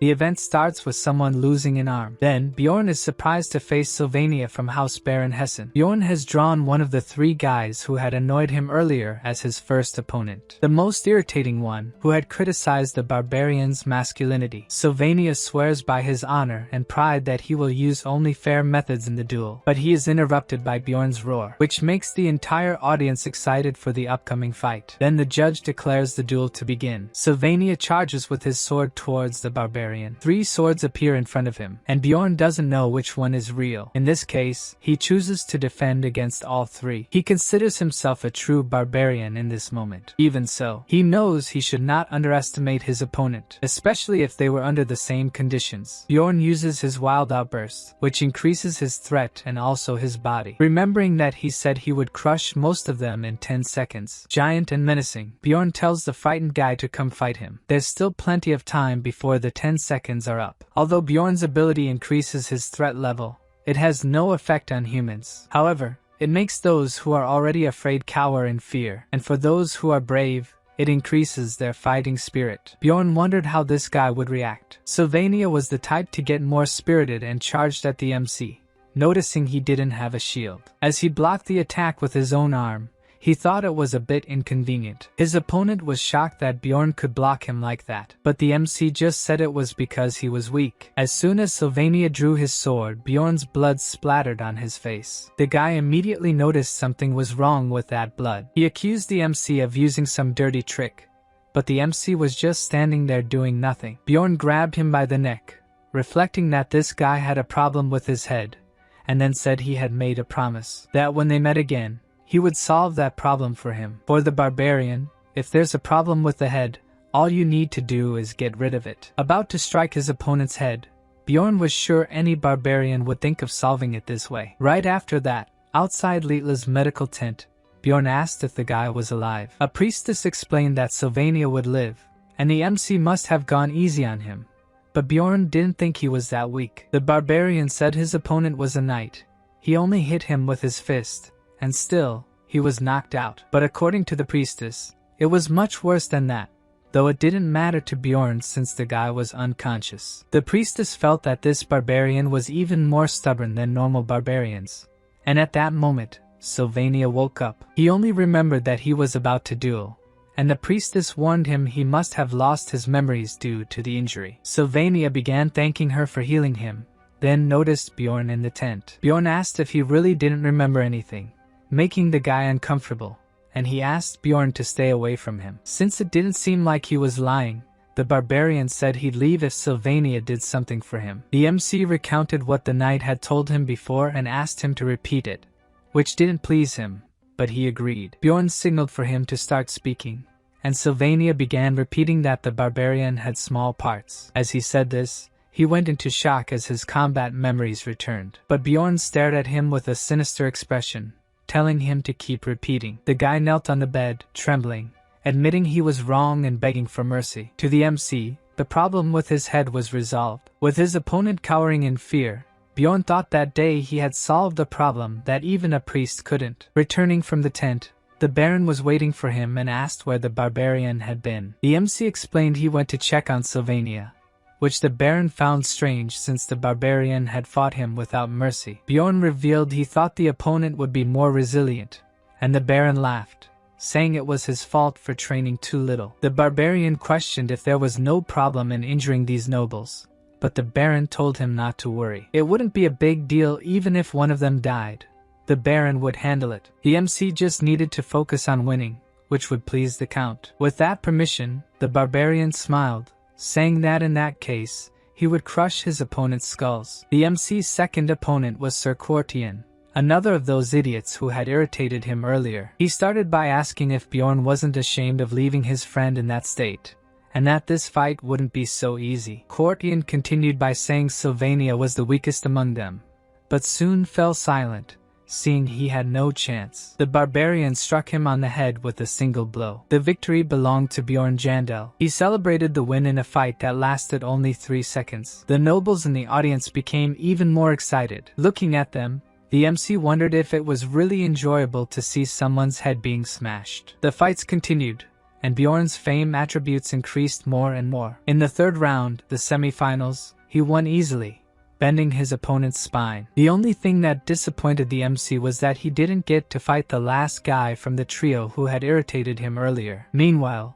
the healer gained more followers among those who were defeated by the barbarian. During a break in the fights, the Baron was super excited, laughing at how easy it was for Bjorn to finish off his opponents. The MC focused, thinking about who his final opponent would be. He would fight Sir Albatross. Bjorn had already observed the warrior in previous fights, and among other things, he had the essence of a cyclops, a beautiful combination of attributes focused on strength. The MC had removed his costume, and Albatross thought that this way, the barbarian could fight more freely. He was worried the fight would end quickly, and was relieved the barbarian would fight seriously with him. Bjorn was saving a trick for the final fight. The previously confident look on his opponent's face began to fade. Only deep fear remained in his expression. Using gigantification and wild outbursts, Bjorn was more than threatening. The two barbarian abilities used together left the guy petrified, with a massive increase in his threat level. In a panic, Albatross dropped his sword on the ground and fled the fight like a coward. He ran into the crowd of spectators, overcome by panic, asking for help. At that moment, Bjorn returned to his normal form, and the fight judge announced that the barbarian's opponent had left the field. Only then did the knight realize what he had done. He tried to return, making excuses, but the judge interrupted him. He had lost. A cold gaze from the audience focused on the loser. Count Fertihilt inquired how much longer the knight planned to disgrace his name. Meanwhile, at Owen's house, the elf was in a desperate loop, obsessively thinking she needed to get stronger. Now she believed that was the only way to keep the important people in her life around her. Only then would she have everything she wanted. As soon as her sister opened the bedroom door, the elf greeted her cheerfully. A little suspicious, Daria asked if her sister was really okay, as she had heard her murmuring. But Owen assured her she was fine, saying she was just talking to the spirits, and asked her sister to come back later. Daria left the room, reflecting on whether she should tell her younger sister. Since everyone was talking about little Valkan, it wasn't good to keep this secret from her. On the other hand, she reflected that in no other way would her sister grow as much as an explorer. Owen had formed contracts with all 4 elemental spirits, and even managed to give 3 of them their own will. She wonders how long it would normally take her sister to reach that level. She also excels as an archer and fights with daggers, able to fight rank 7 monsters alone. After reflecting on how her sister had grown stronger, Daria decided not to tell her anything about Bjorn. Then she remembered that Owen had recently absorbed an essence. Perhaps that was the reason she had become so powerful. She picked up the basic essence analysis book to be sure, where she found information about Kanabaro. In its description, its level of obsession was high, and the other essences she had absorbed also showed that. Daria understood that this must be the reason her little sister had become so obsessed with power. Either way, she couldn't just erase the essences Owen had absorbed. She could only replace them if she found a better one. Now that she knew the cause of her behavior, it would be easier to deal with. In the middle of the night, she woke up wondering what would happen if Owen discovered Bjorn was alive before erasing the essences. What would her obsession shift to? In District 7, a carriage stopped in front of a building. It was 2 a.m., and Bjorn was returning home. Because his client was a noble, the barbarian had earned an incredible 4.3 million stones. The Baron laughed, saying he would be the talk among the nobles for a few months, and Bjorn could look for him if he needed anything. He should be happy, considering everything the barbarian had done. On the other hand, Count Fertihilt did not seem happy at all. He congratulated the MC on the victory and said that if he was more prepared, he would get in touch. He also gave a wicked look and said that Bjorn should ignore the requests from other nobles until then. Even though he didn't understand what the Count said, the barbarian nodded in agreement, since the man was frightening. What Bjorn didn't expect was to get Garpa's necklace so quickly. It was impossible to obtain without luck in the game. He wondered how high his luck level was, thinking he should be more cautious from now on. The next morning, his door was packed with letters, and Bjorn understood what the Count was talking about. Most of them asked the same thing, that the barbarian attend a banquet in exchange for a reward. He could live off of that. Still, he remembered the Count's terrifying look. If he accepted these requests, the Count would go mad with rage. But he couldn't just ignore them either, so he replied. Bjorn wondered what the Count was thinking. Calm people like him were the scariest. Why would the Count be interested in a barbarian explorer like him? To learn more, he decides to research the Count at his next meeting with the community. Arriving at the tower, he recalls that this is the last month he needs to help Raven, the girl who seems uncomfortable. The person he had to help this time was none other than her mentor, who smiled at him. She apologized, saying Diane insisted on it, and the wizard, laughing, asked Bjorn not to be nervous. Then the MC realized that the elder had arranged a meeting between the two. Dian wanted help with his new magical tool that could detect whether a soul was from an evil spirit or not. Bjorn asked about the tool, trying to stay calm, convinced that the old man thought he was an evil spirit. He questioned whether it was really safe to use. Calling himself the master of the Altinian school, the elder said the barbarian should trust him. To prove that he wasn't being underestimated, he said Raven would test the tool first. This surprised the girl since she wasn't expecting it, but she agreed. Despite her reaction, Bjorn knew she would side with her master, who probably wasn't certain about the tool either. And if it had, that old man would have found a way to test him already. Dian explained that the test wouldn't be dangerous, and would take about 5 minutes, and the MC agreed to take it. As if not expecting that, the wizard asked if he was sure. Just minutes ago, he was worried it would be dangerous. To avoid further questioning, the MC said he just wanted to get it over with and go to sleep. As soon as Bjorn left the room, Raven asked why her master had done that. The test chair had nothing magical about it, and even though she had followed Dian's lie, she wanted to know the reason behind it. Raven questioned whether the master had thought Bjorn was an evil spirit, which was why he interrogated him about what happened in the labyrinth. Since the MC passed the test, the wizard confirmed to his disciple that he was wrong. She could even understand that thought since the MC was different, but she asked Dian to answer one thing. Why did he do that if he thought Bjorn was suspicious? He could have simply reported the barbarian to the secret police. But according to the wizard, if he did that, the barbarian would meet a bad end. Ignoring Raven, who wanted to know more, Dian said he needed to leave. The girl was left thinking about what he said about the barbarian dying if he were reported. This means the wizard needed an evil spirit alive. What could he be planning? Back at his house, Bjorn was exhausted after all those anxious moments. Whatever the case, the MC felt he reacted well to the wizard's test but wondered why Dian seemed disappointed. Suddenly, Misha appeared in front of him, asking if he was asleep. He remembered giving her a key. He grabbed the girl's arm, surprising her, and said he needed her.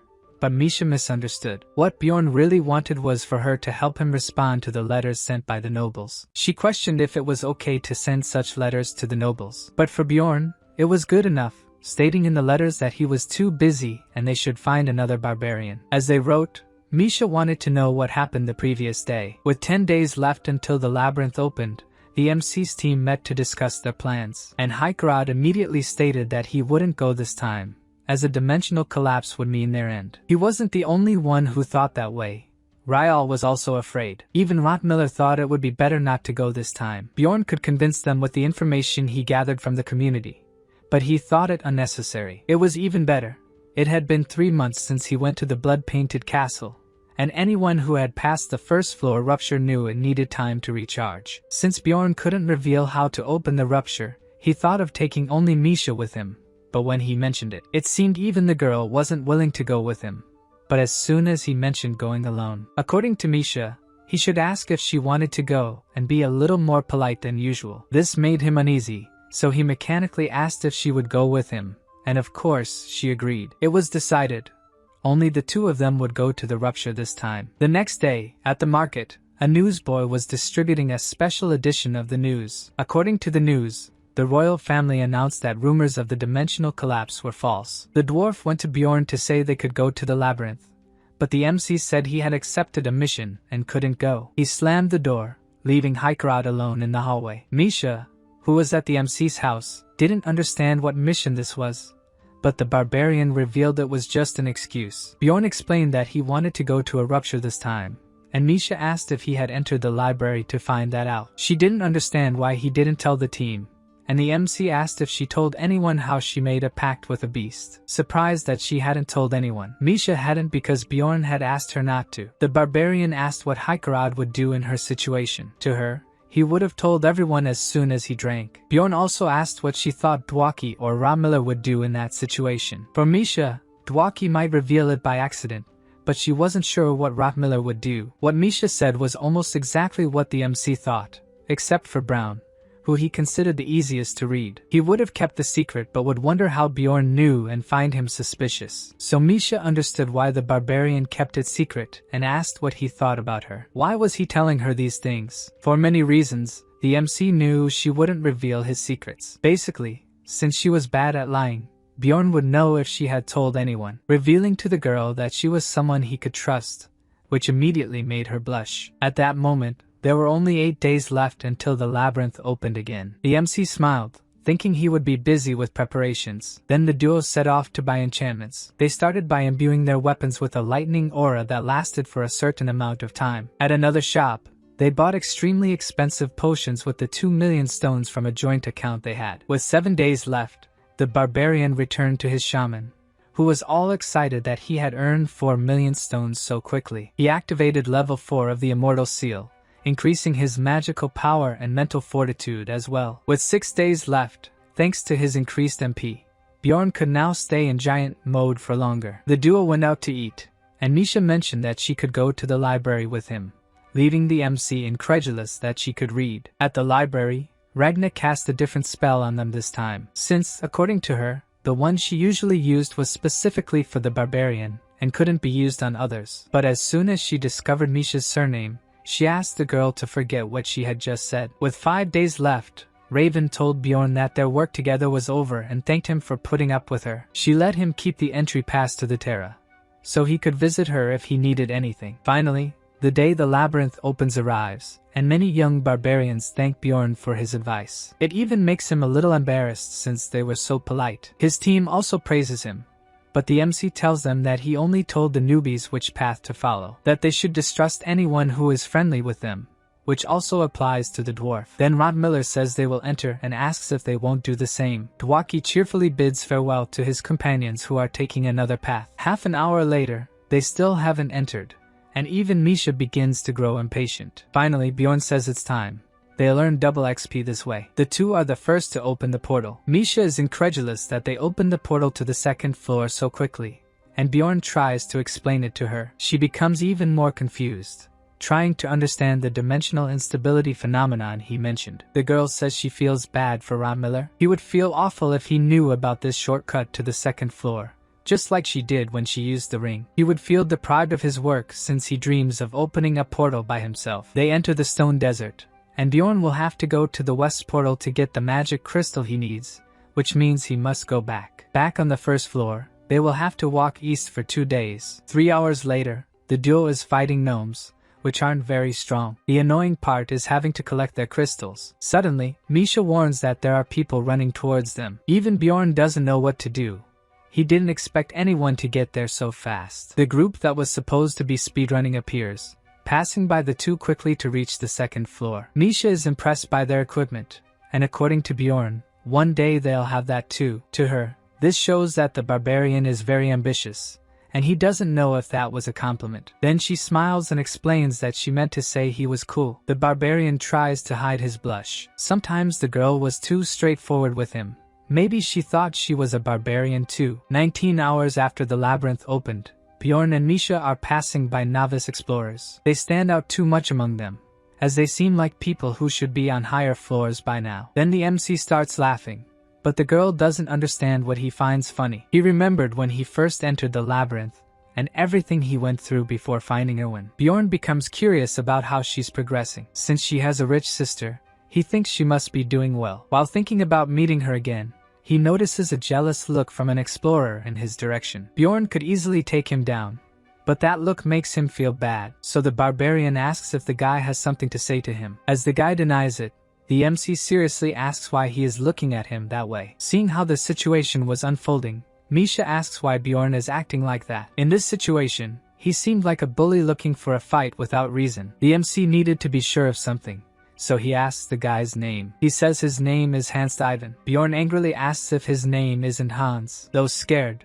the explorer reaffirms his name is Hans. As the MC starts to think he made a mistake, Hans explains that his name was Hans, but he changed it because it was too common. Now Bjorn is sure why he felt so bad about the guy. It had to be a Hans. Annoyed, he tells Hans to keep that name forever. Then a loud noise hits the labyrinth. Bjorn grabs Misha and starts running, as that was a sign that the rupture would open soon. While running, the MC thinks that even if they change their name, a Hans will always be a Hans. It takes about 3 days for a rupture to open, so for it to happen now, someone must have used Bjorn's method before him. He wonders if the person who did it is a player or just someone clever. he would only find out inside. Then Bjorn holds Misha and asks her to hold on tightly to him while he dives into the rupture. The explorers who open the rupture, seeing the duo, conclude that the two seem trustworthy. The three explorers are Carlson, Avman, and Gensha. Calmly, the MC introduces himself as Bjorn, son of Thor, and introduces Misha as Michelle. The girl, who doesn't know how to lie, barely hides her surprise at being called by another name. Gensha is the group's guide, and Carlson is their warrior. From Bjorn's observation, they are novice explorers. This will be a different situation from the first rupture. The rupture opens normally every 5 or 6 months, and since it opened on the first floor, there wouldn't be any intermediate explorers there. If they had opened it in the Beast's Glade, it would make sense for the other explorers to be novices. Putting that aside, Bjorn asks what Avman does. The Beastman just points to a crossbow he carries on his back, but the MC wanted to know more. Avman asks the MC to introduce himself first, and he says he's at the 6th rank and Michelle at the 7th, while Avman is at the 5th. Considering his rank, Bjorn asks what he's doing down there, but the Beastman just returns the question. The MC lies that they lost their group, and since the two didn't have a guide, they stayed on the first floor until they noticed the rupture. Avman says the same happened to him, except he left his group a while ago. Bjorn wasn't sure if there was an archer who explored alone, but the guy seemed credible. There's also the possibility the duo lied about who they really were. The question Bjorn wanted answered was which one of them had opened the rupture. It was decided that everyone would get a share of what they found, except for the newbie duo, who would split one share. If the essence of the Guardian appeared, it would go to Misha. Then Avman calls them to move forward. In the group's new formation, Bjorn stayed at the front and Misha at the rear. The MC was used to the dark maps of the labyrinth, so being in a place like that, full of snow, felt strange. Since the rupture that opened is the same one they originally wanted, they'll be able to use the items they bought earlier. Half an hour later, they encounter a Yeti, an elite 7th rank guardian monster. Gensha is apprehensive about fighting the monster, but according to Avman, they need to pass by it to proceed. Carlson is also scared, but Bjorn tells him it will be fine. Avman is the one who takes combat stance in the group. He shoots accurately at the Yeti, but as expected, the monster manages to block the attack. Being a more experienced explorer, the Beastman isn't bothered by this. Bjorn notices that the Yeti can't get rid of the arrow, wondering if this was the hook arrow ability. With his part done, Avman says the rest of the group should finish off the monster, so the MC takes the lead, facing the monster with his shield. He corners the Yeti using his mace, and calls Michelle to finish the job. The girl leaps over the monster, precisely hitting both of the Yeti's eyes with her daggers. The MC only gives a look to the group, saying those were his and his girl's skills. If they understood that, they should never be caught. Avman praises the duo's work. They entered the frozen cave and fought against countless ice wolves, which makes sense, as they are the only monsters that appear on the first floor. Be that as it may, Bjorn and Misha did most of the work there, although the bear guy also helped a bit. As soon as the pillar appeared, Bjorn knew which way to go, either because the mob wasn't a player or because he was just pretending not to know. The group arrives at a staircase that Gensha finds scary, so Bjorn takes the lead. The MC notices that they pass by a pillar where something is hidden, but even if they knew, they wouldn't act so obviously. When they descend the staircase, Gensha comments that it's much brighter and questions what that pillar-looking thing is. As soon as the girl touches it, it begins to shine, surprising everyone. Then the Beastman says that must be the key, and after some monsters appear, the path will open. The MC, observing, thinks that he's in gamer mode again, and that it won't be just a few monsters, but a boss will likely appear. Before the boss showed up, a large wave of wolves reappeared. Surprising the explorers, Bjorn suggests they head to the stairs, where it will be easier to defend themselves. In the first wave, about 20 wolves appeared, but from the second wave on, 8th ranking monsters began to appear gradually. Suddenly, even an ice golem shows up with a slowing ability, so it needs to be defeated quickly. With a single strike, the MC manages to crush the creature, but as soon as the golem is defeated, the Lord of the Snowy Fields, Katumba, a superior variant of a Yeti, appears. Before even approaching, the creature uses suppression on the group. Bjorn remembered being hit by this type of ability when he was attacked by invaders. Unlike him, his group members didn't know what to do and could be hit by the ability every time. They could either bite their tongues like Misha did to keep the bleeding going, or they could do like Bjorn, using his magic resistance to withstand the effects of the ability. Counterattacking, the barbarian uses his wild wave, running towards the creature. Right behind him, Misha joins to protect his rear, but before the MC could strike, Katumba Katumba used the freezing eruption. Although the ice attack hurts, it's not enough to stop the barbarian, who manages to hit the monster in the head. Even injured, Katumba doesn't give up and tries to punch the barbarian. He quickly dodges the attack and strikes the creature again. Despite this, the monster remains strong. Then Abman's voice echoes in the MC's head, telling him to get out quickly if he doesn't want to die. He uses the enhancement ability along with the dangerous material 1 and fires a powerful arrow at Katumba. The attack is so powerful that it destroys other smaller beasts around. Bjorn observes that the attack has that type of ability as well. The attacks weren't single target, as he had thought, and Misha questions what kind of arrow that was. To the barbarian's discontent, Abman could also attack in an area. In fact, he didn't know if it was really area damage, but with that guy, the 9th wave was easily defeated. Thanks to this, they had the chance to start settling accounts, as 2 essences appeared. According to Abman, that was a lot of luck, and he tells the group to divide the essences since he wasn't interested in them. Then Bjorn declares that the 2 rookies can have the red one. His teammate questions whether it was the Yeti's essence, and the barbarian asks if there was really any problem with keeping it. Frightened, the guy says there's no problem at all. He wouldn't risk going against a barbarian. Approaching the MC, Misha congratulates him, saying he would become even stronger now. But he reveals that it wasn't for him,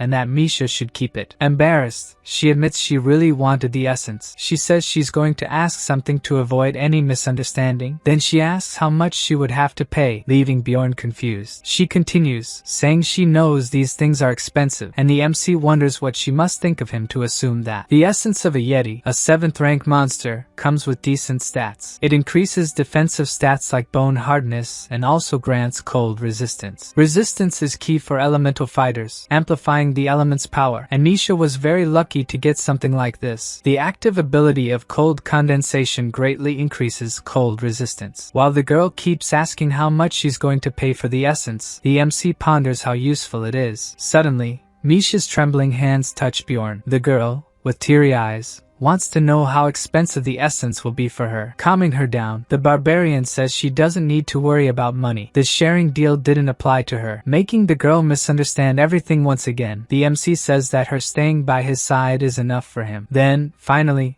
Misha absorbs the essence of the Yeti. This makes her feel strange, and Bjorn asks what the pair will do with the essence they obtained. According to them, both have decided that neither will use it, which makes the barbarian wonder why he would waste something so powerful just because they are beginners. According to the explorer, since it was an essence of an ice wolf, it wouldn't be suitable for him. Bjorn questions him, saying he knows about these wolves, but the guy reveals that he doesn't know much and thought he might find a better one later. Even though this sounds suspicious, in a rupture, several essences can appear, and the MC asks if the girl also won't use it. Gensha explains that it's very expensive to erase essences, so it would be better not to make the same mistake again, which makes sense. Since either of them took the essence, the barbarian couldn't determine if they were guilty of being part of the mafia, questioning whether they were all on the same side. Suddenly, Misha alerts that something is coming from the ice ceiling. A large, sharp white claw appears from a hole in the ceiling. A gigantic white wolf stands in front of the group. They are apprehensive about the size of the lycanthrope that appears, except for Bjorn, who knows that this is the final boss. But he knows that he's not going to fight this boss now. Tarunbas uses his ice destruction ability, making the ground around the group crumbles, and they fall into a crevice. The group ends up in a special region where their agility status drops significantly and ice damage is doubled. The first to emerge from the freezing lake is the barbarian. The MC remembers that in the game, if you waited on the loading screen, you would start the 3rd chapter by emerging from the water. But in reality, he was thrown from side to side before ending up at the waterfall. Now he understands why this chapter starts with less health as you get thrown around by the water. As he thought that he should rest for a bit, Misha appeared, asking if he was okay. The barbarian says he's fine, and it seems the rest of the group also arrived safely. Abman lights a fire and calls the group to warm up around it. Since the guy carries wood with him, he must be a solo adventurer. Even sitting around the fire and wrapped in blankets, the novices continue to shiver with cold, unable to warm up. Thus, the Beastman concludes that they must be in a special region, which makes sense. He just doesn't understand why he's feeling so stiff, something that doesn't affect Misha since she now has resistance to the cold. The girl asks if the barbarian is also feeling all that cold, and apparently, the barbarian isn't as affected either. According to him, Despite his body trembling from the cold, it doesn't hurt. Then the girl responds that he's a stupid barbarian, and opening the blanket, she asks him to get closer to her to feel warmer. Blushing, the barbarian thinks he must not be interpreting the situation wrong, since even Admin is whistling at them. As it seemed safe, they decided to camp there, but Bjorn refused to sleep near them since one of them could be from the mafia. As they move away, the group questions whether they won't be cold, but according to Misha, they have their own fire. She says the barbarian can sleep first, but he wants to talk to her before that. The MC asks if anything about those three seemed suspicious, and according to her, there was one thing, which she tells her companion, but the author has kept it hidden from us for now. He praises Misha's observation. 6 hours later, the group resumed walking, and now what they need to do is follow the main path. All they needed to do was destroy the 8th rank monsters that appeared emerging from the ice walls. Even though most of the monsters there were 8th rank, the difficulty of that place was higher than that of the blood-painted castle. Due to the abnormality effect of that region, their agility drops, and ice damage is doubled. Bjorn wonders why the pair is complaining. 4 hours later, the group is faced with what appear to be ice orcs, and according to Admin, they are just rank 7 monsters. Frightened, Gensha asks if they will have to fight those things too. Those orcs must have been there for a reason. Suddenly, the ice around them shatters,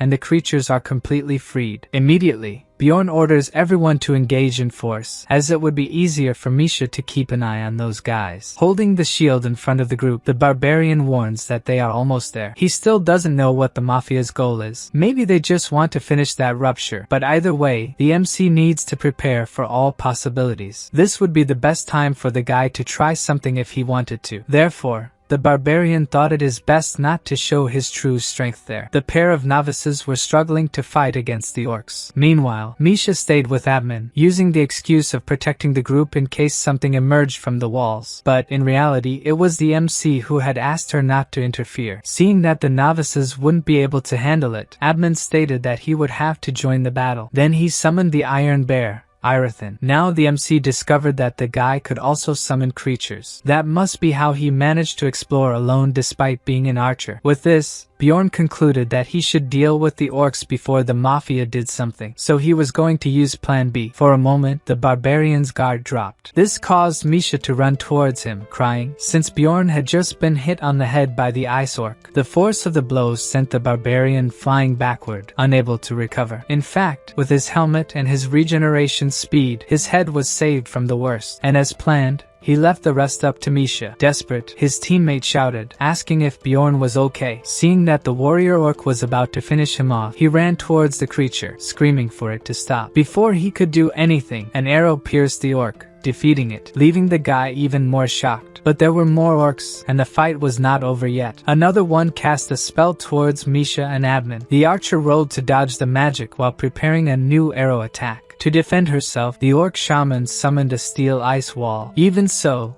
the arrow with the dangerous substance ability pierced through the wall, and still managed to hit the orc's head, leaving the novice surprised that Admin managed to defeat another one with just one attack. When Bjorn began to think that his plan had failed, a voice said that the soul count had been made and that the plan would continue. The system showed that Gensha used the weapon switch ability. She used the beast step, which grants advanced stealth and significantly increases her speed for 3 seconds, and also used vengeance, where the first strike delivers massive piercing and cutting power, and applies a bleeding status. The attack came so fast that the beast man didn't even have time to move. Smiling, Gensha said that this would be worth at least 30 million stones. With the girl's attack, the beast summoned by Admin disappeared. Suddenly, a potion flew through the air, hitting the traitor's head. She questioned what Misha threw at her, and the girl said it was Bjorn's turn to act. The barbarian used his wild wave and appeared enraged, right behind the traitor. Even so, she was too quick and managed to dodge the blow. Gensha reflected that the barbarian must have been expecting this and decided to use stealth again. But due to the potion Misha threw,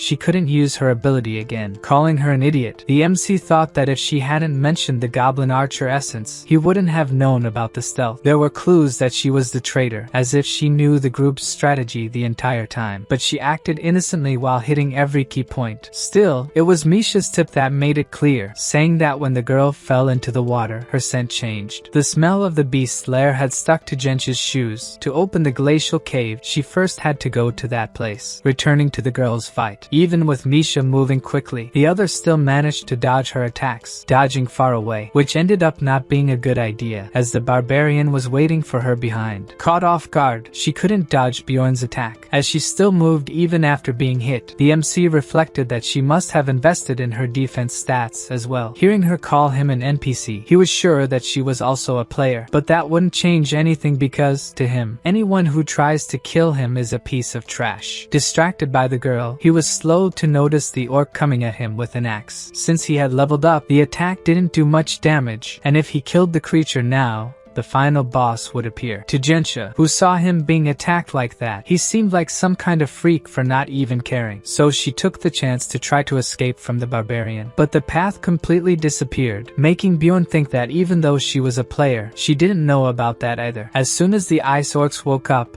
the ceiling collapsed, and the entire way to the exit was blocked. Meanwhile, the creature continued to chase him. Worried, Misha said she would handle the monster, but Bjorn warned her not to kill it, as it would interfere with his plans. He approached, facing the girl, who had no way to escape. Worried about what might happen, she asked him to wait, saying there must be some kind of misunderstanding. From what he had seen before, she was using vengeance, and the cooldown time of the ability was probably 3 minutes. While thinking that for at least 2 more minutes, she wouldn't be able to break through his shield, the girl attacked with all her might. To make her stop moving, the MC hit her in the arm. The terrible pain made her drop her dagger to the ground. With Genshin kneeling on the ground, the barbarian said that now she could explain the misunderstanding. Terrified, she began to say that she wasn't sure if he would believe her. Before she could explain anything, the barbarian put her to sleep, thinking about how she might have believed what he said. Looking at the equipment she left behind, at least part of it could go to Misha. After picking up Gensha's items, he wondered if he should talk to her now. But before that, he thought it's better to break a few limbs to make her switch weapons. Barely able to move, she said she would do anything, so the barbarian asked why she attacked them. Gensha explained that the Explorers Guild had her information, so she was trying to silence him. He had heard that the Heart of Ice only appeared there, but for the explanation, suddenly asked how the barbarian knew she had opened the rupture. Unintentionally, he had let that information slip. Crying, she asked if he was also a player or a specter. Despite the MC not looking at her, the girl whimpered, asking to be spared. She begged, saying she just wanted to go home, catching the barbarian by surprise. Gensha apologized, saying that she thought they were just NPCs and that if she had known they were real people, she would never have done this. Since he didn't say anything, she screamed, wanting an answer, but by that moment, Bjorn's heart had already calmed down. Then, he ended the girl, calling her an evil spirit. The system showed that he unlocked an achievement, killing his first player. Misha was the first to notice that her companion was returning. She welcomed him with a warm smile. Running toward him, she asked why he had taken so long, thinking that something bad might have happened. At that moment, the group's novice, who was fighting an orc, shouted for help. Unable to continue defending himself from the creature, he was hit in the chest. Seeing his situation, the barbarian told Misha she could finish the creature now using the new ability she had acquired. The girl used her cold condensation ability. As the orc was about to finish off the novice, who lay on the ground, screaming desperately, unable to do anything else, Misha used her new ability on the creature's wrists. The orc screamed as its wrists froze. The cold attribute prevented bleeding and regeneration, which was very useful depending on the type of enemy, in addition to restricting movement. Since it was an ice orc resistant to cold, only its wrists froze, but if it had been another creature, it would have frozen up to the elbows. While the orc was concerned with its frozen wrists, Misha appeared behind it. Riding the creature, she asked the barbarian if she could finish it off. Now that everything was set, the MC asked if she was ready. As she confirmed, the barbarian finished off the frozen orc. Now it was time to fight the boss. Roaring, the tyrant Tarumbas awoke from his long slumber. Tarumbas was 1.5 times the size of a normal lycanthrope, and had double the stats. More important than that was the ice mass, which maximized damage on targets with hypothermia. But honestly, it was just a 10-second fight for the barbarian. Even when attacked by smaller wolves, he was prepared for the fight and used the thunder herb, which increased his electricity attribute for 10 seconds. The barbarian knows that the boss has negative resistance against electricity, so both of them began to glow, with an explosion of lightning emanating from them. The tyrant was temporarily immobilized, but he had an ability ability that removed this status. He used the indomitable ability, and a large red aura appeared around him. To paralyze him again, Misha began throwing a type of magic stone at him. Known in the game as thunder bombs, they caused Tarumbas to become stunned. What followed was simple. The two only had to deal damage to him using weapons imbued with electricity. Watching the extremely fast combat, the novice was in shock. Luckily for the group, the boss left behind an essence. And once again,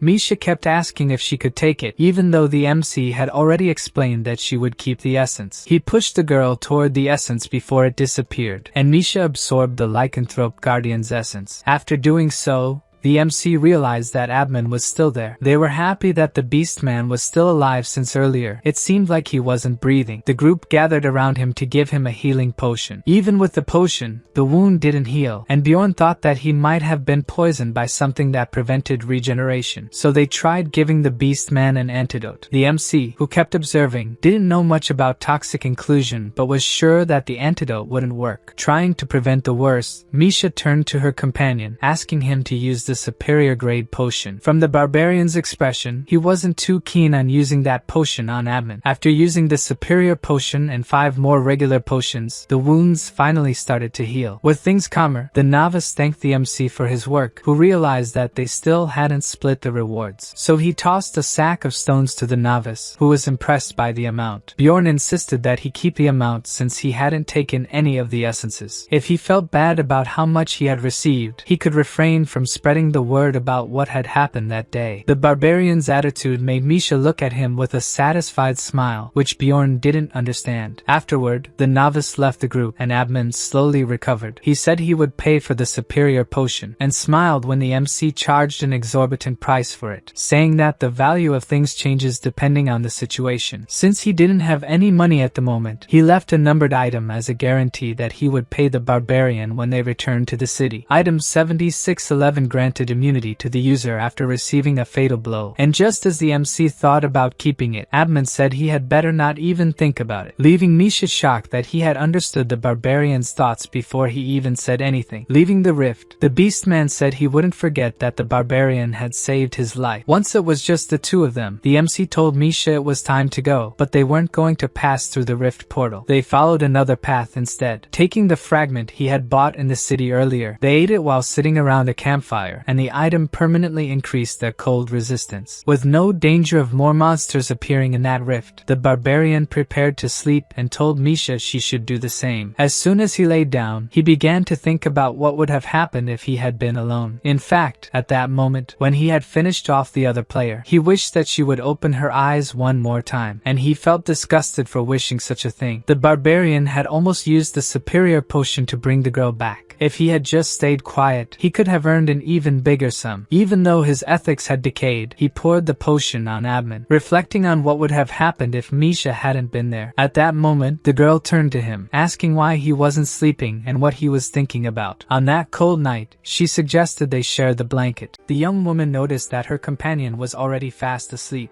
On the third day, already inside the crystal cave, a monster was sliced in half. Soon, the girl admired the new sword, while the other suspected it was a numbered item. Because of that, she was shocked to think such an item must be very expensive. Faced with the situation, the warrior then told her to use the sword for now, since he hadn't decided whether to sell it. Shortly after, a wolf lunged toward them, growling. Without hesitation, Ms. Shah pierced the monster and asked if they were going to the second floor now. A few hours later, she called him while holding a red essence. At the time, she stated she was already used to the sword, but the boy questioned her certainty, and she decided to keep hunting. Soon after, the huntress asked out of curiosity if he was making her fight out of laziness. The companion only wanted to know if she had doubts about him, causing her to deny everything and quicken her pace. Even with some doubt, her progress was satisfactory, as the Guardian's essence was obtained quickly. The lycanthrope essence was just as good as the Yeti's,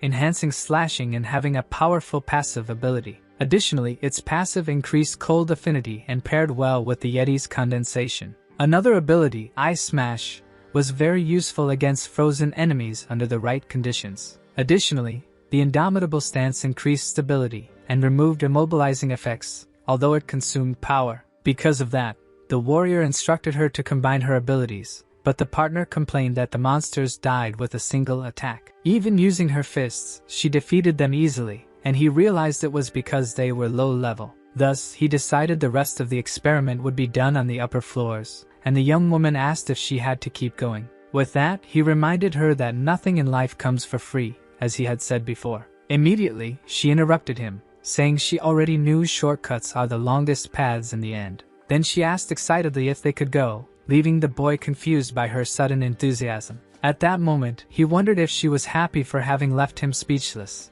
thinking that losing an argument might be useful. And so, the two continued walking through the crystal cave. Suddenly, the crystals glowed red and the girl alerted him, while he deduced the floor lord had been summoned. Right after, she said it was no big deal and that they should keep walking, feeling relieved for a second. However, she screamed in panic about the floor lord, making her ally complain about his ears hurting. Then he touched her shoulder to calm her, thinking her reaction was a trauma from Ryaki's. Finally, he explained that the first floor's lord was weaker, and she asked if they were safe. In response, Ms. Sha then wondered who would make such a rookie mistake, but Bjorn suggested it might not have been a mistake. Meanwhile, far away, a man remembered who had bought the guide to hunt the lord, considering the buyer very impatient. As soon as they entered the land of the dead on the second floor, the girl confessed she missed Rottmiller's presence. In response, the companion commented that it had been a while, reminding himself that he went through a lot there. At that moment, a memory made him recall when he smashed skeletons alongside Einar. He also remembered when they beat the death demons. Soon after, the memory shifted to a psychopath who almost killed them but spared them in exchange for silence. Back to the present,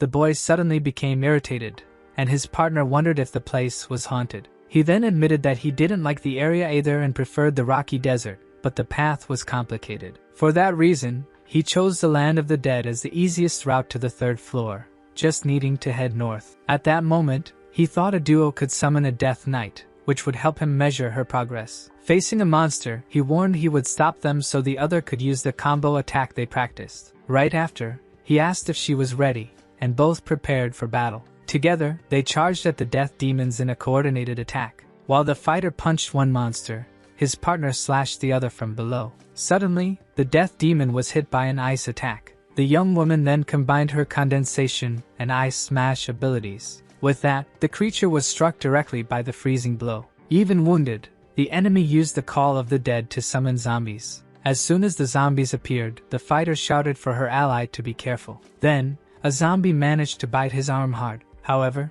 the creature seemed confused when its teeth began to break. The warrior then threw the zombie away effortlessly. Right after, the other one called out to him in the middle of an attack. She ran to ask if he was okay, but noticed his wound healing. Curious, she wanted to know what kind of beast he was, but was told to stop staring and fight. After that, they continued training while traveling north. Through training, the young woman finally understood the difference between frostburn and freezing effects. Encountering a chimera wolf was a surprise that taught her to use the indomitable stance to break free from immobilization. In response, the young man warned that the ability consumes a lot of energy, but she snapped back, asking if he was treating her like a baby. A moment later, she was exhausted and complained about a strange sensation, just as he had predicted. Even so, she asked to be let go, but was simply told to be quiet and recover. More time passed, and while they were resting around a campfire, other adventurers approached. Thus, Bjorn overheard two nearby men talking about him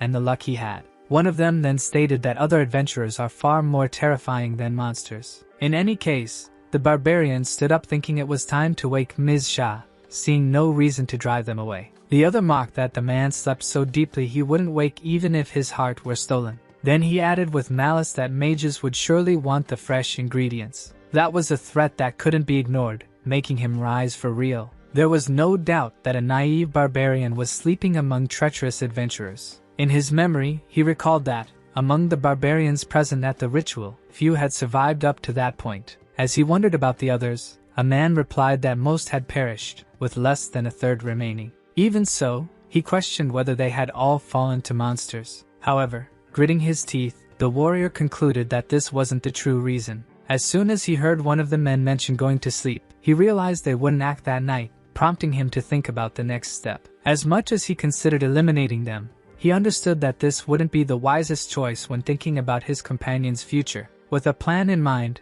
he woke Ms. Shah and instructed her to change clothes. Meanwhile, the campfire flames continued burning in the darkness. Some time later, while the other adventurers slept, one of them yawned, still on watch duty. Then, the barbarian took a deep breath, preparing for what was to come. With a sudden shout, he woke the men, who reacted startled, asking who was there. The girl approached, asking what the fuss was about, but the giant simply replied that he felt like it. Right after, one of the men spotted them and warned the group that there were humans present. Confirming the presence, the scarred warrior reinforced the information, and the adventurer ordered them to stop moving. The man's voice came in whispers as he asked Royce to wake his companion, who startled at the touch. Upon waking, he wanted to know what was going on, and Royce explained it was another adventurer. Karen complained about being woken up, but his companion reminded him that adventurers are dangerous. Suddenly, he recognized the visitor and exclaimed that it was his kin, confusing Royce. Shortly after,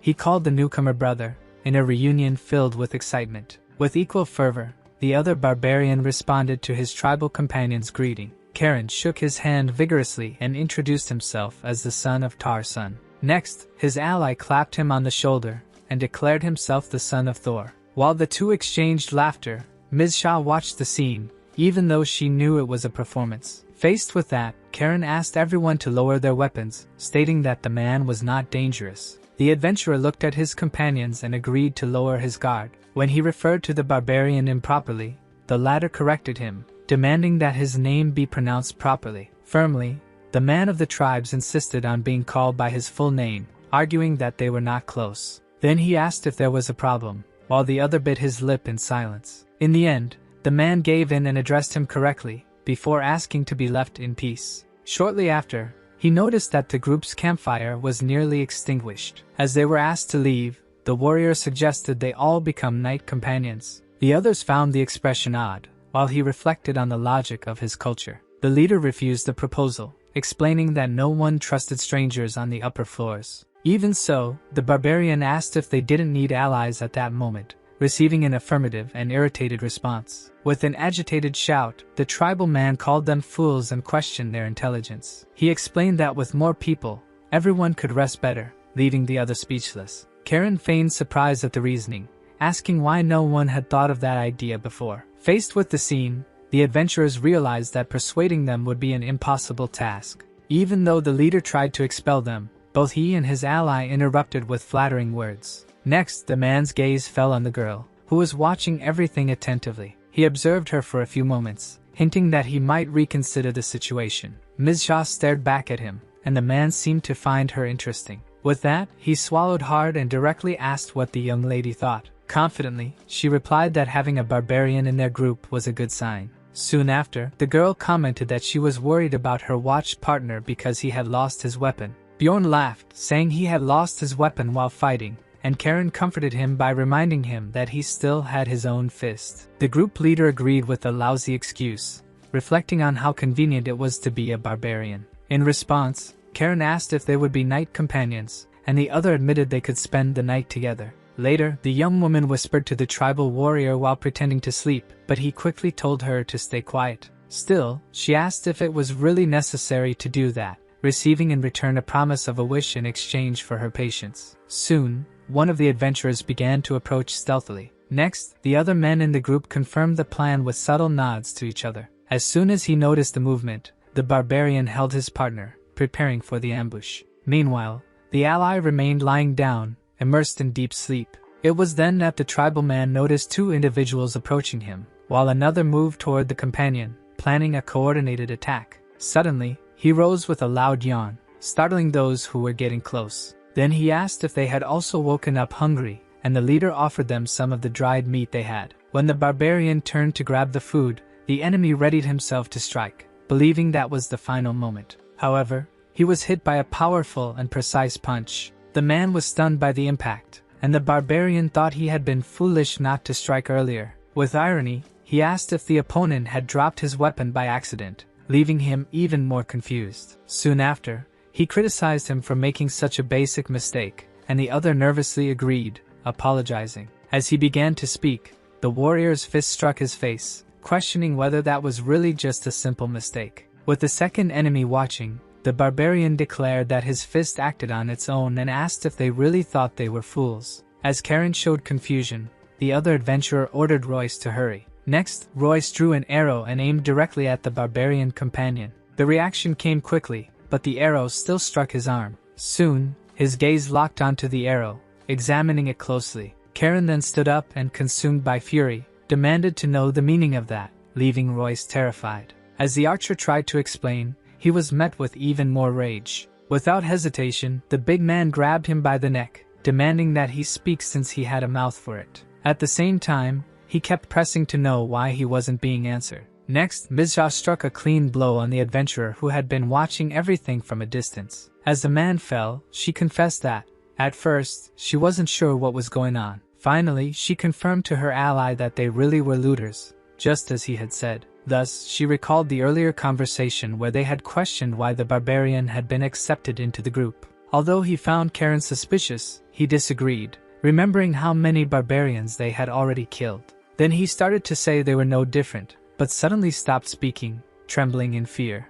Noticing his fear, the warrior looked at him and asked why he had stopped talking. At that moment, Bjorn grabbed him and told him to think again if he thought it was a joke. Right after breaking his finger, the barbarian ordered him to keep talking. Through tears, the man confessed that he saw them as monsters, and that whoever kills first takes the spoils. With fury in his eyes, Karen bit his lip and asked who had said that. The warrior's hand trembled as he held his weapon. He pointed to Victor, who was tied up, but only ordered him to continue. The interrogated man revealed that Victor had also said the beast woman was just as foolish as the barbarians. He went on, saying the other man saw different uses for her and thought she was pretty. However, before he could finish the offensive remark, Ms. Shah shouted for him to stop immediately. With a swift move, Bjorn snatched the scroll from his hand. Then, he turned the scroll around and showed it to the beast woman, who looked at the contents angrily. Bjorn asked who had said what was written on the scroll, and the man pointed to Betrayal.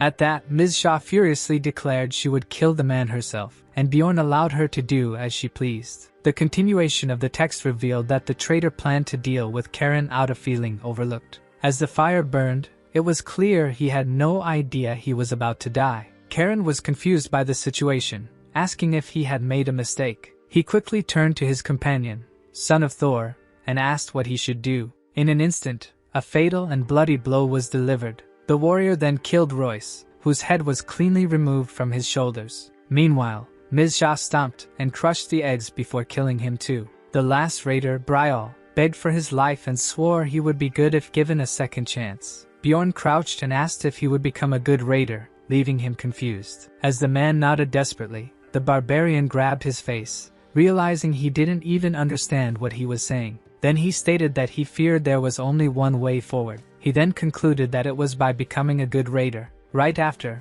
a potion was poured over the severed arm. Karen deliberately left a scar on his body, as his tribe sees them as badges of honor to grow stronger. Bjorn offered the spoils to his ally, who at first refused but accepted after some insistence. With that, he took a large hammer and thanked him, saying it would be useful against stronger enemies. The other asked if that was all he wanted, but he declined the rest, saying it was too small. Then, Bjorn decided to escort him safely to the first floor. When they arrived at the south portal, Karen called him by the false name, Bjorn, son of Thor. The warrior then revealed his true name, and the barbarian was shocked to discover he was the famous little Valken. Overjoyed, he promised to sell the items and buy equipment that would suit him. Soon after, the barbarian was advised to become strong to help the younger ones, and he promised to do so for his people. As they walked, Bjorn reflected on how those of the same race were, unfortunately, the least influential at the moment. Despite their individual potential, they lacked resources and training against other adventurers who hunted them. Because of this, many of them died very early in their journeys. He then thought that if more novices like Karen survived the early challenges,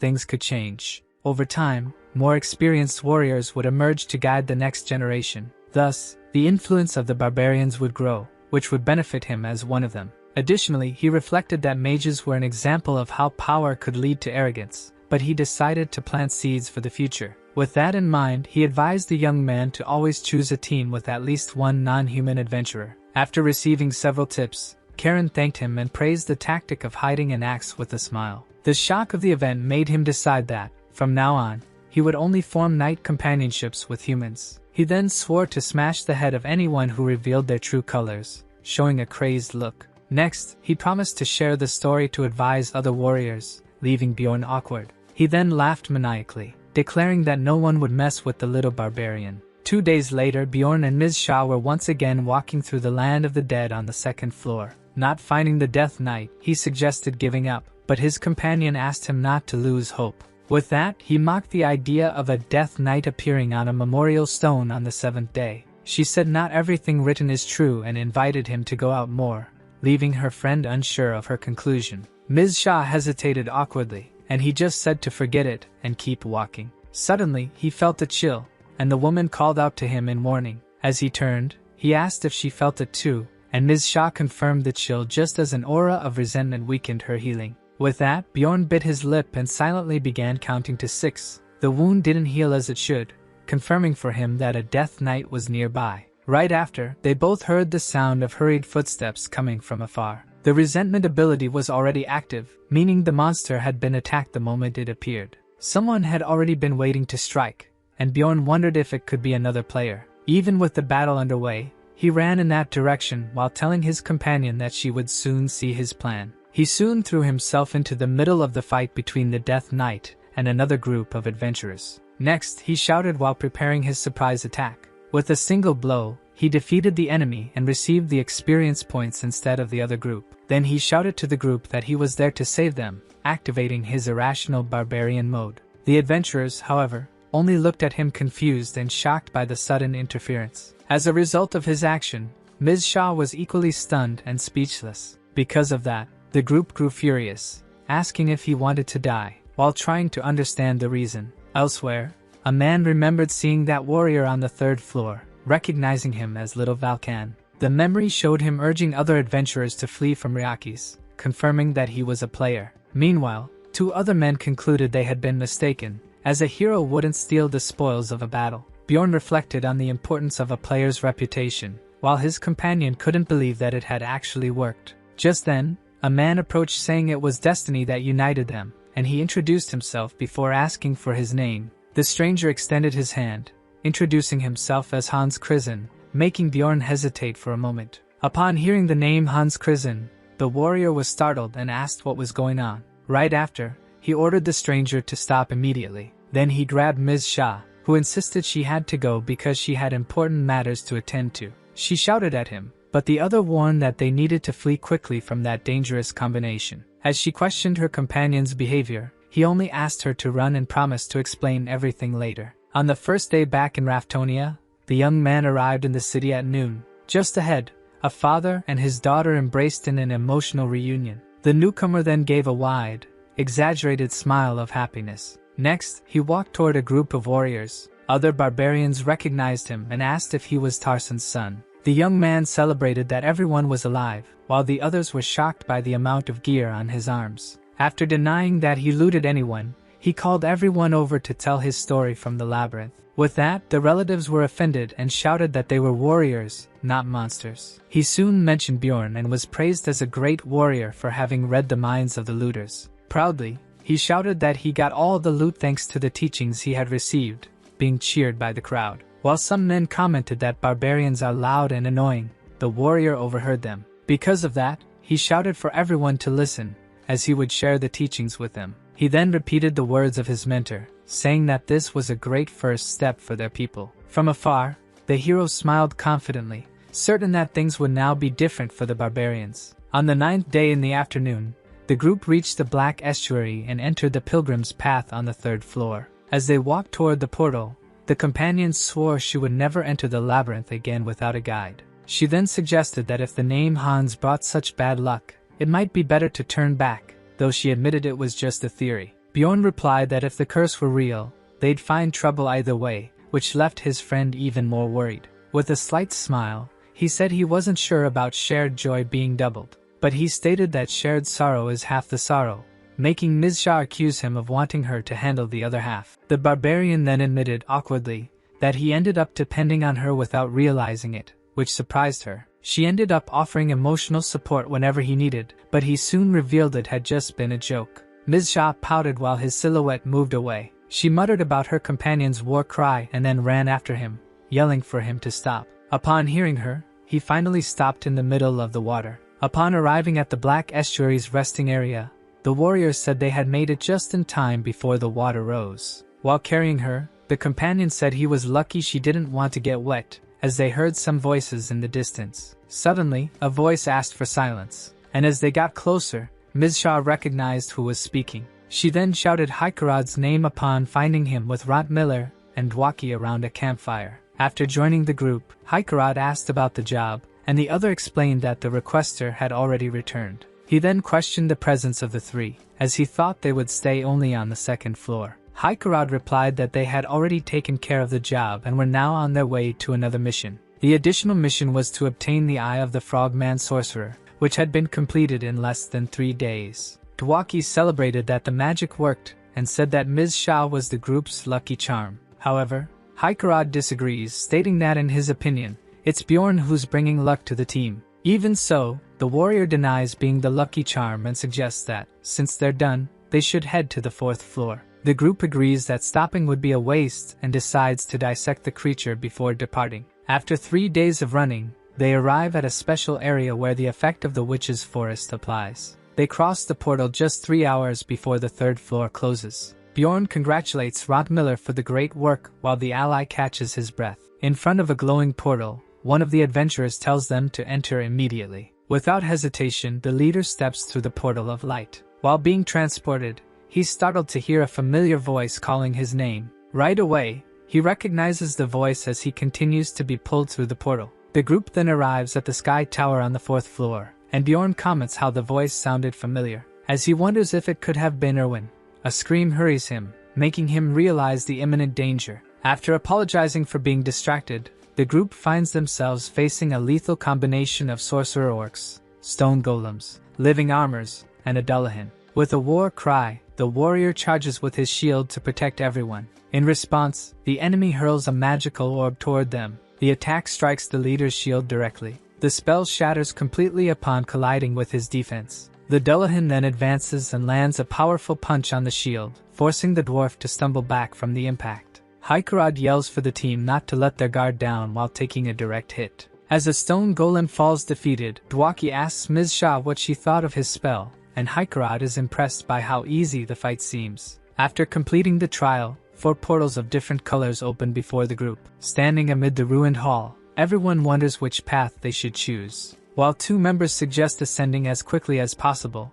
Bjorn decides that wisdom is the best choice. They then choose the Stairway of Wisdom, and Rotmiller warns everyone not to fall too far behind. The barbarian notices a symbol and wonders if things would have turned out differently had they chosen another path. Suddenly, a ghostly red skull appears above him, as he lies on the ground. He soon props himself up on the floor. As he tries to stand, Mish's body falls beside him. Looking around, he sees Rotmiller, Dwaki, and Hikarod also defeated. With his eyes wide in horror, he realizes all of it might have been avoidable. After deciding to use the Stairs of Wisdom, they had ascended from the lower floor. Soon after, the group used the Stairs of Courage and Wisdom to reach the 12th floor. It was then that they encountered a troll, one of the worst level 5 monsters. Terrified, Ms. Shaw wonders why such a creature would be there. The warrior is also irritated upon realizing that annoying monster was inside the tower. He thinks the odds of encountering it were incredibly low, as they usually only appear on much higher floors. The appearance of a boss monster on the 12th floor leaves him perplexed. Suddenly, he has a vision of Hans and questions what kind of grudge he holds. With a sudden shout,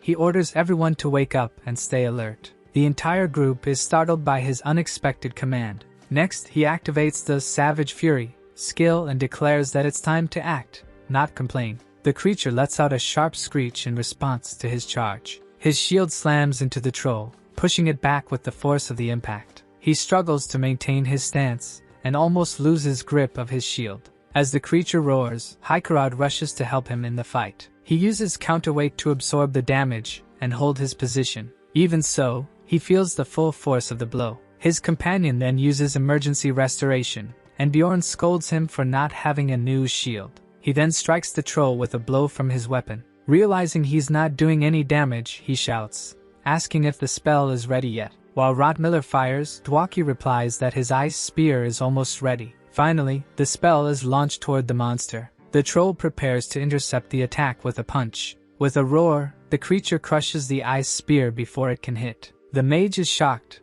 unable to believe his attack was nullified so easily. Right after, Ms. Shah yells not to give up and charges into the fight. After multiple slashes, she realizes the monster's skin is far too tough. Dwaki panics, insisting they need to flee immediately. With a powerful shield slam on the ground, the barbarian reprimands him and tells him to focus. Next, he questions where exactly they could even run to in that situation. He remembers that the last time he fought a level 5 monster, he had the help of a powerful mage. In that fight, they used solar magic and even a sacred item capable of killing a death knight. Despite all the combined firepower, the result was not what they expected. Even with the attack, the vampire didn't die, and his defense wasn't even known for being strong. He then thinks that a troll, on the other hand, has incredible regenerative and defensive abilities. With that in mind, he warns everyone that the battle will be long and grueling. 15 minutes pass in the fight, but for the group it felt like an entire hour.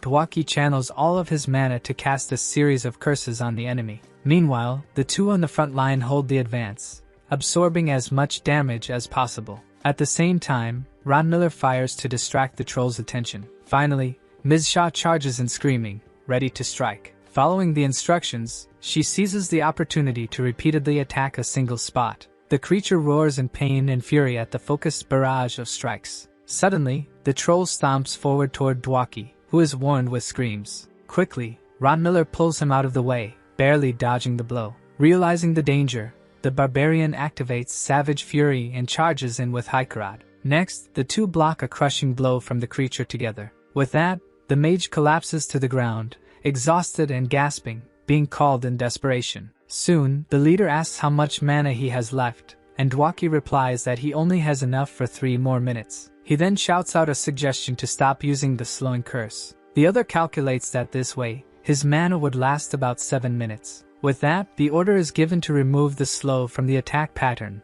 along with the declaration of the new time limit. Even understanding the plan, Ms. Shah attacks and complains that she isn't dealing enough damage. The warrior then orders Haikarad to hold the monster alone, and he asks what he plans to do. He soon draws a mace, explaining that there's nothing better to break something. The weapon is then enveloped in destructive energy. To counter, the troll activates Battle Fever, which boosts its attributes and makes it immune to pain. It immediately strikes the main enemy, hitting his arm with the blow. The barbarian screams and prepares for the next attack. Right after, he strikes the creature's arm with the mace. Then he unleashes a flurry of powerful blows on the same spot. The final hit is strong enough to break the monster's bone. After shattering the creature's arm, he immediately calls out for Ms. Shah. With a quick slash, she charges in and severs the wounded limb from the troll's body. The creature's severed arm crashes heavily to the ground. In response, the enemy activates hyper-regeneration to heal the injury. The warrior is irritated,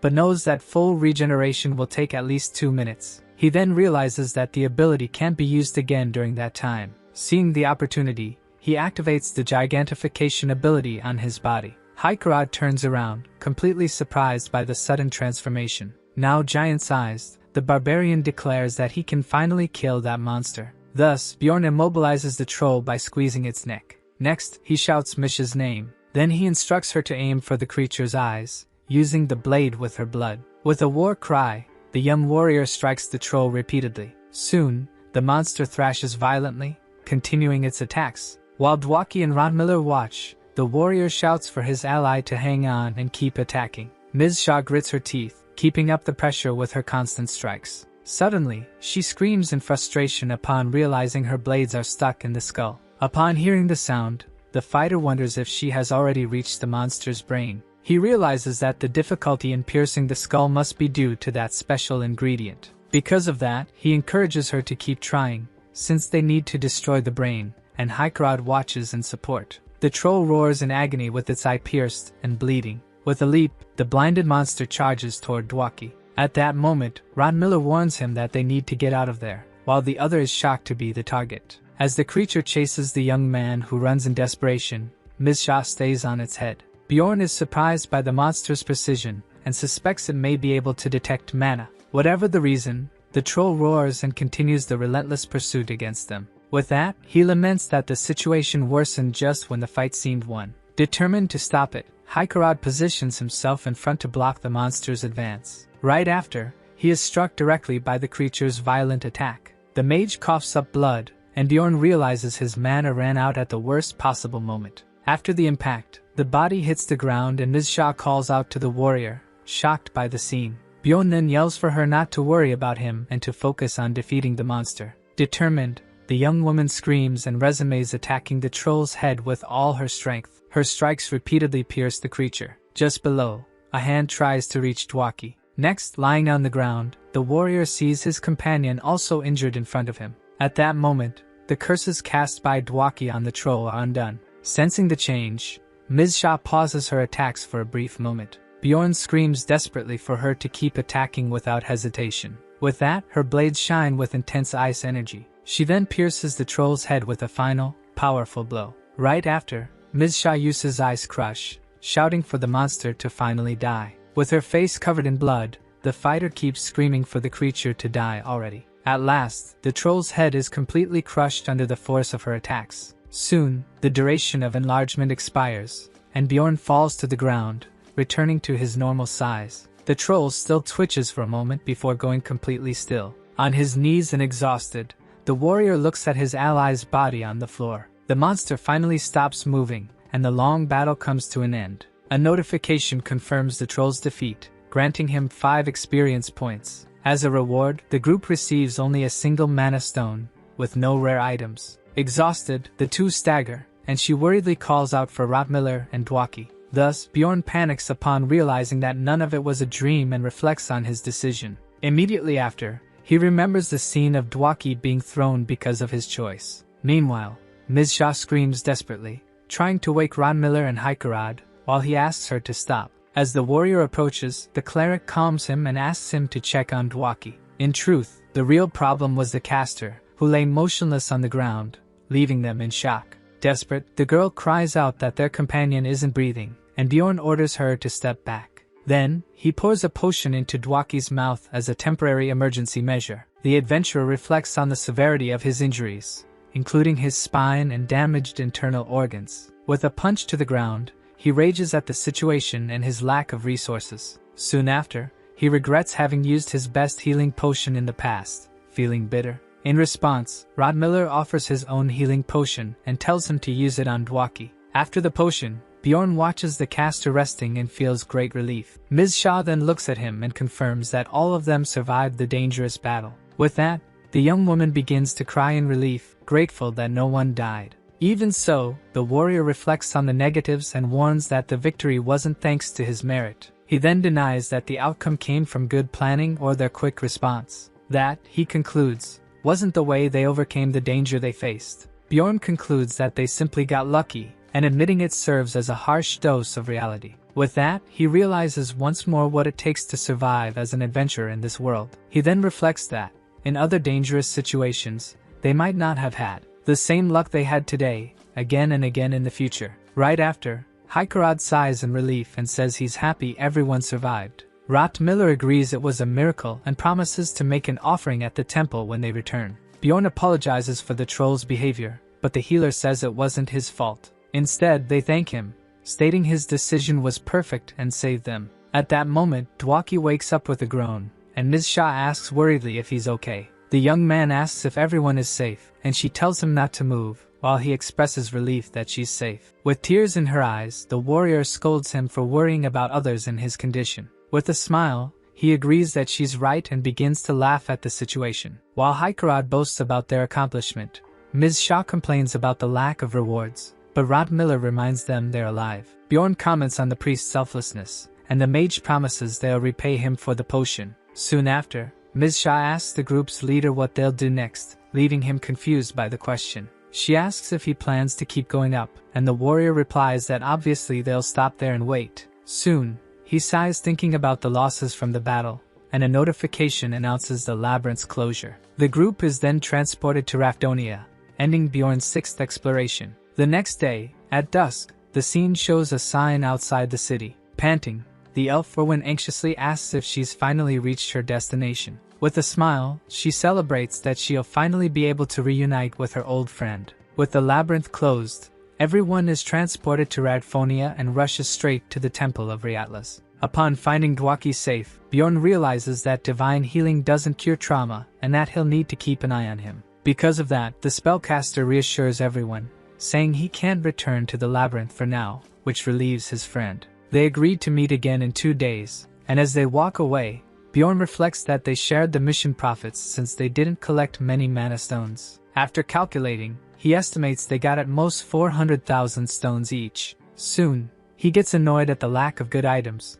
and Ms. Shah asks what his plans are. He replies that they'll return to his room to shower, but quickly clarifies it's so they can sell the items. Still, he warns her not to think about running off, but the girl denies she was thinking that. She then decides to bathe in his room out of laziness, and the warrior agrees without any problem. Shortly after, Ms. Shah is surprised to see that he's already finished bathing. Bjorn reassures her not to rush, as they need to visit many places to sell the items. Excited by the idea, the girl heads to the bath. While waiting, he separates the items he'll sell from those he might use later. At that moment, someone knocks on the door calling for Bjorn Yandel, and he wonders who it could be. When he opens it, he demands that the guild man be brief and get straight to the point. The visitor wipes his sweat, visibly nervous about the situation. He then informs that a barbarian named Karen Tarsun requested Bjorn's presence as a witness. According to him, Karen claimed that the warrior would prove he's not a looter. Bjorn becomes furious upon realizing the rookie barbarian is in danger.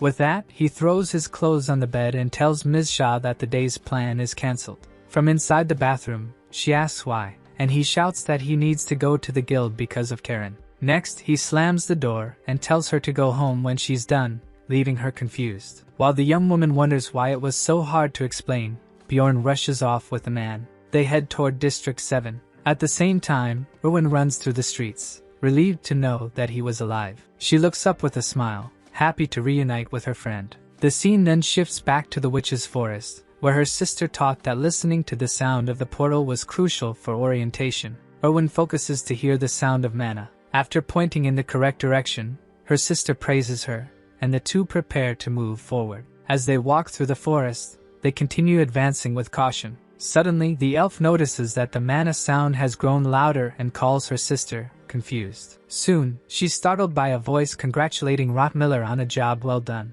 Recognizing that warm voice, Owen runs toward the sound as her sister calls out to her. The other shouts for Owen once again, but the young woman keeps running without stopping. Owen charges ahead, certain that it's the voice of her good old friend. Thus, she runs toward the light, sure that it's him, even with different gear and his face covered by a helmet. Next, Owen calls out to Bjorn. Moments later, the elf calls him again, full of hope. Determined, she runs thinking she must reach him no matter what. With that, her sister dashes at full speed toward her. Finally, the older one stops her at the last second, ordering her to stop immediately. The older sister warns her of the danger, but Owen insists that it was him, even without having seen his face. In tears, she struggles, asking why they won't let her go. Seeing the girl's desperation, her sister calls her by name as she sobs uncontrollably. Meanwhile, the older one is shocked by his reputation, but other adventurers comment that everyone knows Bjorn Yandel. Running through the streets, Owen reflects that she didn't know anything because she was isolated and wonders why her sister didn't tell her.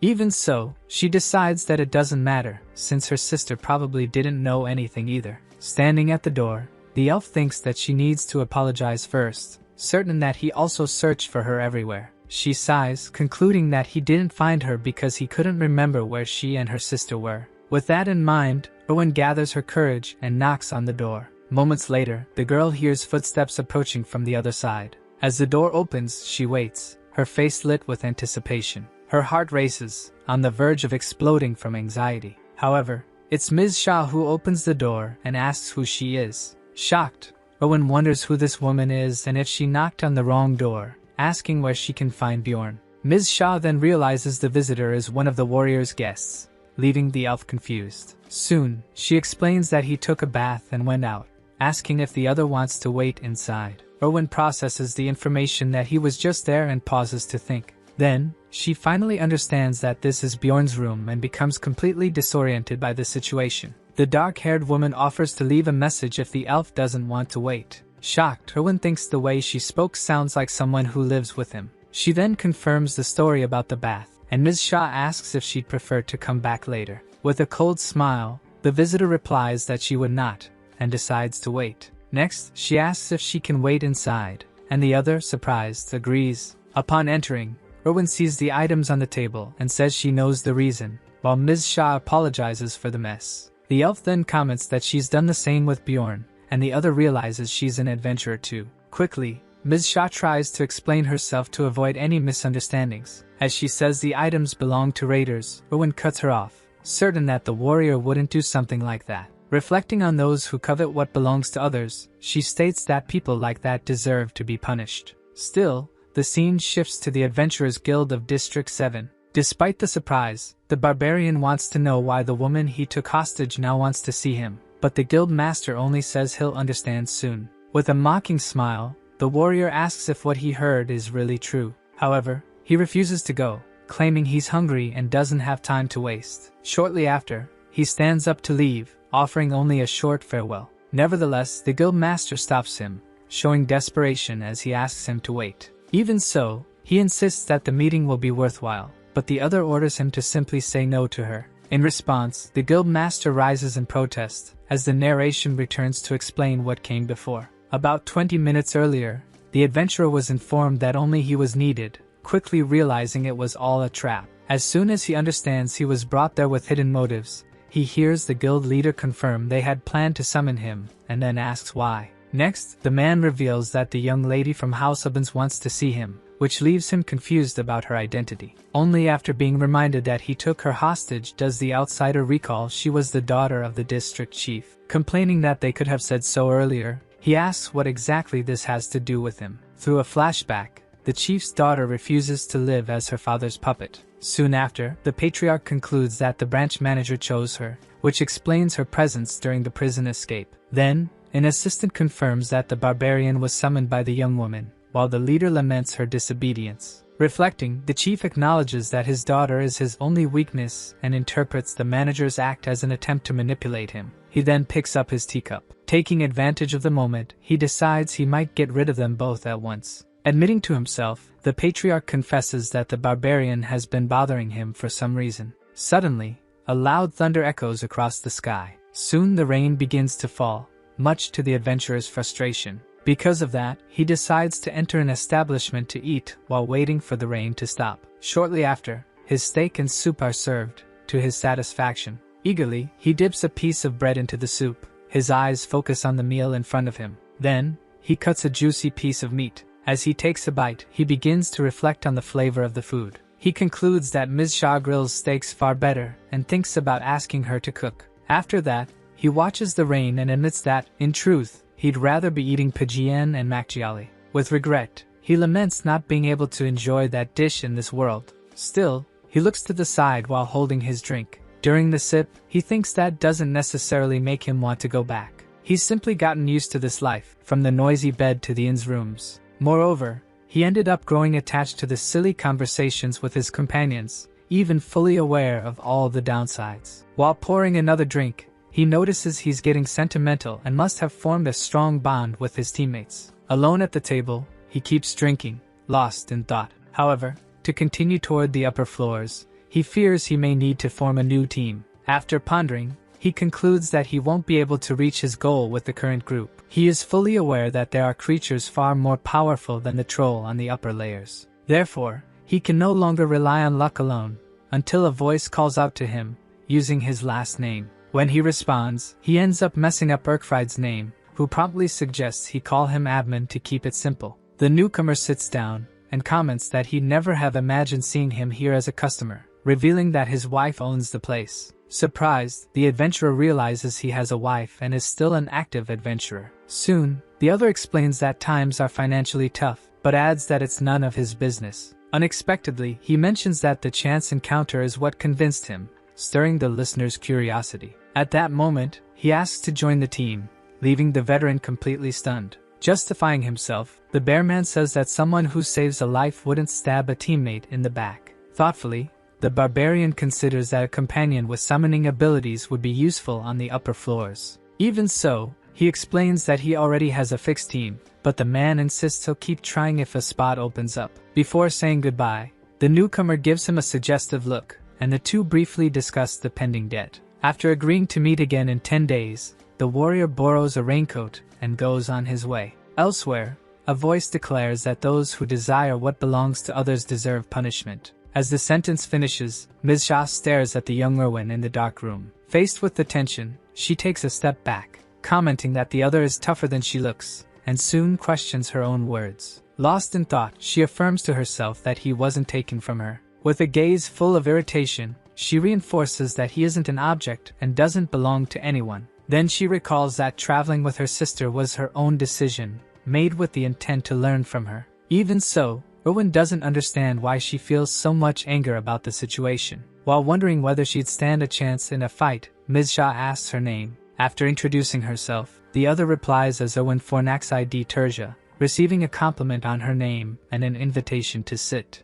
Next, the two sit at the table, remaining silent across from one another. Shortly after, the visitor asks if, by any chance, the host is in a relationship. A bit nervously, she denies it, explaining that she and the adventurer are just companions, and Erwin says she understands now. She clarifies that she got confused because she heard they bathed together, but Ms. Shah quickly corrects her, saying she just used his bathroom. Faced with that, the girl assumes her place must be pretty far, but the other replies that it's not so far after all. Mentally, Erwin starts wondering if she's dealing with some sort of low trick. Changing the subject, the homeowner asks how she knows the warrior, and the other answers that they were companions, referring to him with a nickname. Upon hearing it, Ms. Shah repeats the name in a low voice, intrigued. The former companion asks if there's a problem with that, and the quick response is a no. Then Erwin describes the special bond she shares with him, as first allies, leaving the other woman deep in thought. Because of that, Ms. Shah suggests that perhaps she's the only one who gives that much meaning to the relationship.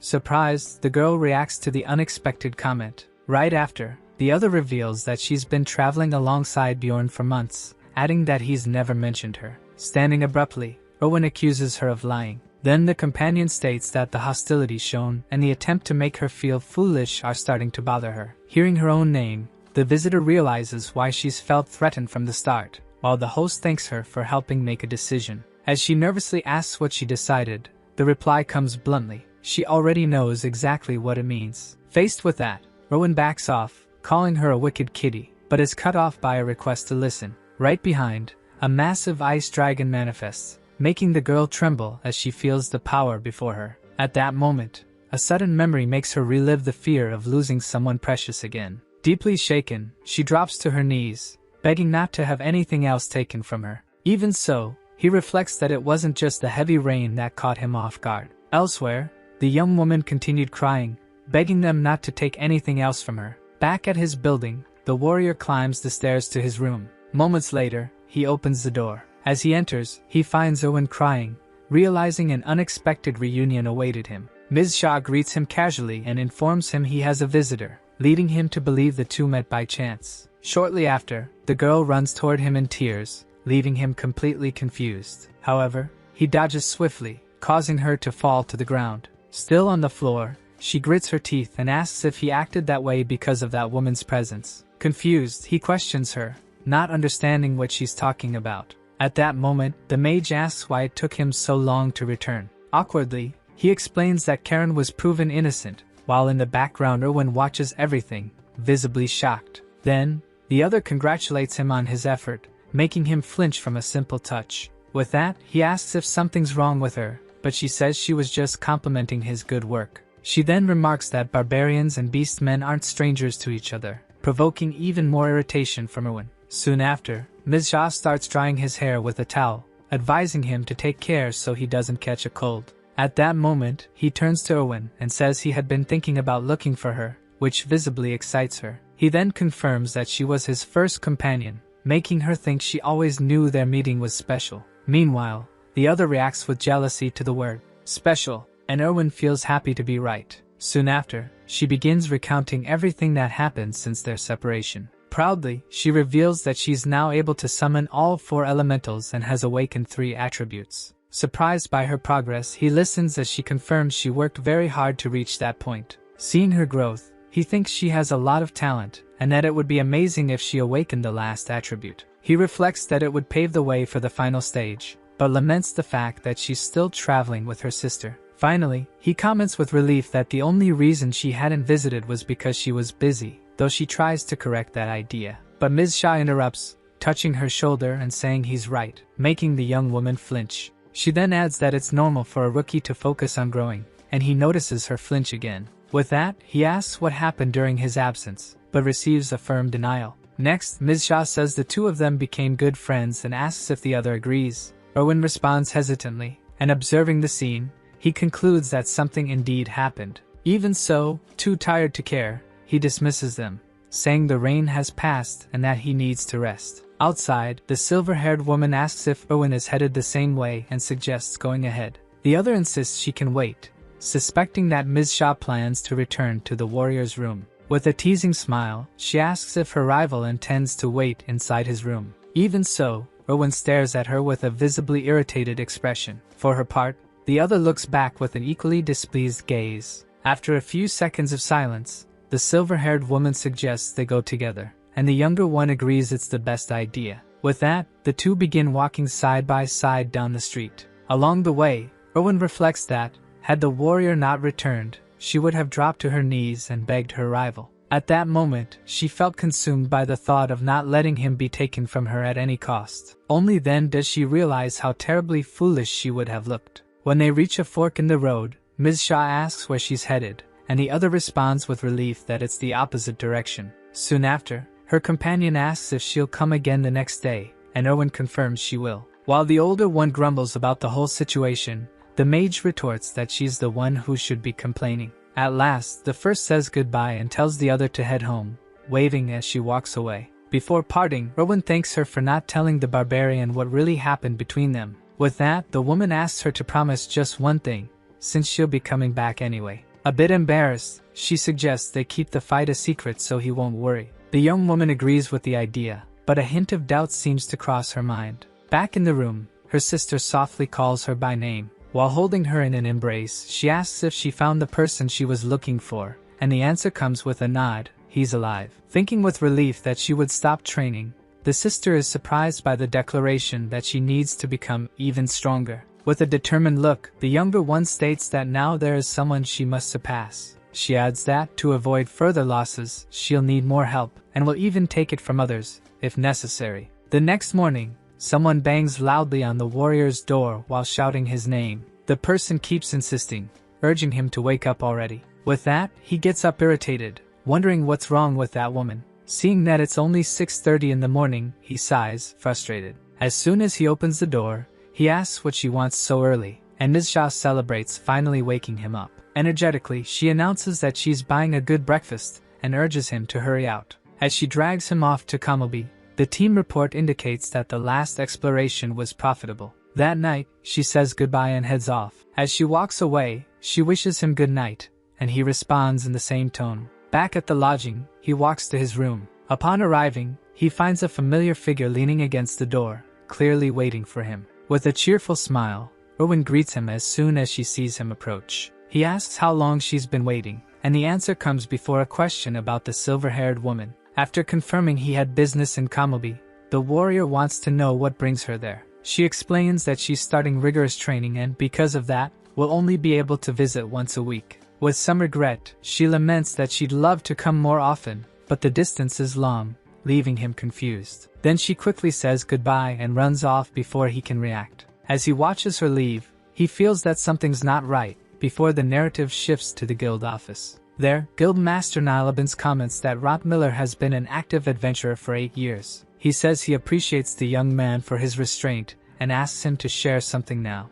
With a calm smile, Nile encourages him to let his guard down, promising he'll like the offer. The next day, as they gather in a tavern, the group estimates that each will receive 550,000. Soon, the barbarian remarks that the frogman's organs brought in a good amount thanks to Rottmiller's clean work. In response, the other says it was the least he could do, while the warrior checks the earnings from the trip. Upon confirming the total of 1.27 million, he realizes this was more profitable than the previous ones. With a smile, he considers that with this much accumulated profit, he'll soon reach stage 6 certification. While taking a sip of his drink, Hikarad Murad protests, saying he shouldn't be drinking alone. Not understanding why, he watches the dwarf grab the mug and insists that this is a celebration toast. Then everyone raises their glasses and toast together, celebrating another safe return. The celebration continues joyfully, with everyone enjoying the good food and the fact that they survived the encounter with the troll.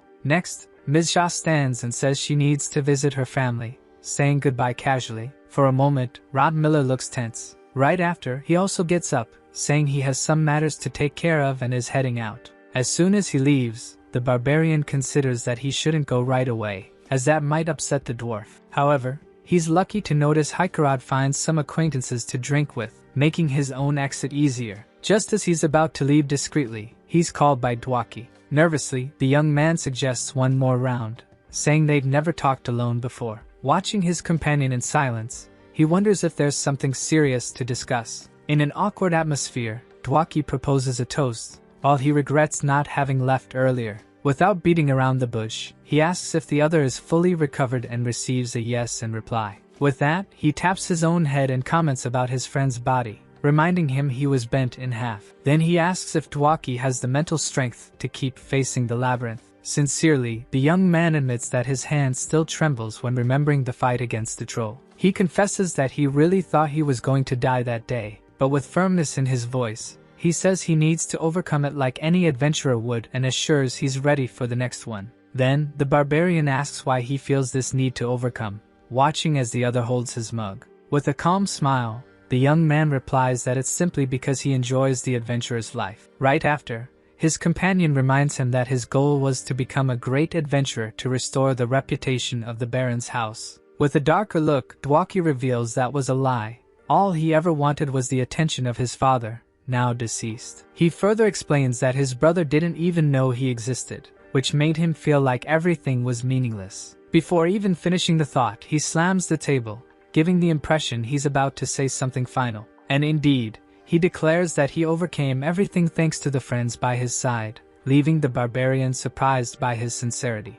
As he vents, the warrior promises he won't bring up his trauma again. Dwaki then comments that, deep down, he's kind, but the other simply thinks it would have been better to go straight home. Next, he takes a deep breath and places his mug on the table, ending the toast. Soon, the young man says he has a question to ask, and gets permission to speak. Hesitant, he thinks about Ms. Shah before asking. Blushing, Dwaki finally asks if he and the woman are in a relationship, making the barbarian understand everything. Meanwhile, elsewhere in the city, Rod Miller is seen walking silently. His steps echo through the streets at dusk, maintaining a serious expression. In a memory, the district chief comments that he reviewed his records the night before. Right after, he questions whether it's unfair that it took him 8 years to reach level 7, while the barbarian got to level 6 in just 6 months. When he tries to defend his companions, the chief coldly interrupts, stating they will continue climbing. With a smug smile, he adds that it's because they aren't ordinary like him. Finally, he throws out the provocation.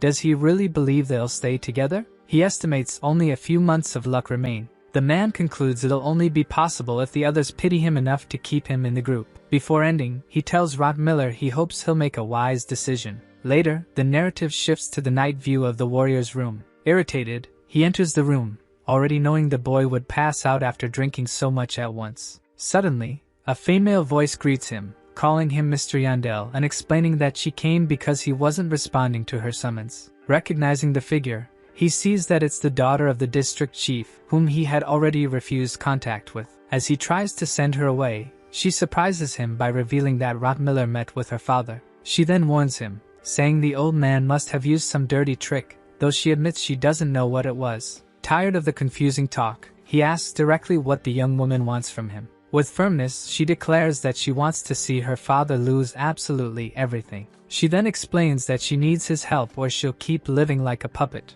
Without hesitation, he cuts her off sternly and tells her to leave immediately. As he pushes her toward the door, he thinks he has no reason to cause trouble with the district chief. Outside, the girl yells, unable to believe he was serious. Before leaving, she states that she's the only one who can stop her father's schemes and assures him he'll know where to find her if he changes his mind. After that, he throws himself onto the bed, feeling a bit of peace for the first time. His thoughts turn to Rod Miller, concluding that he'll need to keep an eye on him. From that point on, he narrates that his days followed a routine, eating the steak prepared by Ms. Shah every morning. In the afternoons, he visited the library with Erwin, where he tried to better understand that world so different from the original game. Over time, whenever the companion appeared, the three would end up spending their days together. During a team meeting, he notices that the other adventurer didn't mention his meeting with the chief and wonders if he should bring it up. In addition, he receives 5 million stones from the bearman, but considers the item offered to be of inferior quality.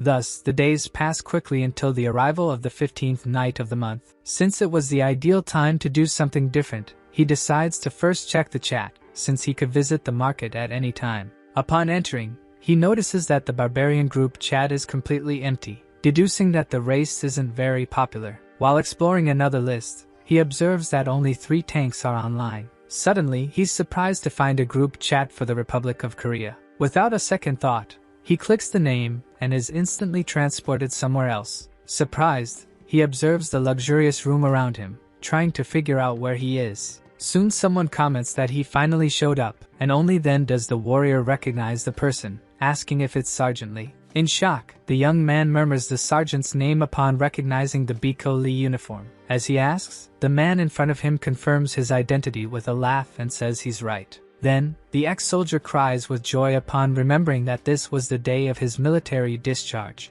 In disbelief, the other takes a step back. He then panics, wondering what kind of terrible luck this is. 5 minutes later, the two finally calm down and decide to introduce themselves properly. Thus, Bjorn introduces himself as Hansa Lee, 29 years old, and the sergeant is surprised that he's also a Lee. Soon, the younger man says his name is Biko Lee and that he was 23, which confuses Hansu. With a smile, the veteran explains that it's been over 10 years since he arrived in that place. Realizing that Biko would technically be older, Hansu is interrupted before he can finish his sentence. With a victorious smile, the sergeant declares that Hansu is definitely the elder, and he awkwardly agrees. Shortly after, the man in uniform apologizes and informs him that he still needs to test him. Curious, Hansa asks what he means by a test, while the other smiles mysteriously. He explains it's not out of distrust, but something he does with everyone who claims to be Korean. Next, the newcomer undergoes a test to prove his nationality, discovering that Biko is someone important there. The ex-military man explains that many have pretended to be Korean, so he asks Hansa to say the first thing that comes to mind. With that, he takes a deep breath and gets ready to begin the test. Despite the tension, Hansa agrees, but can't help feeling a bit nervous. As soon as Biko says, "Kimchi," he immediately replies, "Jigi." Next, upon hearing, "Cow head," he completes with, "Gukbap." When the other says, "Saudi," Hansa replies, "Arabia," without hesitation. Biko then stands and shouts the army motto, which the older man faithfully completes. Soon after, Hansa confesses that he actually did public service, surprising the other. The sergeant sits back down and decides to continue. With an intense look, he says he has one more question, which makes Hansa nervous. Then he asks Hansa's opinion about Wan Yong Lee, which annoys him due to the silly question. Disappointed, the man leans forward, as he was expecting something deeper. Satisfied, the soldier declares that he now trusts him, while Hansa can't believe the seriousness of the situation. The scene focuses on the Korean player who lived there for 10 years, laughing uncontrollably. As he watches, Hansa thinks he doesn't seem like a bad person, but wonders if he might be a little crazy. The ex-soldier apologizes for the act, explaining that he had prepared that line 3 years ago for anyone who passed the test. Then he says he's happy to have finally found him, making Hansa realize just how lonely he must have been. Thinking about the other's isolation when he first arrived, Hansa decides he needs to be very kind to him. He then remembers that Biko refused to give his name, and both agree they wouldn't reveal their real identities. That's when the sergeant asks what difficulty Hansa cleared the game on, and he replies that it was the same as his. Proudly, the sergeant states that Koreans are known for being good at games, which makes the other reflect on his nostalgia. Then he offers financial help, but the proposal is declined with the explanation that he can't think of another way to assist him. With that, the newcomer realizes that they both share a cautious nature, which explains how the ex-soldier survived until now. Emotional, the man says it's okay, as long as they can meet and talk from time to time. Even so, he insists on helping and asks for a question, and the companion then asks if he knows the community administrator. From his hesitant reaction, it's clear the answer is no, but despite that, he shares the names of 3 suspicious mages. He then warns him never to reveal his identity, as some members work for the royal court. When the outsider asks if the administrator could find him, the other laughs and says he highly doubts it. He then reveals that the community wasn't created by the administrator, but rather modified. The shocking revelation is that evil spirits have existed in Raphronia for over 100 years, the equivalent of 20 years on Earth. Soon, the survivor explains that such entities came from another dimension and that their arrival was recorded in several books. He further adds that although they were few, one of them, with incredible powers, created that place. With that, he concludes that the current administrator probably inherited the territory, which surprises the new member. As he wonders how he discovered all that, he takes the opportunity to ask for more information. The other then admits that he's in hiding and doesn't have access to the latest gossip, but offers an alternative. He reveals the existence of a chat group for gathering information but warns that the members are peculiar. The group is called Watchers of the Round Table, and according to him, it's a private chat for veterans accessed by code. After explaining everything in detail, he says he has to leave now. He explains the urgency by saying that the effect of the pill he stole from the Ministry of Security is wearing off, which leaves him shocked. As soon as the informant leaves, the newcomer sits at his desk and tries to access the Round Table Watchers chat. His status is verified and a welcome message assures him that he will remain anonymous during the meeting. He understands that he's in a customization zone and accepts the rule of concealing his identity. Next, a large door slowly opens in front of him. Wearing a lion mask, the user walks down the hallway toward the moment of truth. With firm steps, he continues walking along the red carpet. Upon entering the hall, he finds a large round table where several masked members are waiting for him. Immediately, he senses the hostile stares from the 4 participants present in the room. One of them comments that they'd never seen that mask before, while another questions how he got in, since they haven't invited anyone in over a year. As Hansel steps forward, one of the members demands that he state who he is and who referred him. Right after, he is warned not to lie, as he remembers Biko's warning that the mask would shatter. Even though he knows that the lie detection only works after the meeting begins, he finds their silence strange. He then assumes they might just be curious about his unexpected presence. At that moment, a memory of his companion advises him not to be intimidated and to use the phrase he was taught if he feels pressured. With that, he understands the plan and prepares to follow the instruction. When one member asks if he's talking about himself, the newcomer interrupts with a rhetorical question. With a smile, he replies that he was referred by the other's mother, remembering that Biko had already prepared him. Faced with everyone's outrage, he repeats the provocation, which makes one of the attendees even more furious. Suddenly, a red energy emanates from the masked figure with the fox face, who approaches the infiltrator directly. He feels a chill upon recognizing that it must be a special ability. Soon, he realizes that the spiritual realm is governed by willpower, and that this power only works in that community. The member then challenges him to repeat the phrase, filling the room with a hostile pressure that completely surrounds Hansel. Fox asks if Hansel is afraid because he's in a spiritual realm. Meanwhile, he considers it just a veteran's trick used for fun. Next, the woman becomes irritated and demands that he repeat what he said word for word. The challenger then smiles and accepts the challenge without caring about the consequences. He soon reveals that he was referred by her mother and asks if there's a problem with that. With that, the other masked members find the situation fascinating, but warn him that he's going too far. He shrugs, thinking they're too experienced to be easily shocked. Even so, Fox trembles with rage for being made a fool of and considers their evaluation insufficient. Hansu, in a memory, asks if he should use the aura of hostility, but is warned that it could traumatize the target. The explanation continues, stating that only veterans can use the technique because of their mental resilience. When he asks how to use it, he's instructed to think of the target as an enemy he must kill, causing Fox to be hit by an intense pressure. She falls to the floor under the weight of the aura, begging him to stop. Hansa then looks in her direction, not understanding what's happening. Immediately, Deer gets up and questions what he thinks he's doing. He then looks at the others, who are also feeling the pressure of the aura. Panicking, Jester defends himself by saying he didn't say anything. At the same time, the hooded one cowers, surprised by the technique's effectiveness. Suddenly, the lion mask user feels a sharp pain, as if his brain is being twisted. He quickly realizes that he has reached his limit and can no longer maintain the hostile aura. As the energy dissipates, Fox looks confused, still gasping for breath. Deer decides not to provoke him any further, while the clown finds the whole thing entertaining. With the situation resolved, everyone relaxes, thinking everything ended well in the end. Unexpectedly, the doors slam shut, locking everyone inside the room. The woman then announces the start of the meeting and tells Hansel that she thought he was an old member. She then explains that the lion mask had been hanging on the wall for a long time, and he asks what she means by that. The hooded one asks if the master invited him and offers compensation for the answer. Hansel refuses the offer and asks why they think that, and Deer replies that he's the first to enter since the master disappeared. Jester adds that's why Fox tested him, making Hansel realize who created the meeting. When the other masked man asks for more details about the master, he simply refuses to answer. When the clown tries to insist, Fox interrupts him and says that's enough talk about the master. She then explains the simple rule of the meeting. Each person shares one piece of information, and the gem turns green if it's new. However, if the information is false or worthless, the gem will glow red and the person must try again.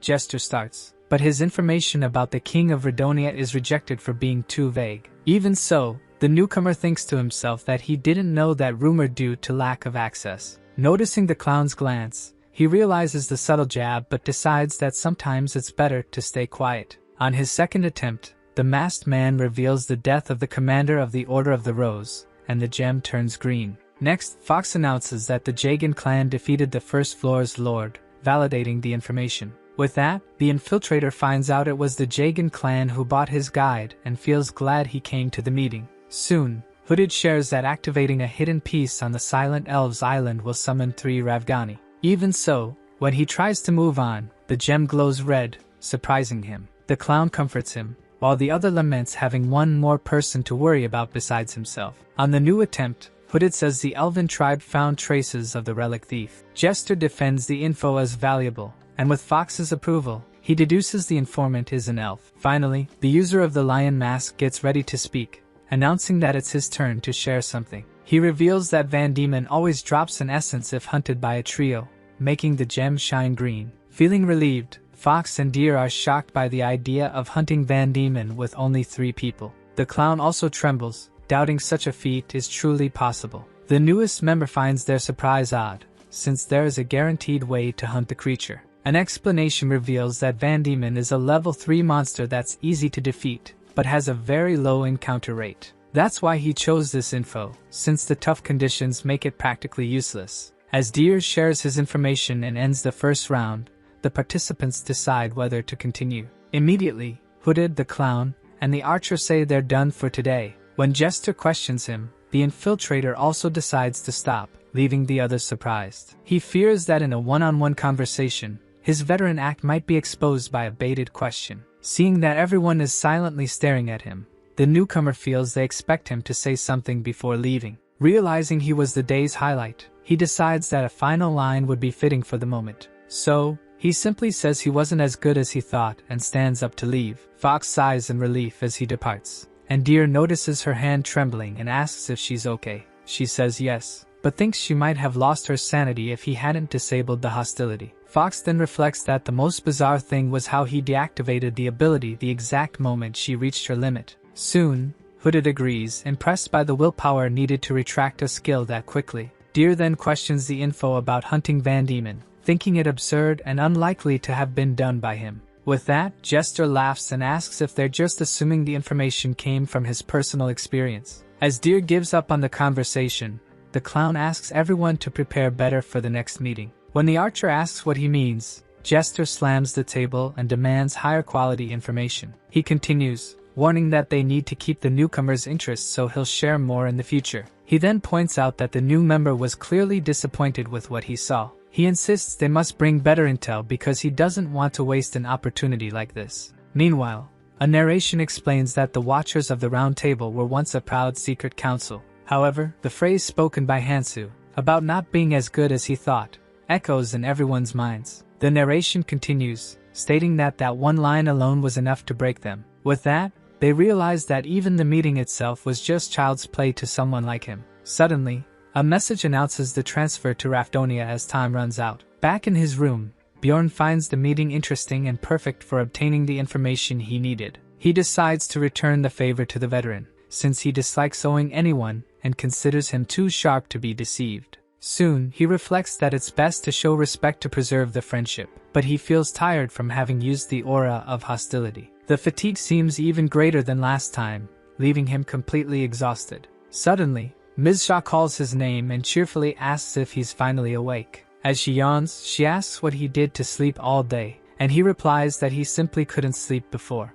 When he asks if she was there all day, the young woman denies lazing around and claims she trained a lot. She then mentions meeting Dwaki and visiting his clan, leaving him surprised by the news. She confirms that the young man wanted to discuss something, making the other reflect that feelings between teammates lead to problems. When Bjorn insists on knowing what Dwaki wanted, Ms. Shaw hesitates to share someone else's secret. Still in Bjorn's room, Ms. Shaw hesitates to share a secret that belongs to someone else. However, the warrior insists there should be no secrets between them, leaving her flustered. Since the tactic works, the young woman decides to reveal everything she discussed with Dwaki. As soon as she says the young man is in love, her companion reacts shocked by the revelation. He immediately wants to know what advice she gave, and she says she suggested he confess. Following the same line of thought, Ms. Shaw takes the opportunity to make a special request. She shyly asks if he can accompany her to her family estate. While explaining that her father wants to meet him, the barbarian agrees and asks when they'll leave. Completely surprised, the girl wants to confirm if he really accepted the invitation. She then clarifies that they'll need time to prepare for the trip. Curious, she asks why he agreed, and he replies that if he was called, he should go. Not understanding, she asks if that's really how things work, and he confirms firmly. Ms. Shaw comments that sometimes he's too blunt in his answers. The next day, the man walks through his land after sleeping for 36 hours. Suddenly, a scream echoes in the distance, and immediately catches his attention. In a memory, he endured pain to raise his attributes, with only one phase remaining. The prospect of awakening a special ability motivated him, and 3 days later, the journey began. Inside the carriage, the warrior understands why the trip is tiring for his companion, who soon announces their arrival. As the vehicle stops, they both step out onto the street. Walking through the sacred land of the beastmen, the visitor is surprised by the city's level of advancement. Suddenly, a child points at him and excitedly shouts, identifying him as a barbarian. The boy's father quickly covers his mouth, saying that's enough. Noticing the newcomer's silence, Ms. Shaw turns and worriedly asks if something's wrong. Soon after, she wants to know if he feels unwelcome, but he simply comments that he found it interesting. Comparing the place to the desolate environment of his people, the barbarian asks if all sacred lands are like that. He admits he expected beastmen to live more primitively, hidden in the forest. Ms. Shaw explains that it used to be part of an ancient tradition, leading him to ask why his own people haven't changed. Next, the two stop in front of their final destination. She then points to a huge mansion, announcing it's her father's house, which shocks him. The visitor feels tense as he compares such wealth to the simple tents of his people, but the girl tries to reassure him. As he stammers that her father appreciates adventurers, he notices her nervousness and urges her on. Obeying, Ms. Shaw rings the doorbell, and the scene shifts to a memory from the past. In it, the young woman believed that making a pact with the ice beast, Skadia, would solve everything. During a conversation, her father asks if she told anyone else about the pact. Next, he orders that the matter remain a secret between the two of them, treating her coldly. While she appears concerned, the man tells her to invite the barbarian for a visit. Completely surprised, she questions the reason behind such a sudden invitation. Faced with his intimidating aura, Ms. Shaw trembles and denies having any issue with the order. The memory reveals that she hid this truth from the warrior so he would believe her family accepted him. That's why she put in the effort and visited her home frequently to maintain appearances. During these visits, her brothers looked down on her for her persistence. Even feeling alone and judged by the servants, Ms. Shaw endured all the treatment. Still, she remained firm because she had learned from the barbarian that nothing can be achieved by simply running away from your problems. In the end, her father made her treatment as a daughter conditional on Bjorn visiting that month. Even without understanding the patriarch's insistence, the young woman felt that being accepted by her family would make her worthy of him. With her household support, she could finally repay the warrior's kindness, who had accepted the invitation without hesitation. However, the peace didn't last long, as she quickly grew anxious about no longer being able to hide the secret. Back at the gate, Ms. Shaw decides to reveal that her father is the only one who knows about the pact with the soul beast. She soon asks him not to get angry about what will happen inside, but the barbarian says it will depend on the situation. As soon as the gate opens, a voice from inside asks who is there. A guard answers with an irritated expression, making the young woman shrink back at the sight of him. The man then mutters under his breath, questioning why she keeps coming back. Trying to ease the tension, Ms. Shaw tells her companion not to worry about it. He responds with a terrifying smile, prompting the girl to nervously ask him to stop. She then explains that her father will soon speak to the others and asks for patience until that happens. With clenched fists, the warrior grows furious that a father would make his daughter suffer to protect his own reputation. He grits his teeth, outraged at the disrespect of having been invited into this situation. Standing before the mansion, he suddenly feels a wave of hostility, as if he were in front of a dungeon. Because of that, he takes a deep breath and prepares himself. Then, he unleashes a powerful roar and kicks the gate with all his strength. From the impact, the iron gate shakes and bursts open violently. The guard scolds him for his lack of manners, but he sees no reason to be polite to an enemy. As soon as he stares at the beastman and says he has a problem, the other backs away in fear. Seeing the situation, Ms. Shaw runs in front of her companion, shouting for him to stop immediately. She insists that he stop whatever he was about to do, but the barbarian pretends not to understand the accusation. Even as he plays dumb, the young woman declares that she knows exactly what his intentions were. She then accuses him of being about to crush the guard's head, and he simply listens. A thought confirms that Ms. Shaw was right, as Bjorn's status window appears right after. Faced with Mish's accusation, the warrior remains silent for a moment. She looks at him with a panicked expression, waiting for his response. Then he calls her by name, making her flinch at the serious tone in his voice. He then asks why she always tolerates the contempt, but the girl replies that they're her family. With that, he asks if blood ties are more important than her own happiness. The barbarian presses for an answer, promising that he'll stop everything immediately if she asks. Ms. Shaw bites her lip, unable to respond and visibly conflicted by the decision. Instead of speaking, she simply turns and walks away, giving him permission to continue. He then reassures her, asking her to just watch, while the guard complains about their conversation. Before the offender can finish his provocation, his head is slammed brutally into the ground. Right after, a powerful kick sends him flying through the air. From the impact, the beast man crashes unconscious to the floor, shocking the other onlookers. The noise draws more attention, and hurried footsteps quickly approach the area. Another guard reports in a panic that a barbarian suddenly started beating up Brandt. As Ms. Shaw questions his intentions, a new guard arrives running and orders him to stop. As he gets closer, the newcomer seems to recognize the face of the attacker. Soon, the girl's brother arrives with his soldiers and, without any formalities, demands an explanation for what happened. He then threatens him, warning that he won't leave unscathed if the justification isn't convincing. In response, the barbarian identifies himself as an official guest of the leader of that clan. He then explains that he was treated as inferior and saw his companion mocked, asking if he still owes them an explanation. Mish's brother laughs at the situation, saying that how she's treated is an internal matter. Even so, he promises appropriate punishment for the subordinate, but the warrior repeats his words with clear skepticism. His initial plan was only to rough up the guard to teach him a lesson. With that, he approaches the noble and asks if he too has something wrong with his head. While Ms. Shaw screams in desperation, he reflects that stopping now would make him seem like just another ordinary barbarian. To avoid that, he takes a deep breath and decides he needs to go a step further. Soon, a devastating wave of energy is released, throwing the guards backward. The force of the attack makes Lord Talon's legs tremble, while a guard screams his name in panic. Surprised by the power, Talon furiously demands the meaning of this behavior. With a furious gaze, the visitor asks if they treat the daughter this way just because she failed the pact, even though she's a direct descendant. He interrupts Lord Talon to suggest that maybe this was all just a misunderstanding. Then, he challenges him to apologize and accept Ms. Shaw, if she really does have a pact with the soul beast. Pressed, Talon agrees to apologize, though he doubts a miracle like that could have happened. With a smile, the barbarian simply declares that the deal is done. Right after, he turns and asks Ms. Shaw to show everyone, which catches her by surprise. Even hesitating out of fear of her father's reaction, Ms. Shaw is reassured by him, who says that's what family is for. The warrior encourages her to do what she truly wants,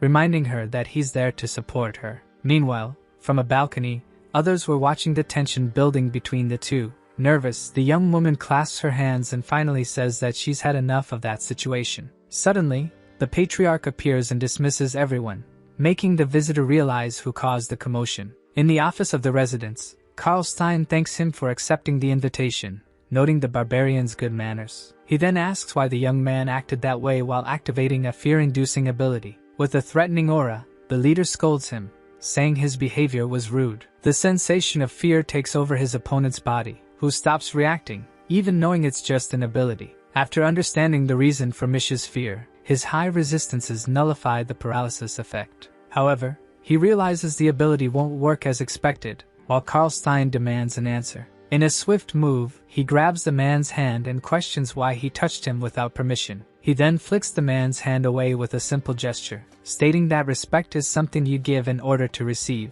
The guest then reveals he accepted the invitation from that household for two specific reasons. The first was to prevent Ms. Shah from leaving the group and abandoning the adventure. If she were recognized by the family, he feared they would send her to work with another clan. The second reason was to avoid suspicion that she was a malevolent spirit due to the late pact. That's why he needed to make the visit to give a logical explanation and cover up the secrets of her progress. However, he discovered that the young woman was still being mistreated and that the leader was pressuring him with arrogance. Karlstein then asks if he isn't afraid of death, but the barbarian replies that he certainly doesn't fear him. Even knowing he could be crushed, he trusted that his chief would never let his death go unnoticed. With that, he challenges him to kill him, reminding him that he's the most promising barbarian and an official guest. His death would start another war, because that's how his people act when they feel betrayed. Karlstein starts laughing, saying he knows that behind the calm, he's just angry. Then he stops and reveals that he knows his opponent used a specific item to achieve that.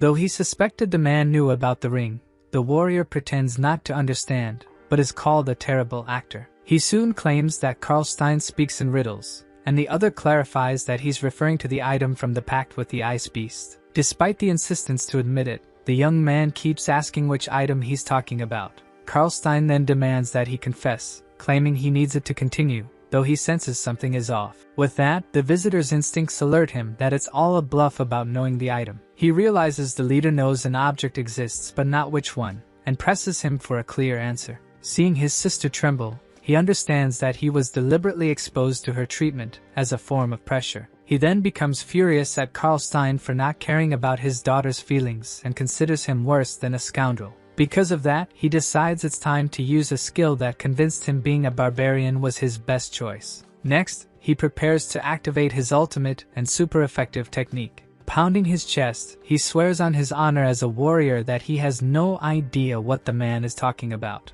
Faced with the patriarch's surprise, he promises he will find out about the item and return with the information. However, he demands a promise that Mish's problem will be resolved when he returns. At House Karlstein, meanwhile, the tribe chief reflected on how he didn't believe in Skadia's natural awakening. He remembered inviting the barbarian because he suspected an artificial pact made with an artifact. He also recalled the moment the young man promised the girl he'd solve her problem, noticing his sincerity. At that moment, he realized the warrior didn't care about honor, but about the girl. With that, he found it interesting to see so much talent coming from a low-born lineage, until he was interrupted by a knock at the door. Soon, a servant announced that the young lady was requesting an audience, and he allowed her to enter. She then hesitated as she tried to confess something she had hidden from him. However, he interrupted her to assure her that he would keep his promise, because now she was part of the clan. Finding the silence strange, he declared that the girl was now his daughter. Since there was no reaction,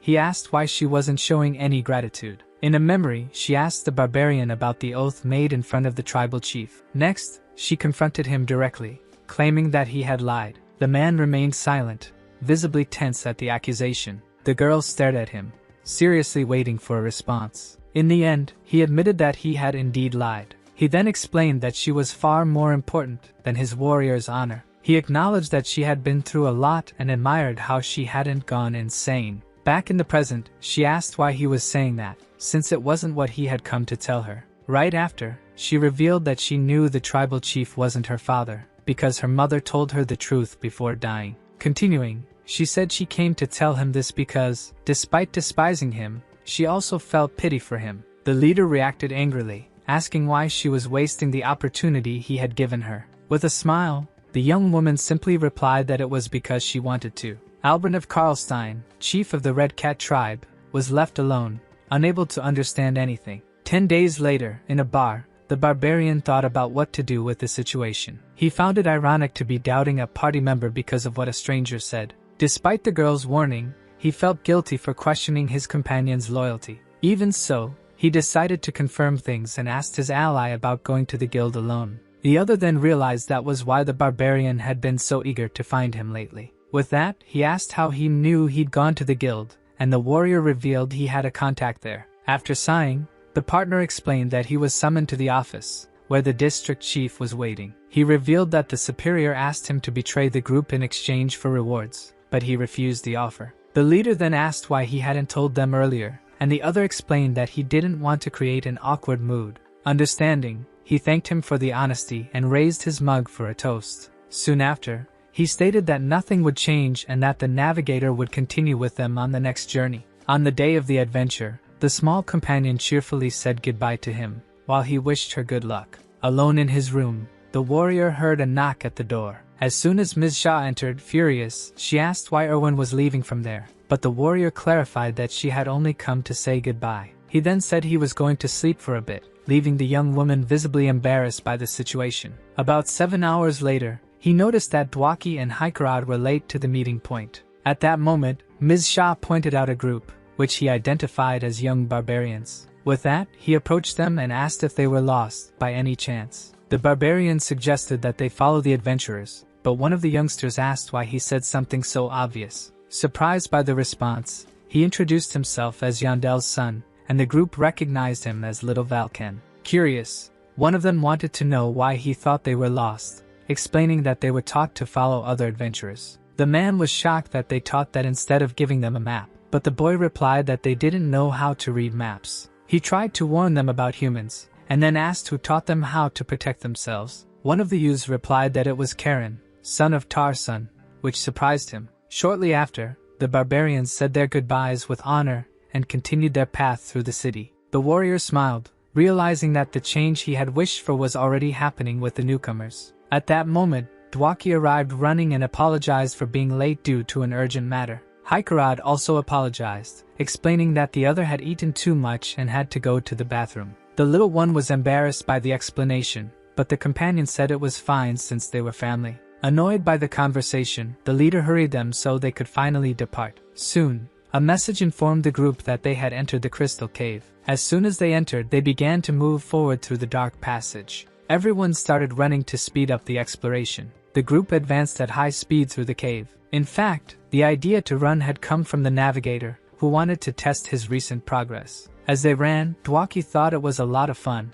Suddenly, armored monsters appeared in their path, surprising everyone. The strategist shouted for them to take a route and began running ahead. Next, Ms. Shah shouted that they needed to go faster and warned him about the danger of splitting up. Just ahead, he was surprised by a group of monsters that leapt toward him. Seeing the danger, the warrior leapt over him while shouting that they needed to stay together. Right after, she cut down all the monsters with a single strike of her sword. The young man was left breathless, shocked by what had almost happened to him. Ms. Shah urged him not to stop, and the leader agreed that they needed to keep going. With that, the navigator shouted that he understood and immediately resumed running. As he ran, he pointed the way for the rest of the group. He yelled for everyone to watch the left side. Bjorn quickly responded that he got the command. Right after, the companion shouted for them to check the center. Dwaki thought that, despite his endurance, running non-stop for hours was exhausting. Meanwhile, the barbarian asked if the little guy had gained weight, and he replied that it was because of the advice about Ms. Shah.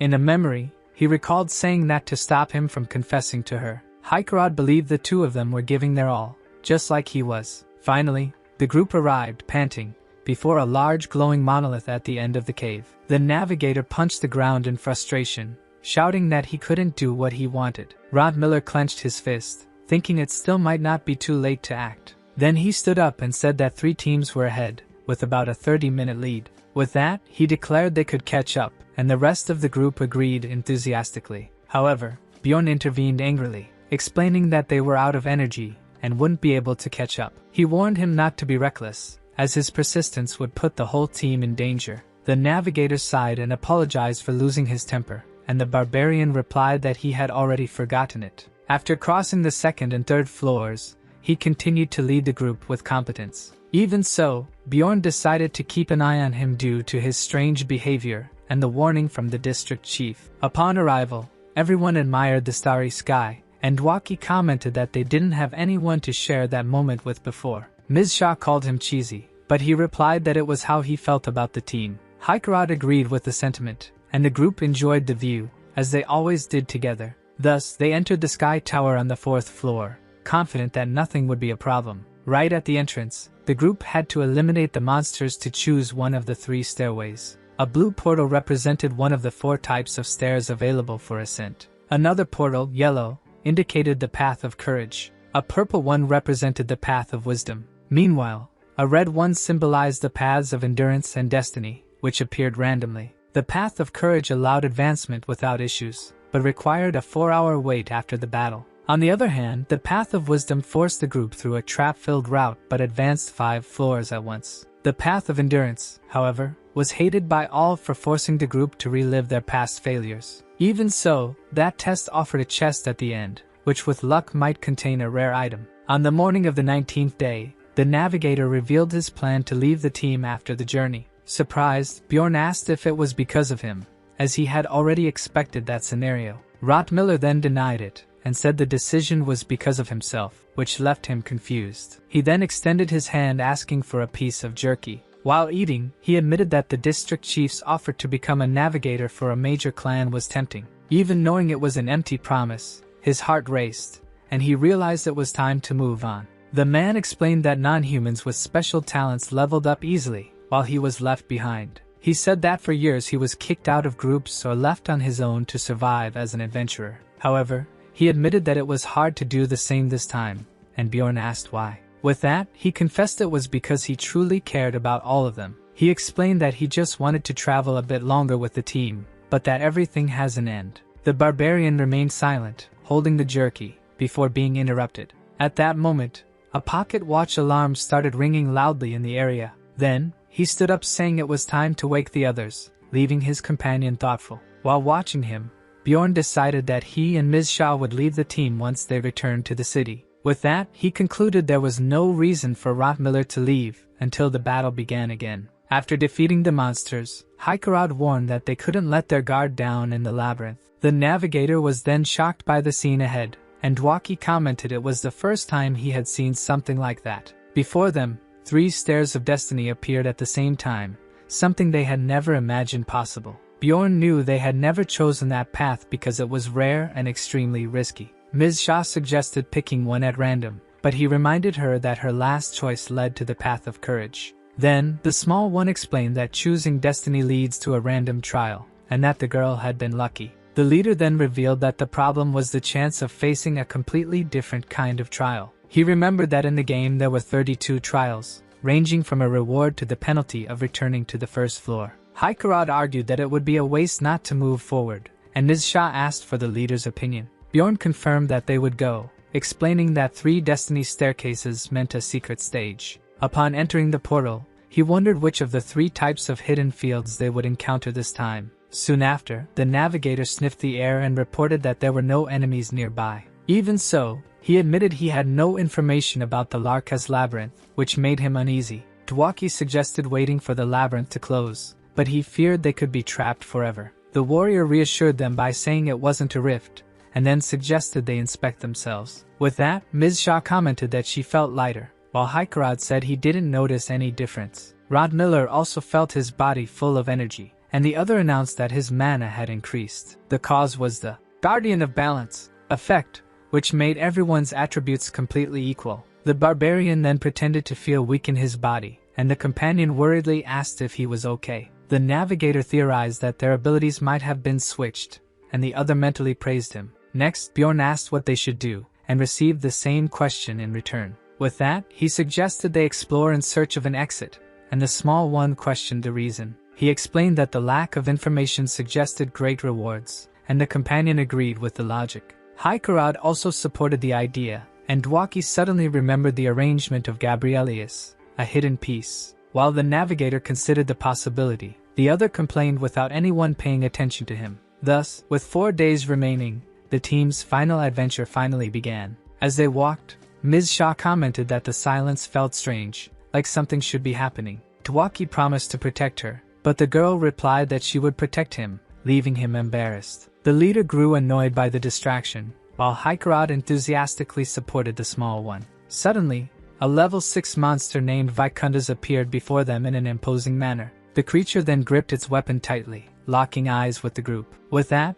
the barbarian shouted a warning that the attack was heading their way. Soon, the monster attacked with a powerful blow from its weapon. Bjorn managed to block the strike with his shield but was pushed back by the impact. He then realized he lacked strength, sensing the enemy was weaker due to their shared attributes. At that moment, Dwaki cast a support spell and a level 8 attack spell. Then, he shouted for his companion to be careful of what was coming from behind. Surprised, the warrior saw an ice spear striking the monster forcefully. From the impact, the powerful ice spell hit the creature, which collapsed to the ground, defeated. A message then confirmed Vikunda's defeat, to the astonishment of the entire team. Earlier, Rotmiller had noticed something when remembering the comment about increased mana. The leader realized that here, Dwaki was not a loser, while the boy himself doubted what he had done. Bjorn then smiled, thinking that things had suddenly become much more interesting. As the group advanced through the Larkas labyrinth, they faced a place designed to confuse even the most experienced. At that moment,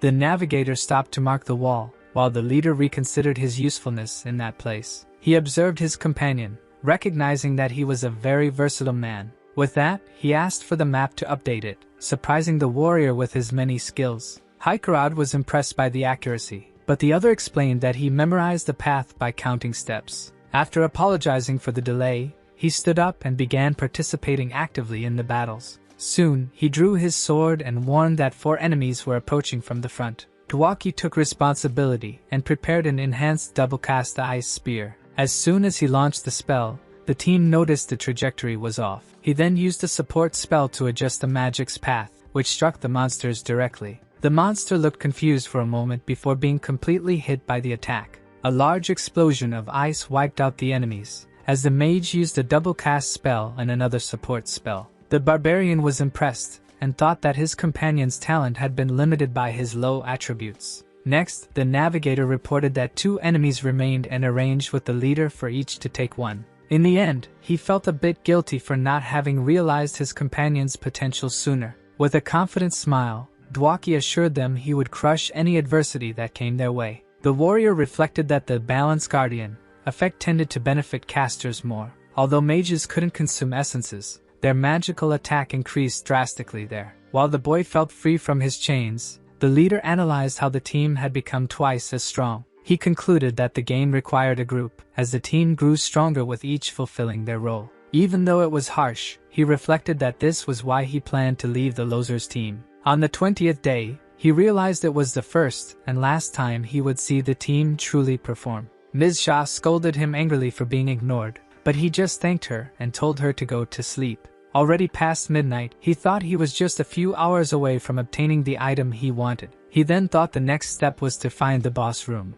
regretting not having another week. At that moment, the boy suddenly called out to him, interrupting his thoughts. Then, he asked what kind of man the girl liked, leaving the other uneasy. Dwaki remained silent for a moment, visibly nervous. Soon after, he explained that her preferences didn't matter because he needed to show his true self for her to be sincere. Finally, he confessed to having feelings for Ms. Shah and tried to make a promise but was immediately interrupted. He then asked in shock why the other had cut him off, wondering if he also had feelings for her. The warrior tried to explain that he misunderstood, but the boy said it wouldn't change anything, leaving him frustrated. With that, he declared that he would confess his feelings to her in the city, which made the other worry about finding the exit quickly. Hours later, the group reached a dead end, and the leader thought they had finally arrived at the right place. While reflecting on how to activate the hidden trigger, he was interrupted by the navigator, who noticed something suspicious. He then felt the wall, impressed by his heightened sensitivity. Thanks to his companion,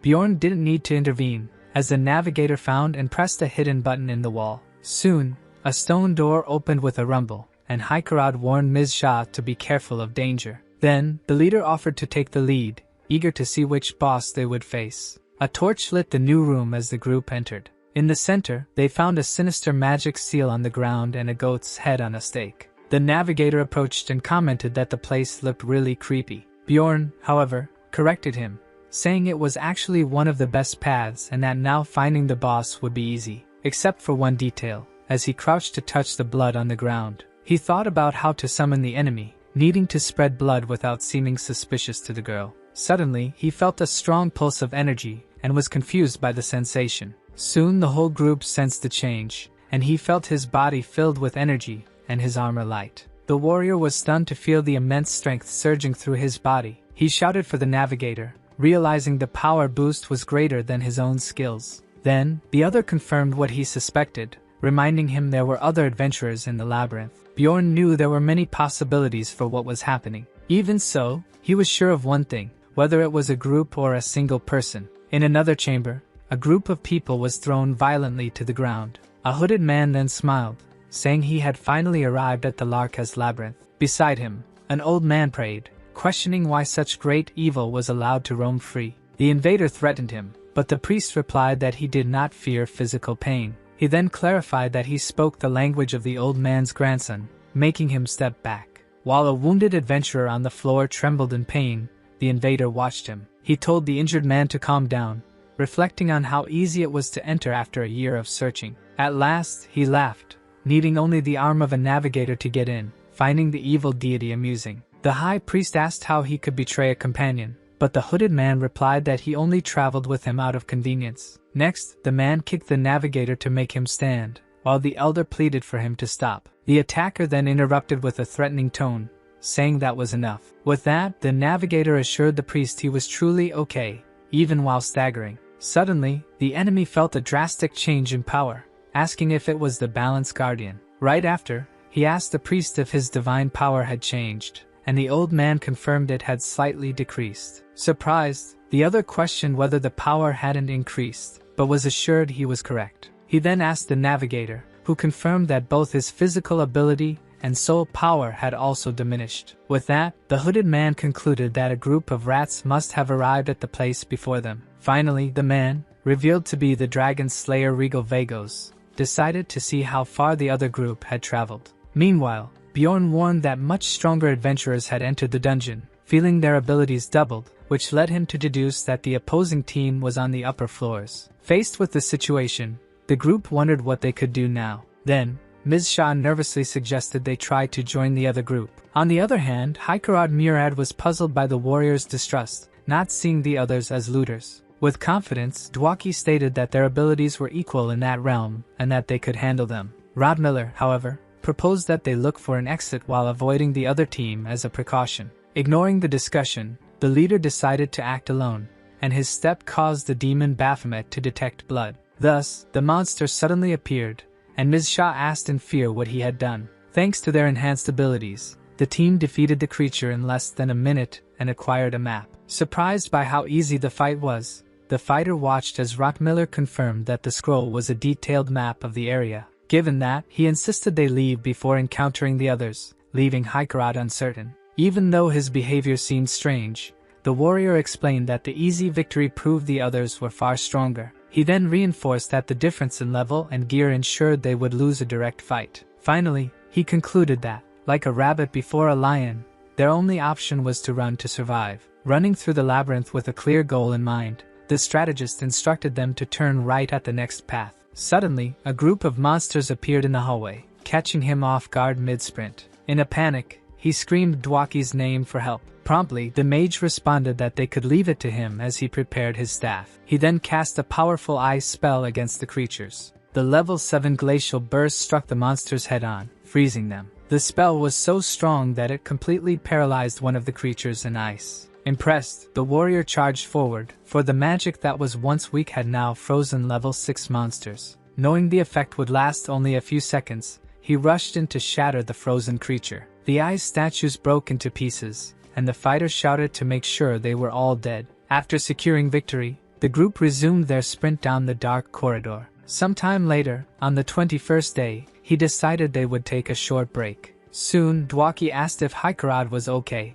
and he confirmed that his abilities had increased. Haikarad then noticed that he was less tired than when they were running on the first floor, which confused the leader. At that, the archer called out to him, and he turned to ask seriously what it was. Haikarad asked if that strange feeling was still bothering him, as they had been running for over 6 hours. Then, the warrior explained that the sensation started after the fight with Baphomet, similar to what he felt on the 3rd floor. With a serious look, he asked the group for a huge favor, begging them to trust him. Even so, Dwaki sighed and asked if they hadn't done enough already, convinced the others wouldn't catch up to them. Next, Ms. Shah asked if he still thought they should continue, and upon hearing his confirmation, she accepted the decision. Soon, Rod Miller stepped forward, saying he had something to confess to his teammate. Pointing at the map, he questioned the escape plan, as that path led directly to the boss room. However, he admitted that he felt something terrible would happen if they didn't follow the leader's intuition.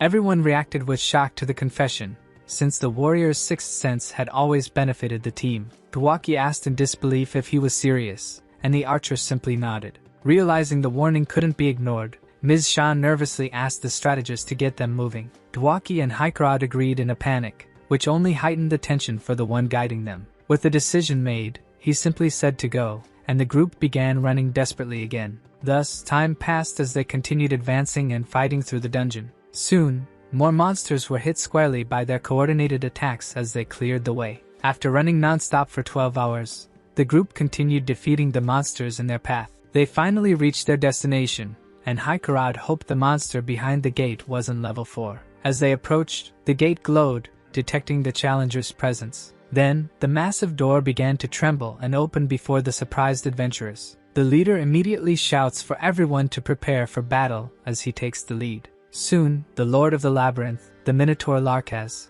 appears imposing in their path. As he advances, the fighter notices that the creature is stronger than a regular level 5 monster. With a powerful strike, the beast attacks, and the defender braces for impact. Despite the force of the blow, he manages to block the hit and assesses that he won't need to use his gigantification. Suddenly, Larkaz activates a flaming skin, and Ms. Shah warns him about Ifrit's special ability. The warrior is then dragged through the flames, taking fire damage that increases over time. Thanks to his resistance, he finds the heat bearable, but he knows he can't endure the blows forever. Dwaki then casts an enchantment spell, greatly increasing his companion's fire resistance without needing orders. With the protection of the spell, Ms. Shah shouts that it's no longer hot, and the group pushes forward in attack. Haikarad uses his electric strike while the mage casts multiple curses to weaken the monster. Next, Ms. Shah charges in and uses her ability to coat her claws with poison. She then lands a precise blow on the Minotaur, covering it with the green toxin.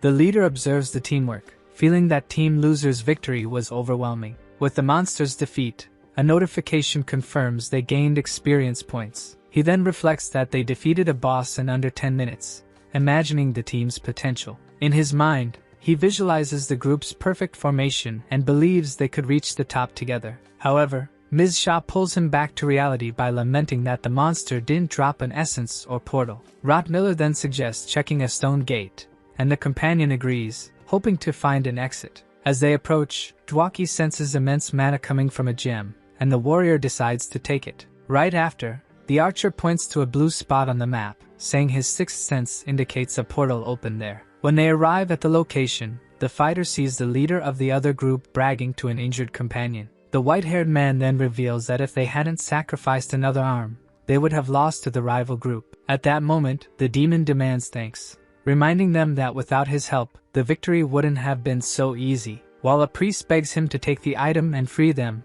the creature orders him to be silent. Not understanding the silence around him, the warrior mentally questions why no one is responding, feeling his heart race from the tension. Because of that, his instincts react before his mind can even process the imminent danger. That feeling warns him of the worst-case scenario. As the demonic being asks if someone is there, he concludes that every minute is crucial, so he must keep his ears sharp and never lose sight of the enemy. For that reason, he strives to piece the situation together as quickly as he can. Thus, he begins analyzing the first fact. The opponent knows the place well, as he reached the boss room quickly. Next, he notices the second point. A ritual involving the priest was performed, with an arm offered to carry. As the third element, he deduces that the man isn't there of his own free will. He may have been kidnapped and forced to participate. Soon, he reaches a conclusion, while the demon grows irritated by the silence and calls him a lunatic. Realizing his plans have crumbled, the the creature admits he didn't expect to find other adventurers there. The demon mocks him by saying he can talk,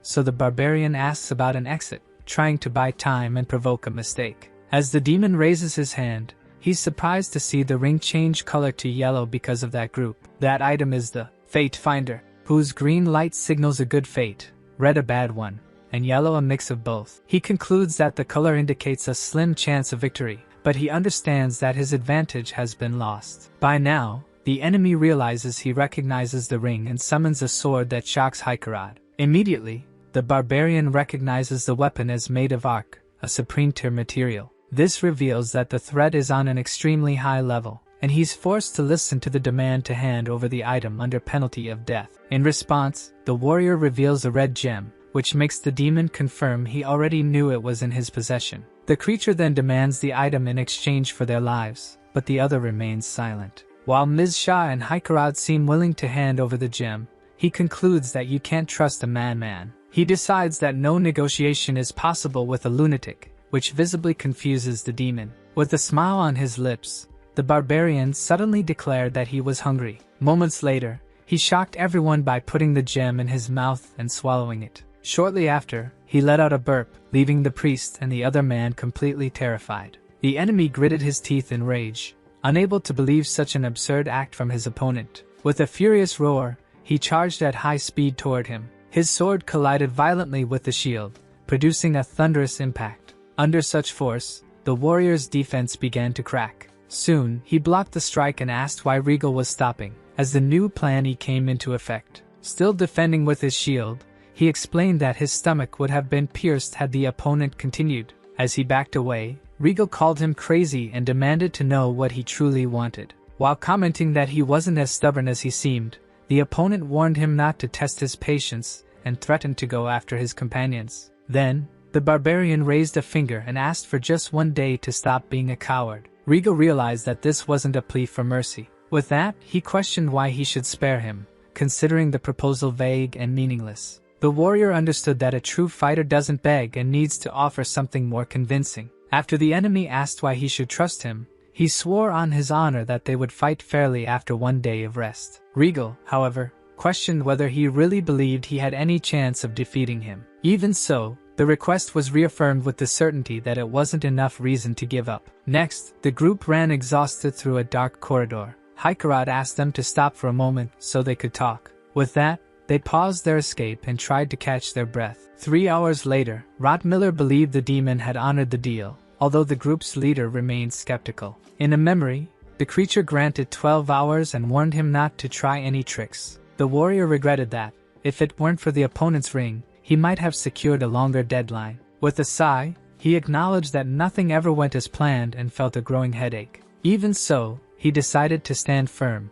recalling the hardships he had already overcome. For that, he needed to eliminate useless thoughts and focus on a single goal. With a determined gaze, he reminded himself that they would survive together. Soon after, Rotmiller showed a map and asked if they would fight upon reaching the marked point. Tawaki then expressed doubt, remembering that the companion's shield had been pierced like clay. In response, the warrior called Haikarad, Ms. Shah, Rotmiller, and Dwaki, asking them to trust him once more. Haikarad was the first to agree, stating that he'd be dead in the citadel if not for him. Dwaki also agreed, declaring that he would place his faith in the leader's fate like a true hero. Rotmiller explained that he would stay by his side, as he was the only one who had tried to act while everyone else was paralyzed. Before he could thank him, the archer interrupted to reveal something he had noticed during the journey. He shared his conclusion: from Ark's sword and the burn on the face, the demon was the dragon's slayer. Shocked, the companions asked if he was the draconian from the Orcules, cursed by the dragons themselves. The barbarian flinched upon hearing the name Orcules. He quickly remembered that the Orcules were a group of powerful lunatics whose goal was to assassinate the king.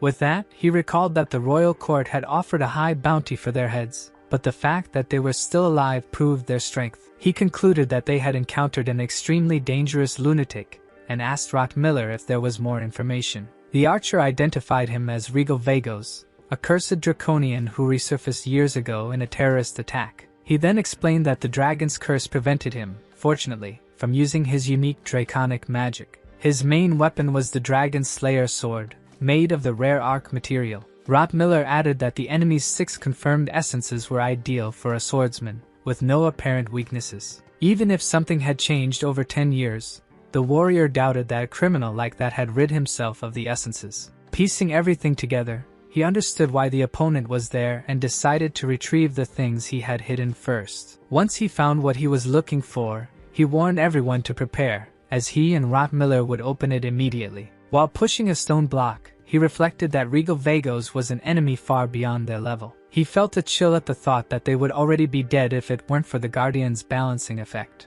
However, the more he analyzed the situation, the more confident he became in his decision. A monster named Argoth detected the smell of blood as he thought that fleeing was no longer the best option. With that, Mizja raised her weapon, finding the creature extremely terrifying. While Dwaki and Rot Miller prepare for battle, the warrior remembers a striking quote. He then advances alongside Hikarad, convinced that paradise cannot be reached by simply running away. After defeating Argoth and gaining experience, a scroll called Flame of Greed appears before them. The warrior then reflects that they've obtained the item they needed, but they'll have to use every trick they have to survive. Immediately after, he instructs Rot Miller to find the secret room, and the companion agrees to lead the search. With determination, Rot Miller guides the group until he senses a suspicious wall and activates a hidden mechanism. However, the problem was that none of the rooms he found was the one the barbarian was truly searching for. When the 12-hour deadline was nearly up, the tracker suddenly stops and asks everyone to wait. He warns that he felt something strange, leaving the rest of the group curious about what it could be. With that, the ally pulls a hidden lever he finds on the wall. The wall immediately opens and reveals a chest, making the leader exclaim that they had finally found it. Soon after, he closes the secret room's entrance and announces that he'll stand guard while everyone rests for a while. Faced with the group's confusion, he promises to explain everything later and asks that they simply do as he says for now. A moment later, the barbarian sighs in relief for having secured a temporary refuge. As he watches his companion sleep, he worries about what excuse to give, especially to Rot Miller. Deciding to make something up later, he focuses on the gem he had spat out earlier. As soon as he crushes the item, a light surrounds them, transporting them to the Chamber of Balance. Wrapped in a red energy, he is amazed by the overwhelming experience. He soon reflects that the choice is far more intense than in the game, as a panel instructs him to replace one essence. With that, he understands that the item, contained Hope, will swap one of his essences for another of the same level at random. As he approaches, he already knows which essence he will give up. It will be the one shown on the door he opens. He first rules out the Orc Hero essence, since it is a fundamental part of his final build. Next, he also rejects the Undead Golem essence, as it would be a waste to use it with that item. At last, he chooses the Vampire essence, whose skills and stats were useful for a tank. As he opens the door, he remembers that the essence gave him 3 new abilities, but there are hidden elements in the item. For that reason, he doesn't hesitate and selects the Guardian essence, but a completely unexpected result surprises him. Startled, he discovers that he received an essence that no one else in the world possesses. The system then offers him a new choice, the Lich essence, which holds destructive passive and active abilities. Even while questioning having 2 Guardian essences, he considers himself lucky for such a rare event. However, he soon realizes it's not luck when he sees the image of a boss-level monster. The new option is that of an ogre, a level 3 creature that represents the peak of physical ability among monsters. As he faces the door, he concludes that this is not luck, but proof that there are still elements in the game he doesn't know. After consuming the ogre essence, he receives a massive boost in strength and resistances. 4 hours later, he reflects on the new essence he acquired and its benefits. He then thinks that, although the essence grants highly desired abilities, he never included it in his plans because it was unrealistic. Besides being difficult to kill, the ogre had a ridiculously low drop rate for its essence, and there were still 7 different types. For defense, he recalls that the steel giant was much more efficient, despite being unable to use a weapon. With that, the final choice came down to a matter of personal preference. The decision was between dealing damage while defending, or focusing entirely on full defense. In the game, he had chosen to focus only on defense, since it was more efficient than trying to obtain the rare ogre essence. Thanks to that decision,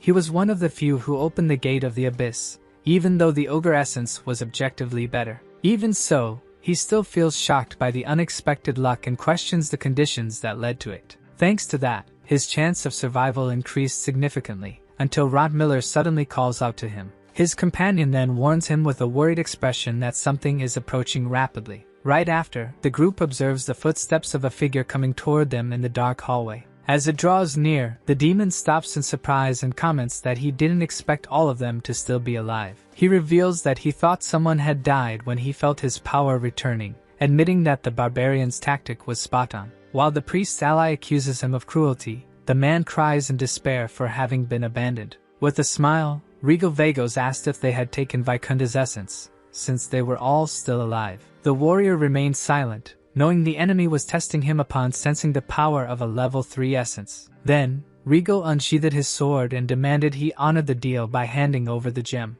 The other man then replied that it wasn't intentional, leaving the demon confused by the response. Smiling, he explained that he had only been playing with the gem out of boredom, and it ended up breaking. With his eye glowing in rage, Regal realized he never intended to keep his promise. Before he could finish apologizing, he was forced to defend himself from a surprise attack. With that, he parried the sword thrust with his shield, exactly as he had practiced during the break. He immediately shouted for Dwaki, who cast a level 7 spell called Frozen Gust. A powerful burst of ice formed and engulfed the entire combat area. Even so, Regal activated the Furnace ability, becoming immune to cold while mocking their attempt. Seeing that, the barbarian tore up the scroll he had intended to save for the Minotaur. The Flame of Greed then detected the fire ability and disabled Regal's lava giant essence for 48 hours. Without his powers, the enemy was finally struck head-on by the ice blast and screamed in pain. The demon's sword fell to the frozen ground after the spell's impact.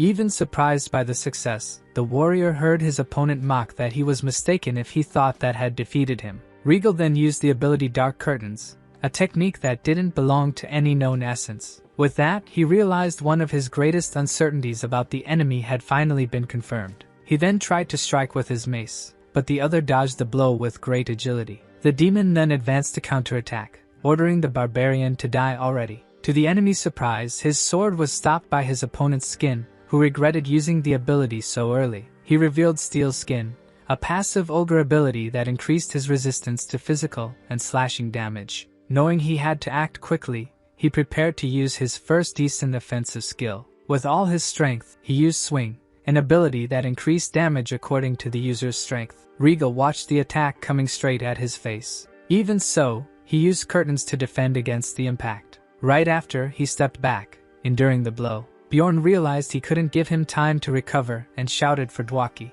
Immediately, the mage cast a curse spell to slow the enemy down. The demon gritted his teeth as the dark magic enveloped him completely. Furious, he used advanced acceleration and managed to slash the barbarian's arm. The latter was shocked by the opponent's power, even with his stats reduced by the curse. With that, he admitted it was hard to keep up with such speed. Regal then used Afterimage and warned them not to dream of a quick death. Even so, Bjorn smiled confidently while blocking the next blow. Suddenly, Ms. Shah attacked the enemy from behind, and her companion praised her good work. He pulled his sword out of the opponent's arm, shouting about how they dared. The villain ordered her to know her place, but the woman attacked and asked who exactly he was referring to. She then shouted that he was the one with asymmetrical horns. At the insult, the demon became visibly enraged. He then charged at Ms. Shah, warning her not to dare speak to him that way. At that moment, Haikarad Murad appeared using a lightning strike and declared that Regal was facing a team.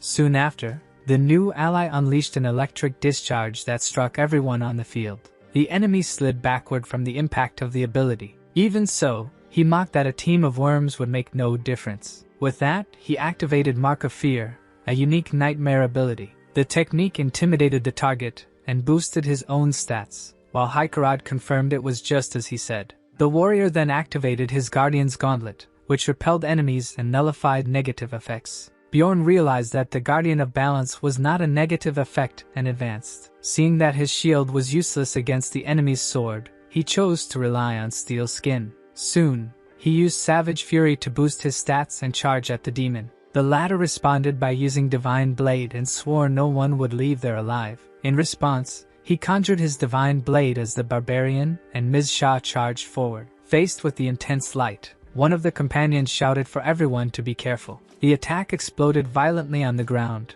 and someone screamed in desperation for Ms. Shah. Though shaken, she tried to assure them she was fine, and told them not to worry. With that, Regal advances and celebrates that the first enemy has already been defeated. Suddenly, several arrows are fired in his direction as someone shouts for him to get out of the way. He manages to dodge the projectiles but is forced to take a step back. Soon after, Bjorn repositions and thanks Rodmiller for the timely help. After a long battle, the two face each other, panting, with neither one backing down. The warrior realizes that, although the enemy isn't regenerating, his own wounds are no longer healing either. Meanwhile, the archer hands him potions from his inventory, making him recall his original mindset. The opponent then calls him sick for enduring the pain and declares it's time to end the fight. However, Bjorn knows he has memorized all of his tricks over the last 30 minutes. He understands that if he gives the enemy more time, the situation could worsen. That's why Bjorn prepares to attack. Regal might retreat to join the priest. The barbarian stares at his opponent and decides it's now or never. With that, he charges forward and surprises the enemy, who steps back. Upon noticing the red light on the demon's ring, he immediately understands what it means. He then shouts that his strategy worked, combining gigantification and savage fury. Knowing that Regal would try to move out of his range, he grabs him tightly. Bjorn then firmly declares that he finally got him. He follows with the swing ability, landing a devastating blow on his opponent. The impact reduces everyone's soul power, affecting them with a mysterious force. Due to the insufficient soul power, gigantification is disabled, and the warrior returns to normal. Regal wonders what was done, and concludes it must be a unique ability of the Dragonborn. He then reveals that he used draconic magic, the same kind he couldn't use because of the dragon's curse. Suddenly, Ms. Shah feels fatigued and staggers, not understanding why. The Guardian of Balance is revealed, redistributing everyone's stats equally. Bjorn reflects that they united as a team against a single man, and even with all the hardship, they managed to seal a level 4 essence. He reveals that the ogre essence was the solution for the sword that would otherwise have been impossible to block, and that was the ultimate attack he had saved for the final moment. Regal reflects that he thought it would be enough to kill an adventurer from the 8th floor. He calls them pathetic, seeing that they're all suffering from soul fatigue and reduced stats. The barbarian then thinks that anyone can fall victim to despair at any moment. He remembers when he was young and suffered from a rare condition in a hospital. Then, he recalls losing someone close in a car accident. Next, he remembers the fire that destroyed the relative's home where he lived. Finally, he remembers his mother disappearing, concluding that these are realistic events that can happen to anyone. Regal sighs, aware that all these things happen without warning. He then declares that the new Plan A has failed and that they're about to find out what the penalty is. Suddenly, his sword begins to emit unstable energy that hurts him. Frustrated, he throws it to the ground, lamenting that he won't be able to use it for a while. While the others gasp for air, the enemy moves forward, saying they have no idea how much time he wasted. With that, he quickly charges at them. In a swift motion, he lands a powerful kick on the barbarian. Mizja screams his name, and the assailant grabs her wrist, calling him trash. With a brutal motion, he crushes the girl's grip with force. He then throws her violently to the ground. The enemy then turns to face Bjorn, who remains down. As a companion shouts for them to get up, the warrior feels a chill from the immense power gap. Even so, he analyzes the situation and realizes that Regal is not in top shape either. Haikarat observes that they're at a disadvantage, unsure of what to do or how to escape. Suddenly, Dwaki steps in front and promises to protect Ms. Shah with all his strength. He realizes that mages don't use soul power, and for that reason, he casts a defensive spell. With that, he declares that it's too early to give up, because they have a real mage on their side. In the stone chamber of the Larka's labyrinth, the priest had hoped they wouldn't make it. There stood Hector Ludwig, a priest forced to serve a wicked deity. Then, a voice called him a hypocrite for still hoping for a miracle, for the Star of Twilight would guide them, as he remembered his regrettable decision. In his memory, he was begging on his knees for his grandson to stop. If he hadn't submitted to evil, perhaps those people's lives could have been saved. Even so, he knew that now it was useless to pray to the goddess Riatlas. The voice then reminded him that he was the cause of that despair, for he would do it all over again. Right after, the same voice declared that he was to blame for all the suffering. Meanwhile, Ms. Shah was thrown to the ground. With that, Bjorn shouted for everyone to protect Dwaki at all costs. However, the mage, overcoming his fear, swore that he would be the one to protect Ms. Shah. He then instinctively realized he was the only one unaffected by the negative effect. For that reason, he moved toward his fallen companion, who was offering a potion while on the ground, because now it was his turn to act and ensure everyone could survive. Thus, Dwaki cast the 8th circle spell called Ice Lance. Soon,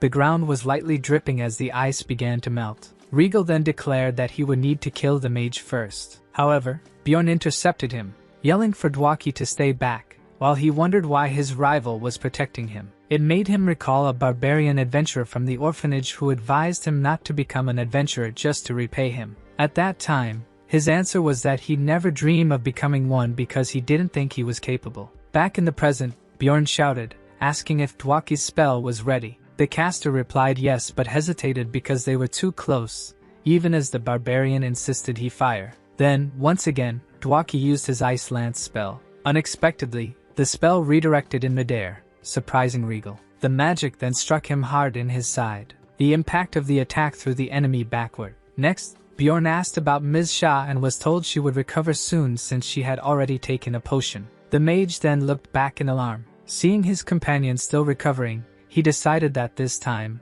he had to protect her. While the barbarian was under attack, he shouted for Dwaki to fall back, and Haikarad echoed the warning. Dwaki then thought that it was his turn to act, wondering if he could ever become as great as them. In his memory, he asked if he would be strong enough to protect others, and a voice reassured him that he would. Suddenly, Regal lunged and stabbed Bjorn in the chest. His body, however, regenerated instantly as he questioned whether he could become a great person. Regal then mocked him for being slow and charged again. Soon, the others shouted for Dwaki to stay back as they braced for the impact. The demon's attack then struck Haikarad squarely, knocking him down. With that, Ron Miller rushed in, shouting, remembering what had been said to him. He then surprised Regal by stabbing him with his sword. The enemy, enraged, looked at the archer with contempt. With the dagger in hand, Ron Miller declared that the item was now theirs, storing it in his magical inventory. Dwaki then admitted that he had always wanted to be special and, because of that, prepared a magic arrow. As the spell was fired, the ally fell wounded, and the mage thought that was why he had joined the team. Soon after, footsteps were heard approaching. While Dwaki questioned a mage's worth, Ms. Shah charged forward to attack Regal. She then shouted with determination that he wouldn't hurt Dwaki. However, the enemy struck her with a powerful blow, causing the caster to scream her name. Immediately after, Bjorn rushed in with his shield to strike the demon from behind. Regal dodged easily, while Dwaki lamented that his incompetence had been exposed. With that, the enemy asked if the barbarian would really trust that useless trash to save him. Hearing the word, trash, Dwaki trembled and froze. He remembered someone looking at him with disgust over his shameless attitude. Even other mages despised him, asking him never to say again that he knew magic. Back in the present, Regal raised the dagger, stating that the mage already looked like he'd given up. He then declared to the barbarian that the fight was over. The enemy added that Bjorn knew it too, leaving him speechless. Dwaki, however,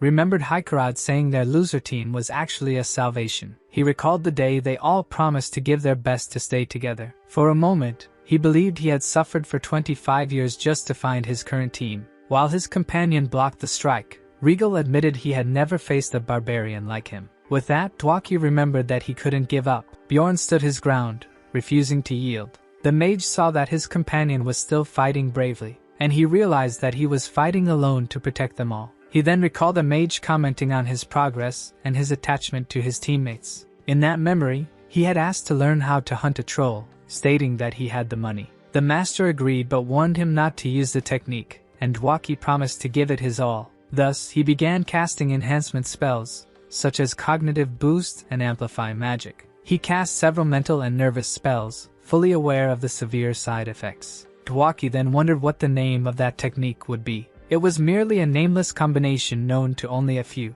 and that shouldn't be called a sacrifice. But if he had to give a name to that combination of spells, Dwaki would call it Arcane Fever. Soon, the rain of magical arrows struck Regal head-on. With that, he was dragged backward by the force of the magic. While blocking the attacks, the demon cursed the mage, shouting at him to know his place. Next, he was stunned that Dwaki was risking his own life. He was gasping, gravely wounded by the assault. Completely shocked, Bjorn watched the enemy still standing, even with his body pierced. Then he wondered how he survived, concluding that he must have protected his vital points. Meanwhile, the mage apologized for the delay, saying it took him a while to decide. He then asked Bjorn to take care of their companions, especially Rottmiller, who needed attention. Even wanting to help, he explained that his healing potion was in his backpack. Then, he stated they needed to handle the enemy first, while the barbarian sensed something was wrong. At that moment, Regal taunted, saying the other didn't know what the mage had done. But Dwaki replied that he wouldn't let him buy time, knowing he didn't have much left. With that, he threw his staff toward the opponent. Then he revealed the cursed item, saying he hadn't wanted to use it because of the curse. With his injured hand, the warrior gripped the dark object tightly. He intercepted it, mocking that it was child's play. Next, he struck while shielding himself with his new sword. The mage was shocked by the result, not knowing that Arc was resistant to magic. Suddenly, the enemy dashed forward at high speed. With that, Dwaki felt a sharp pain shoot through his body. Even so, he cast an ice burst, shouting for him to stop. The ice attack only made the demon slip briefly. As he resisted the magical storm, Bjorn realized things wouldn't be easy. Determined, he prepared to fulfill his role as tank and protect his comrade. Thus, he charged at the enemy. Regal, irritated by the interference, stared at him with fury. Bjorn then attacked, determined to end the fight. But upon seeing the opponent's defense, he wondered if this would be his end. Unexpectedly, Dwaki's hand grabbed the enemy's arm, stopping the attack. With a furious shout, he hurled the cursed item. The demon caught the object, and the warrior realized the sword was rejecting him due to the draconic magic. Then, the mage cast curse spells, shouting for the other to fall back immediately. While the barbarian blocked the enemy's advance, he wondered why he kept trying to close in. Because even without using area spells, Dwaki could still support him, which gave them a clear advantage. With that, Bjorn felt something was wrong. Surely the enemy knew that. Suddenly, he remembered the mage's words about not having time, and realized his magic was limited. Bjorn then shouted for him to use the ice burst, confident he had guessed the plan by the enemy's reaction. Despite his allies' hesitation, he insisted that the attack be launched without worry. Next, he challenged Regal, declaring they had to end the fight there no matter what. Soon, an intense blizzard engulfed both fighters at the center of the chamber. Within the ice storm, the two continued their hand-to-hand combat. Soon, a slash cut across Regal's face. The demon, in turn, stared at him with rage. With a confident smile, Bjorn braced for the final clash. Inside the blizzard, he used his shield to subdue the opponent in battle. With a gaze of pure fury, he raised his club for the decisive blow. Then, the barbarian delivered a crushing strike to the enemy. The impact wounded him severely, but soon after, something unexpected happened. For the conditions to activate Regal's second heart were met, enveloping him in protection. With that, Bjorn understood the first problem was the enemy possessing a numbered healing item. As the heart regenerated, he cursed in frustration at the reversal. Then the other problem became painfully clear to him. Dwaki had collapsed on the ground, bleeding from his mouth, nose, eyes, and ears. He then remembered that focusing on one meant having to neglect the other in order to survive. The logical solution would be to use the potion on Rottmiller so he could wake up and heal everyone. However, since the mage was dying,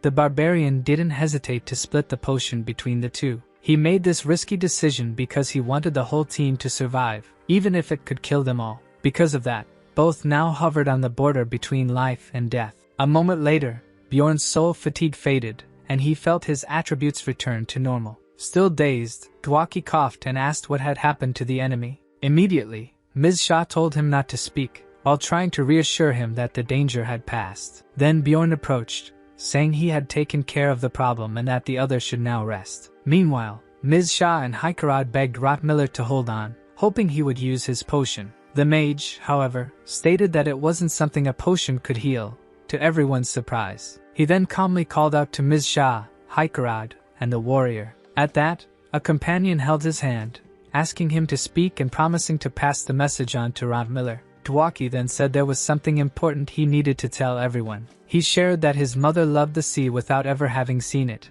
and now he understood that feeling. Because some things are more deeply desired for being unreachable, shining brighter than any star in the sky. The mage revealed that, to him, that unreachable and radiant thing was all of them. With a serene smile, he sincerely thanked them for giving him the chance to travel together. While Ms. Shah begged him to stop, he expressed his gratitude to Bjorn for being a good friend. The warrior then declared that Ryal Warg Dwaki was the greatest mage of all and that his decision had been noble. At last, he stated that it was an honor to call him a companion, feeling glorious because of it. The mage thought that being honored by a legendary warrior made him feel like nothing else was missing. Even so, he felt upset and filled with an unfair emptiness, without understanding why. But that was death, and he knew he would no longer appear in his companion's stories. With that, Bjorn asked Ms. Shaw if she needed a moment alone to say goodbye. She, however, just hugged her friend and begged him not to die. In his final moments, Dwaki called out to the warrior,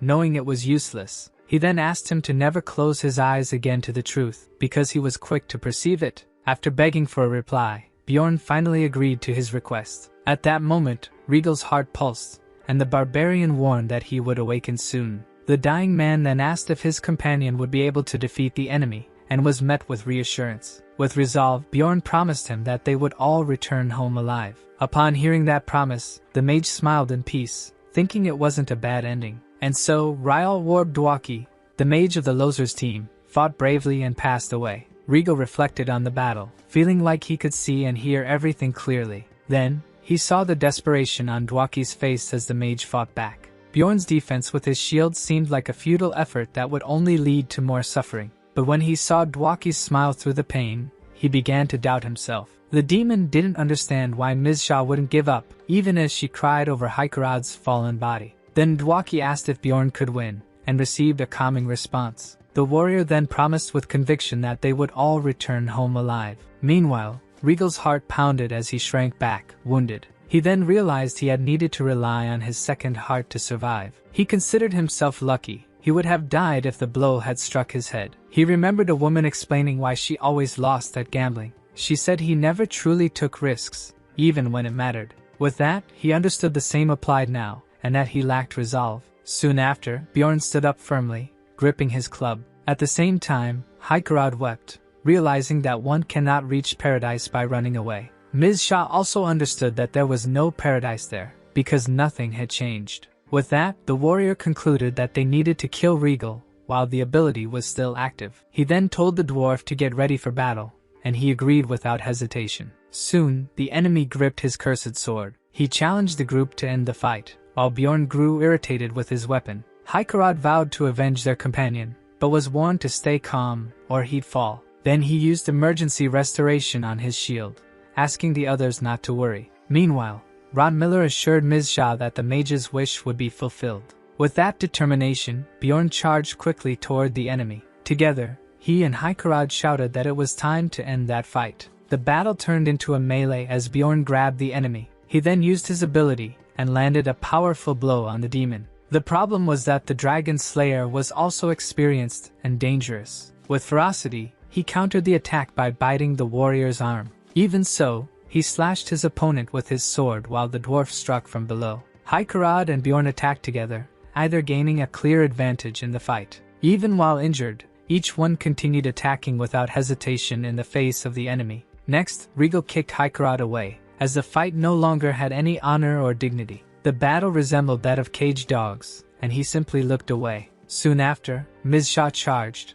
and their swords clashed with an intense flash. With that, Bjorn took the opportunity to punch the opponent as she fell to the ground. Everyone wondered how the final clash between the three would end. Bjorn then collapsed with low health, activating his passive ability. At the same time, the enemy slid backward, exhausted but still standing. Regal declared victory amid laughter, activating his Divine Blade ability. An intense light shone as he prepared to strike the fallen heroes. Suddenly, the hand of a mysterious man appeared and stopped the descending sword. He blocked the blow with only 2 fingers, completely calm. With a single motion, the man caused Regal to be struck. The blade was then driven into the ground. Stunned, the demon questioned what the presence of the old man meant. Even gasping for breath, the priest responded that the answer to everything was obvious. He thought he had lost his courage, but seeing the adventurers was a sign of kindness from the goddess. On his knees, he prayed to the Star of Twilight and promised to fight, even if it wasn't for paradise. He then offered himself as a sacrifice to an entity called Karui.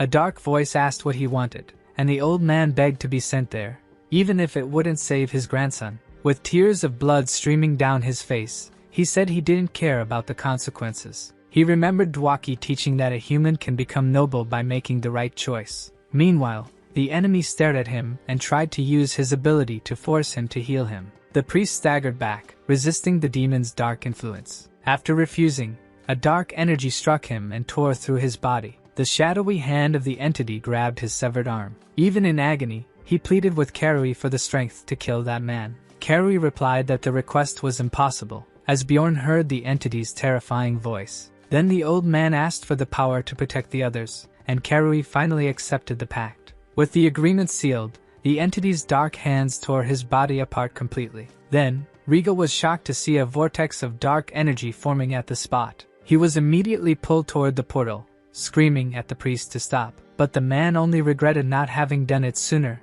ignoring the warning about his grandson. Even so, the enemy resisted the energy pulling him inside with all his might. Next, he screamed in rage as he was separated from his sword, which remained behind. Bjorn realized the enemy was trying to take the weapon with him, and prepared to act. Without hesitation, he rushed forward to grab the sword from the ground. As soon as he seized the blade, a powerful energy surged through his entire body. The sword burned his hand with an intense light, but he refused to let go. With that, his strength prevented Regal from taking the weapon into the portal. The demon then glared at him with fury, eyes locked on the barbarian. Soon after, he promised with conviction that they would meet again. Bjorn replied that they definitely would meet again. He then promised himself that he would do everything to become strong enough to win without luck. As the portal closed, he shouted with determination that he would find him. From within the vortex, the enemy's voice answered that he wasn't the only one. Soon after, the dark energy portal vanished completely. With that, Bjorn thought that he,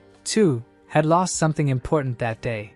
Then Bjorn looks at his hands, wondering if that was divine power. Meanwhile, the same energy heals Rotmiller, Misha, and Hickarud, regenerating their limbs without pain. However, the power does not work on the body of the old mage, who had been attacked by Karui. As he approaches, he hears the man weakly asking for a letter in his bag, not understanding the reason behind the sacrifice. The man then hands him the letter and asks him to take it to the Temple of Reatless, and he promises to do so. He then asks why the man saved them, even though they didn't know each other. With his final breath, the old man is only able to say the mage before passing away. After a moment of silence, the warrior thanks the man for the information. Soon, the group turns to him, and he says he failed to fulfill the promise he made to Dwaki. In a memory, Dwaki asks him if he can defeat the enemy, and the other replies not to worry. He then says that they would all return alive, but it was his friend who protected them until the end. In front of his companions, he considers Dwaki's action to be the legacy left to them. Moments later, while the group rests, Rotmiller laments the loss of the friend who couldn't witness his final moment.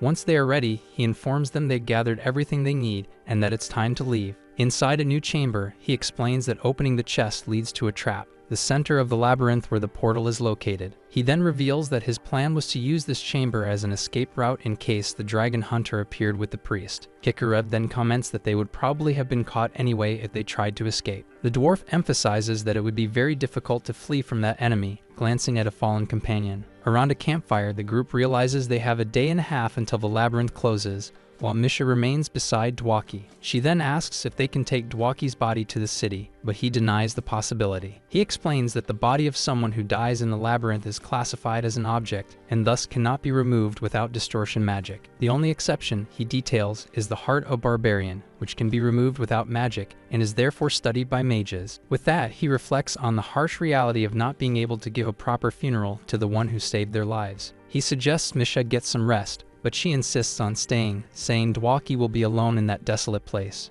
Meanwhile, he decides to read the letter and discovers that the old man's grandson was kidnapped and taken to Nork, the underground city. With that, he realizes that Nork and Orcules are working together, uncovering the existence of a location beneath the sewers. The revelation makes him remember a mysterious woman, and he now wonders if she might also be a member of Orcules. As he continues reading, he discovers that the letter also mentions the existence of another portal at that site. He realizes that the content contains valuable information about the Orcules and Nork factions that he did not know. Moreover, the text mentions the name Karui and other topics that he needs to investigate and prepare for. Even so, he decides to rest and postpone his concerns until they return to the city. Considering the place safe now that the dragon hunter has left, he lies down, thinking about the tasks that await him. However, something feels strange, as Rotmiller remains awake. Hickarud also cannot sleep, even after nearly 2 days awake and fighting intensely. Likewise, the warrior stays with his eyes open, unable to fall asleep. Misha also remains awake, sitting silently near the fire. After finally returning to the Dimension Square in Rafdonia,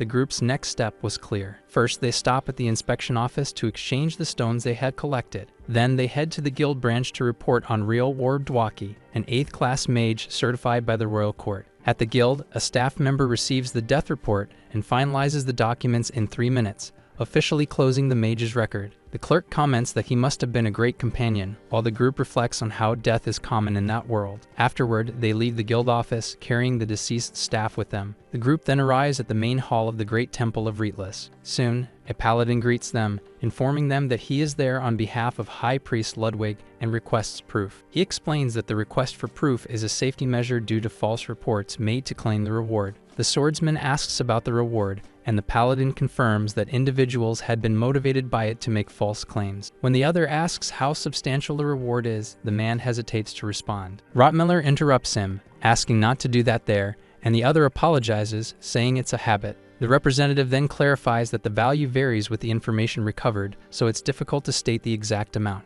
In response, he hands him the letter and asks if it serves as proof. The paladin steps back upon receiving the letter, and the warrior asks if something is wrong. With that, he apologizes and states that the contents of the message, if true, are of extreme importance, asking them to wait. After a longer wait than expected, a large door opens. Then the group is escorted to the chapel on the 2nd floor, a place restricted to those who serve Reatless. Before the Archbishop, Rottmiller kneels, but the religious leader asks everyone to feel at ease. With that, the young man remembers reading about the order and the title of Holy Archbishop in the library. He then notices that they are being observed by the 3 Commander Knights of the Templars. Alongside them, all the high-ranking priests, including the Holy Archbishop himself, are present. Among the important figures, he also spots a young boy and concludes that an elite team is receiving them. The Archbishop blesses them, and the barbarian awkwardly responds, telling Rottmiller not to look at him like that, because he's a barbarian. Next, the religious leader thanks them for delivering the letter from High Priest Ludwig and asks them to explain how they obtained it.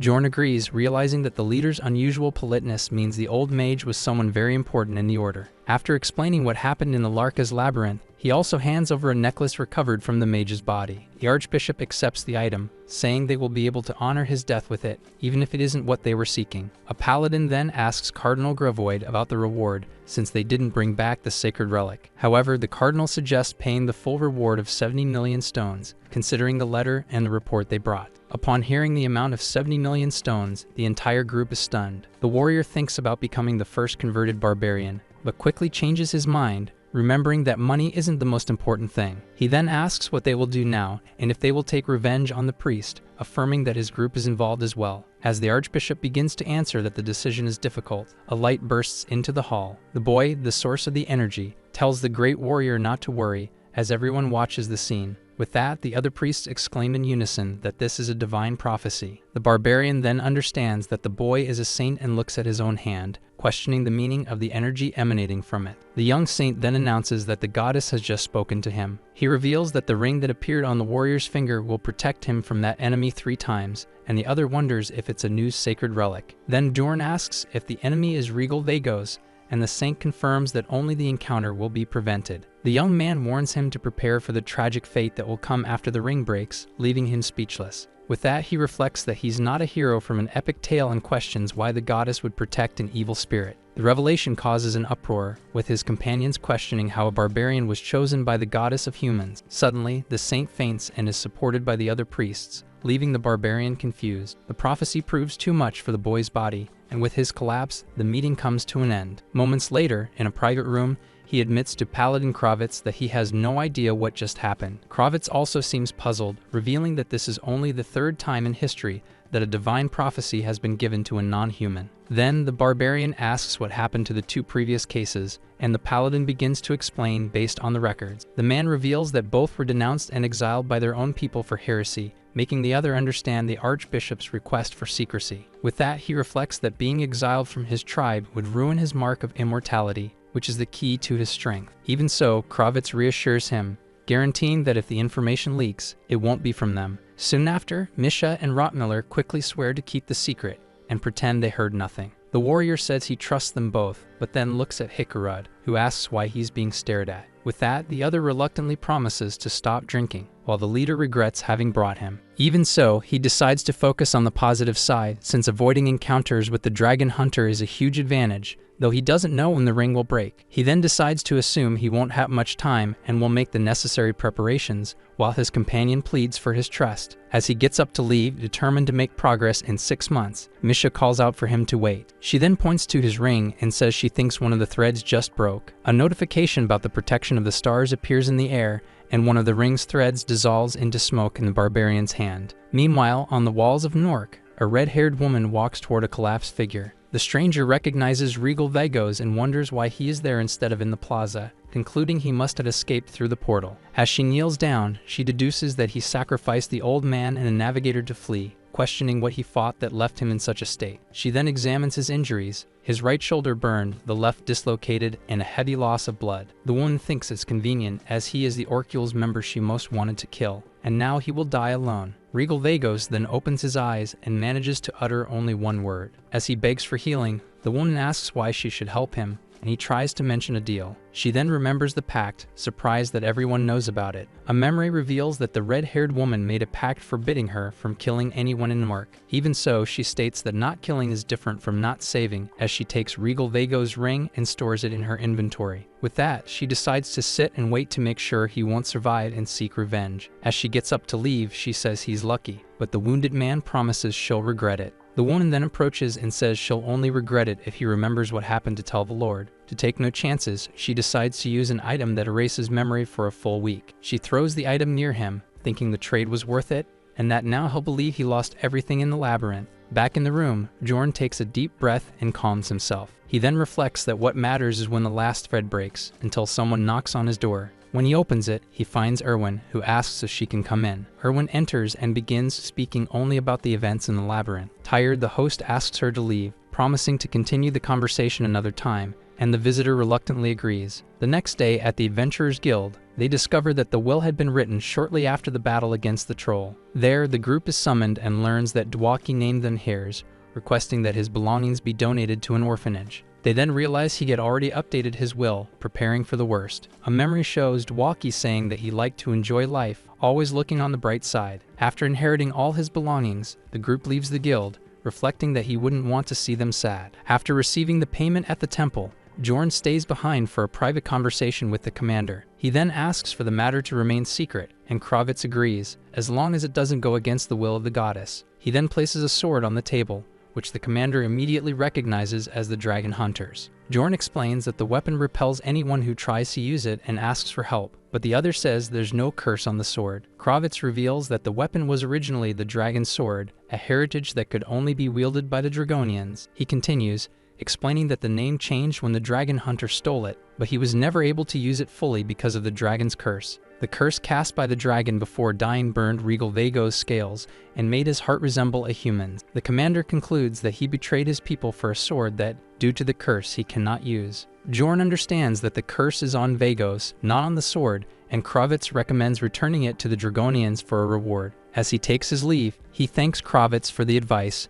and the paladin offers his support for the future. He then jokingly asks if he can receive blessings for free, but the other mentions a new prophecy from that morning. The paladin reveals that the prophecy was a warning for no one to try to take advantage of the situation, and the barbarian reacts to the jab. With that, he realizes the message was directed at him, and Kravitz reiterates his offer of help before they say goodbye. He then heads straight to the tavern, where his companions were waiting for him. Upon arriving, he finds the group mourning, and Hikarud comments that Dwalki didn't deserve that end. The barbarian then joins them in mourning for Dwalki and drinks a few mugs in silence. Later, as they leave the tavern, he and Misha walk unsteadily, while Rotmiller supports Hikarud. Misha then loses her balance and bumps into her companion. He catches her so she doesn't fall, and she thanks him as they continue walking. Shortly after, they arrive at their destination, falling into a moment of silence. As Misha turns to leave, Jorn grabs her wrist, calling her by her full name, Misha Karlstein. He then directly asks her if, by any chance, she has feelings for him. A memory returns to the moment when Dwalki, noticing the barbarian's awareness, asks him not to keep ignoring the situation. The two remain in silence, avoiding eye contact. Then, she confirms that she does and admits she likes him as a man. Afterward, Misha asks if he had known for some time. Elsewhere, Erwin suddenly reacts. Her sister asks what's wrong, and she responds that her heart suddenly started racing. The other remarks that she's looked pale since visiting the man, but Erwin denies any problem, even with the continued questioning about what happened in the labyrinth. The conversation is recalled, with the archer insisting she wasn't lying about what they talked about. Seeing the situation, her sister offers to investigate the matter, and Erwin asks if she really would. To calm her down, her companion gives her an apple, which she accepts and bites into without hesitation. Misha repeats the question, wanting to know if he had known about her feelings for a long time. Jorn holds her hand and admits he wasn't sure, using that as an excuse. While thinking that there was only one possible outcome to the confession, the girl asks how he feels about her. With that, he realizes he's actually always known the answer. Remembering that he needs to be genuine first, the barbarian says that she is a very dear companion. Upon hearing this, Misha pulls her hand away and concludes that, in that case, she's not good enough. Even so, she argues that no one would be, since survival is his priority and no one knows when they'll die. The young man thinks romance might cloud judgment and begins to say that she should just see him as a companion. However, Misha yells, cutting him off and leaving him speechless. She then punches him in the stomach while asking why she would have to do that. The girl continues hitting him, calling him a barbarian and accusing him of asking on purpose just to reject her. She then shouts that even though she knows he doesn't want a relationship, he can't stop her from having feelings for him. After that, Misha rests her head against his chest and says she's not asking for much. With a choked voice, she begs him not to try to take her feelings away, because that alone is already more than she deserves. Jorn simply warns her that she'll be without breakfast the next day before walking away. The next morning, when he enters the kitchen, he finds a pot full of boiling carrots. He looks at the young woman, who orders him to eat it all, and then wonders if that's her revenge. With that, the barbarian eats the carrot stew out of guilt, barely able to breathe as he does it. After the meal, he says he's full, then asks what they'll do next. Misha stares at him intensely, causing him to step back, so he sighs and comments that the situation isn't that bad. However, she slams the table and interrupts him, saying he shouldn't feel guilty because she'll do as she pleases. With that, he realizes she spent the night reflecting and concludes that his companion is more mature than he is. Thus, he agrees and suggests they never talk about it again, receiving her acceptance. Soon after, they leave the room and head to meet up with Rotmiller and Hickerud. Next, they arrive at the central administration office, as was the dwarf companion's wish. She asks if he's sure, but the man confirms he's always wanted a place of his own and mentions the bonus payment. The plan was to purchase the residence left by a former ally,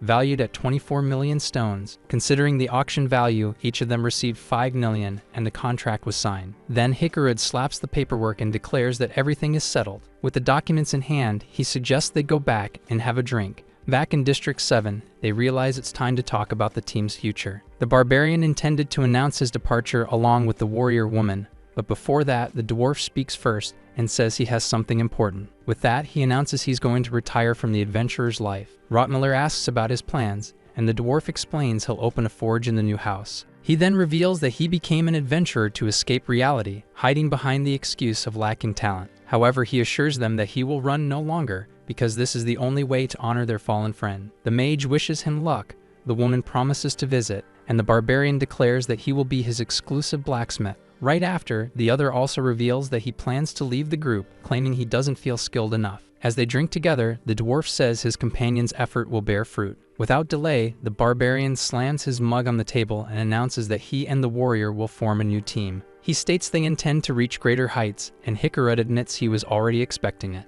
The blacksmith comments that she'll have a lot of work to do, but the woman simply replies that she'll handle it. Soon he proposes a toast, and the mage asks to give the speech, receiving the leader's permission. With a smile, the young man raises his glass. He toasts to the end of the old team and the beginning of new chapters in their journeys. Later, seeing the two companions asleep beside him, the barbarian reflects that this is the right way to end it, until the mage calls out to him, pulling him from his thoughts. So he listens as the other says he has a question. The young man then asks what he wants to know. Directly, his friend asks if he is an evil spirit. In response, he slams his fist on the table and says the companion's name. He immediately demands a good reason for such an accusation, but hears that his anger could serve as proof. If the other didn't know him so well, the mage continues, saying that the barbarian doesn't care for formalities and doesn't let feelings guide him. And with a smile on his face, he asks if he's wrong. Our video ends here. If you enjoyed it, please like and subscribe to the channel. Until next time, bye bye.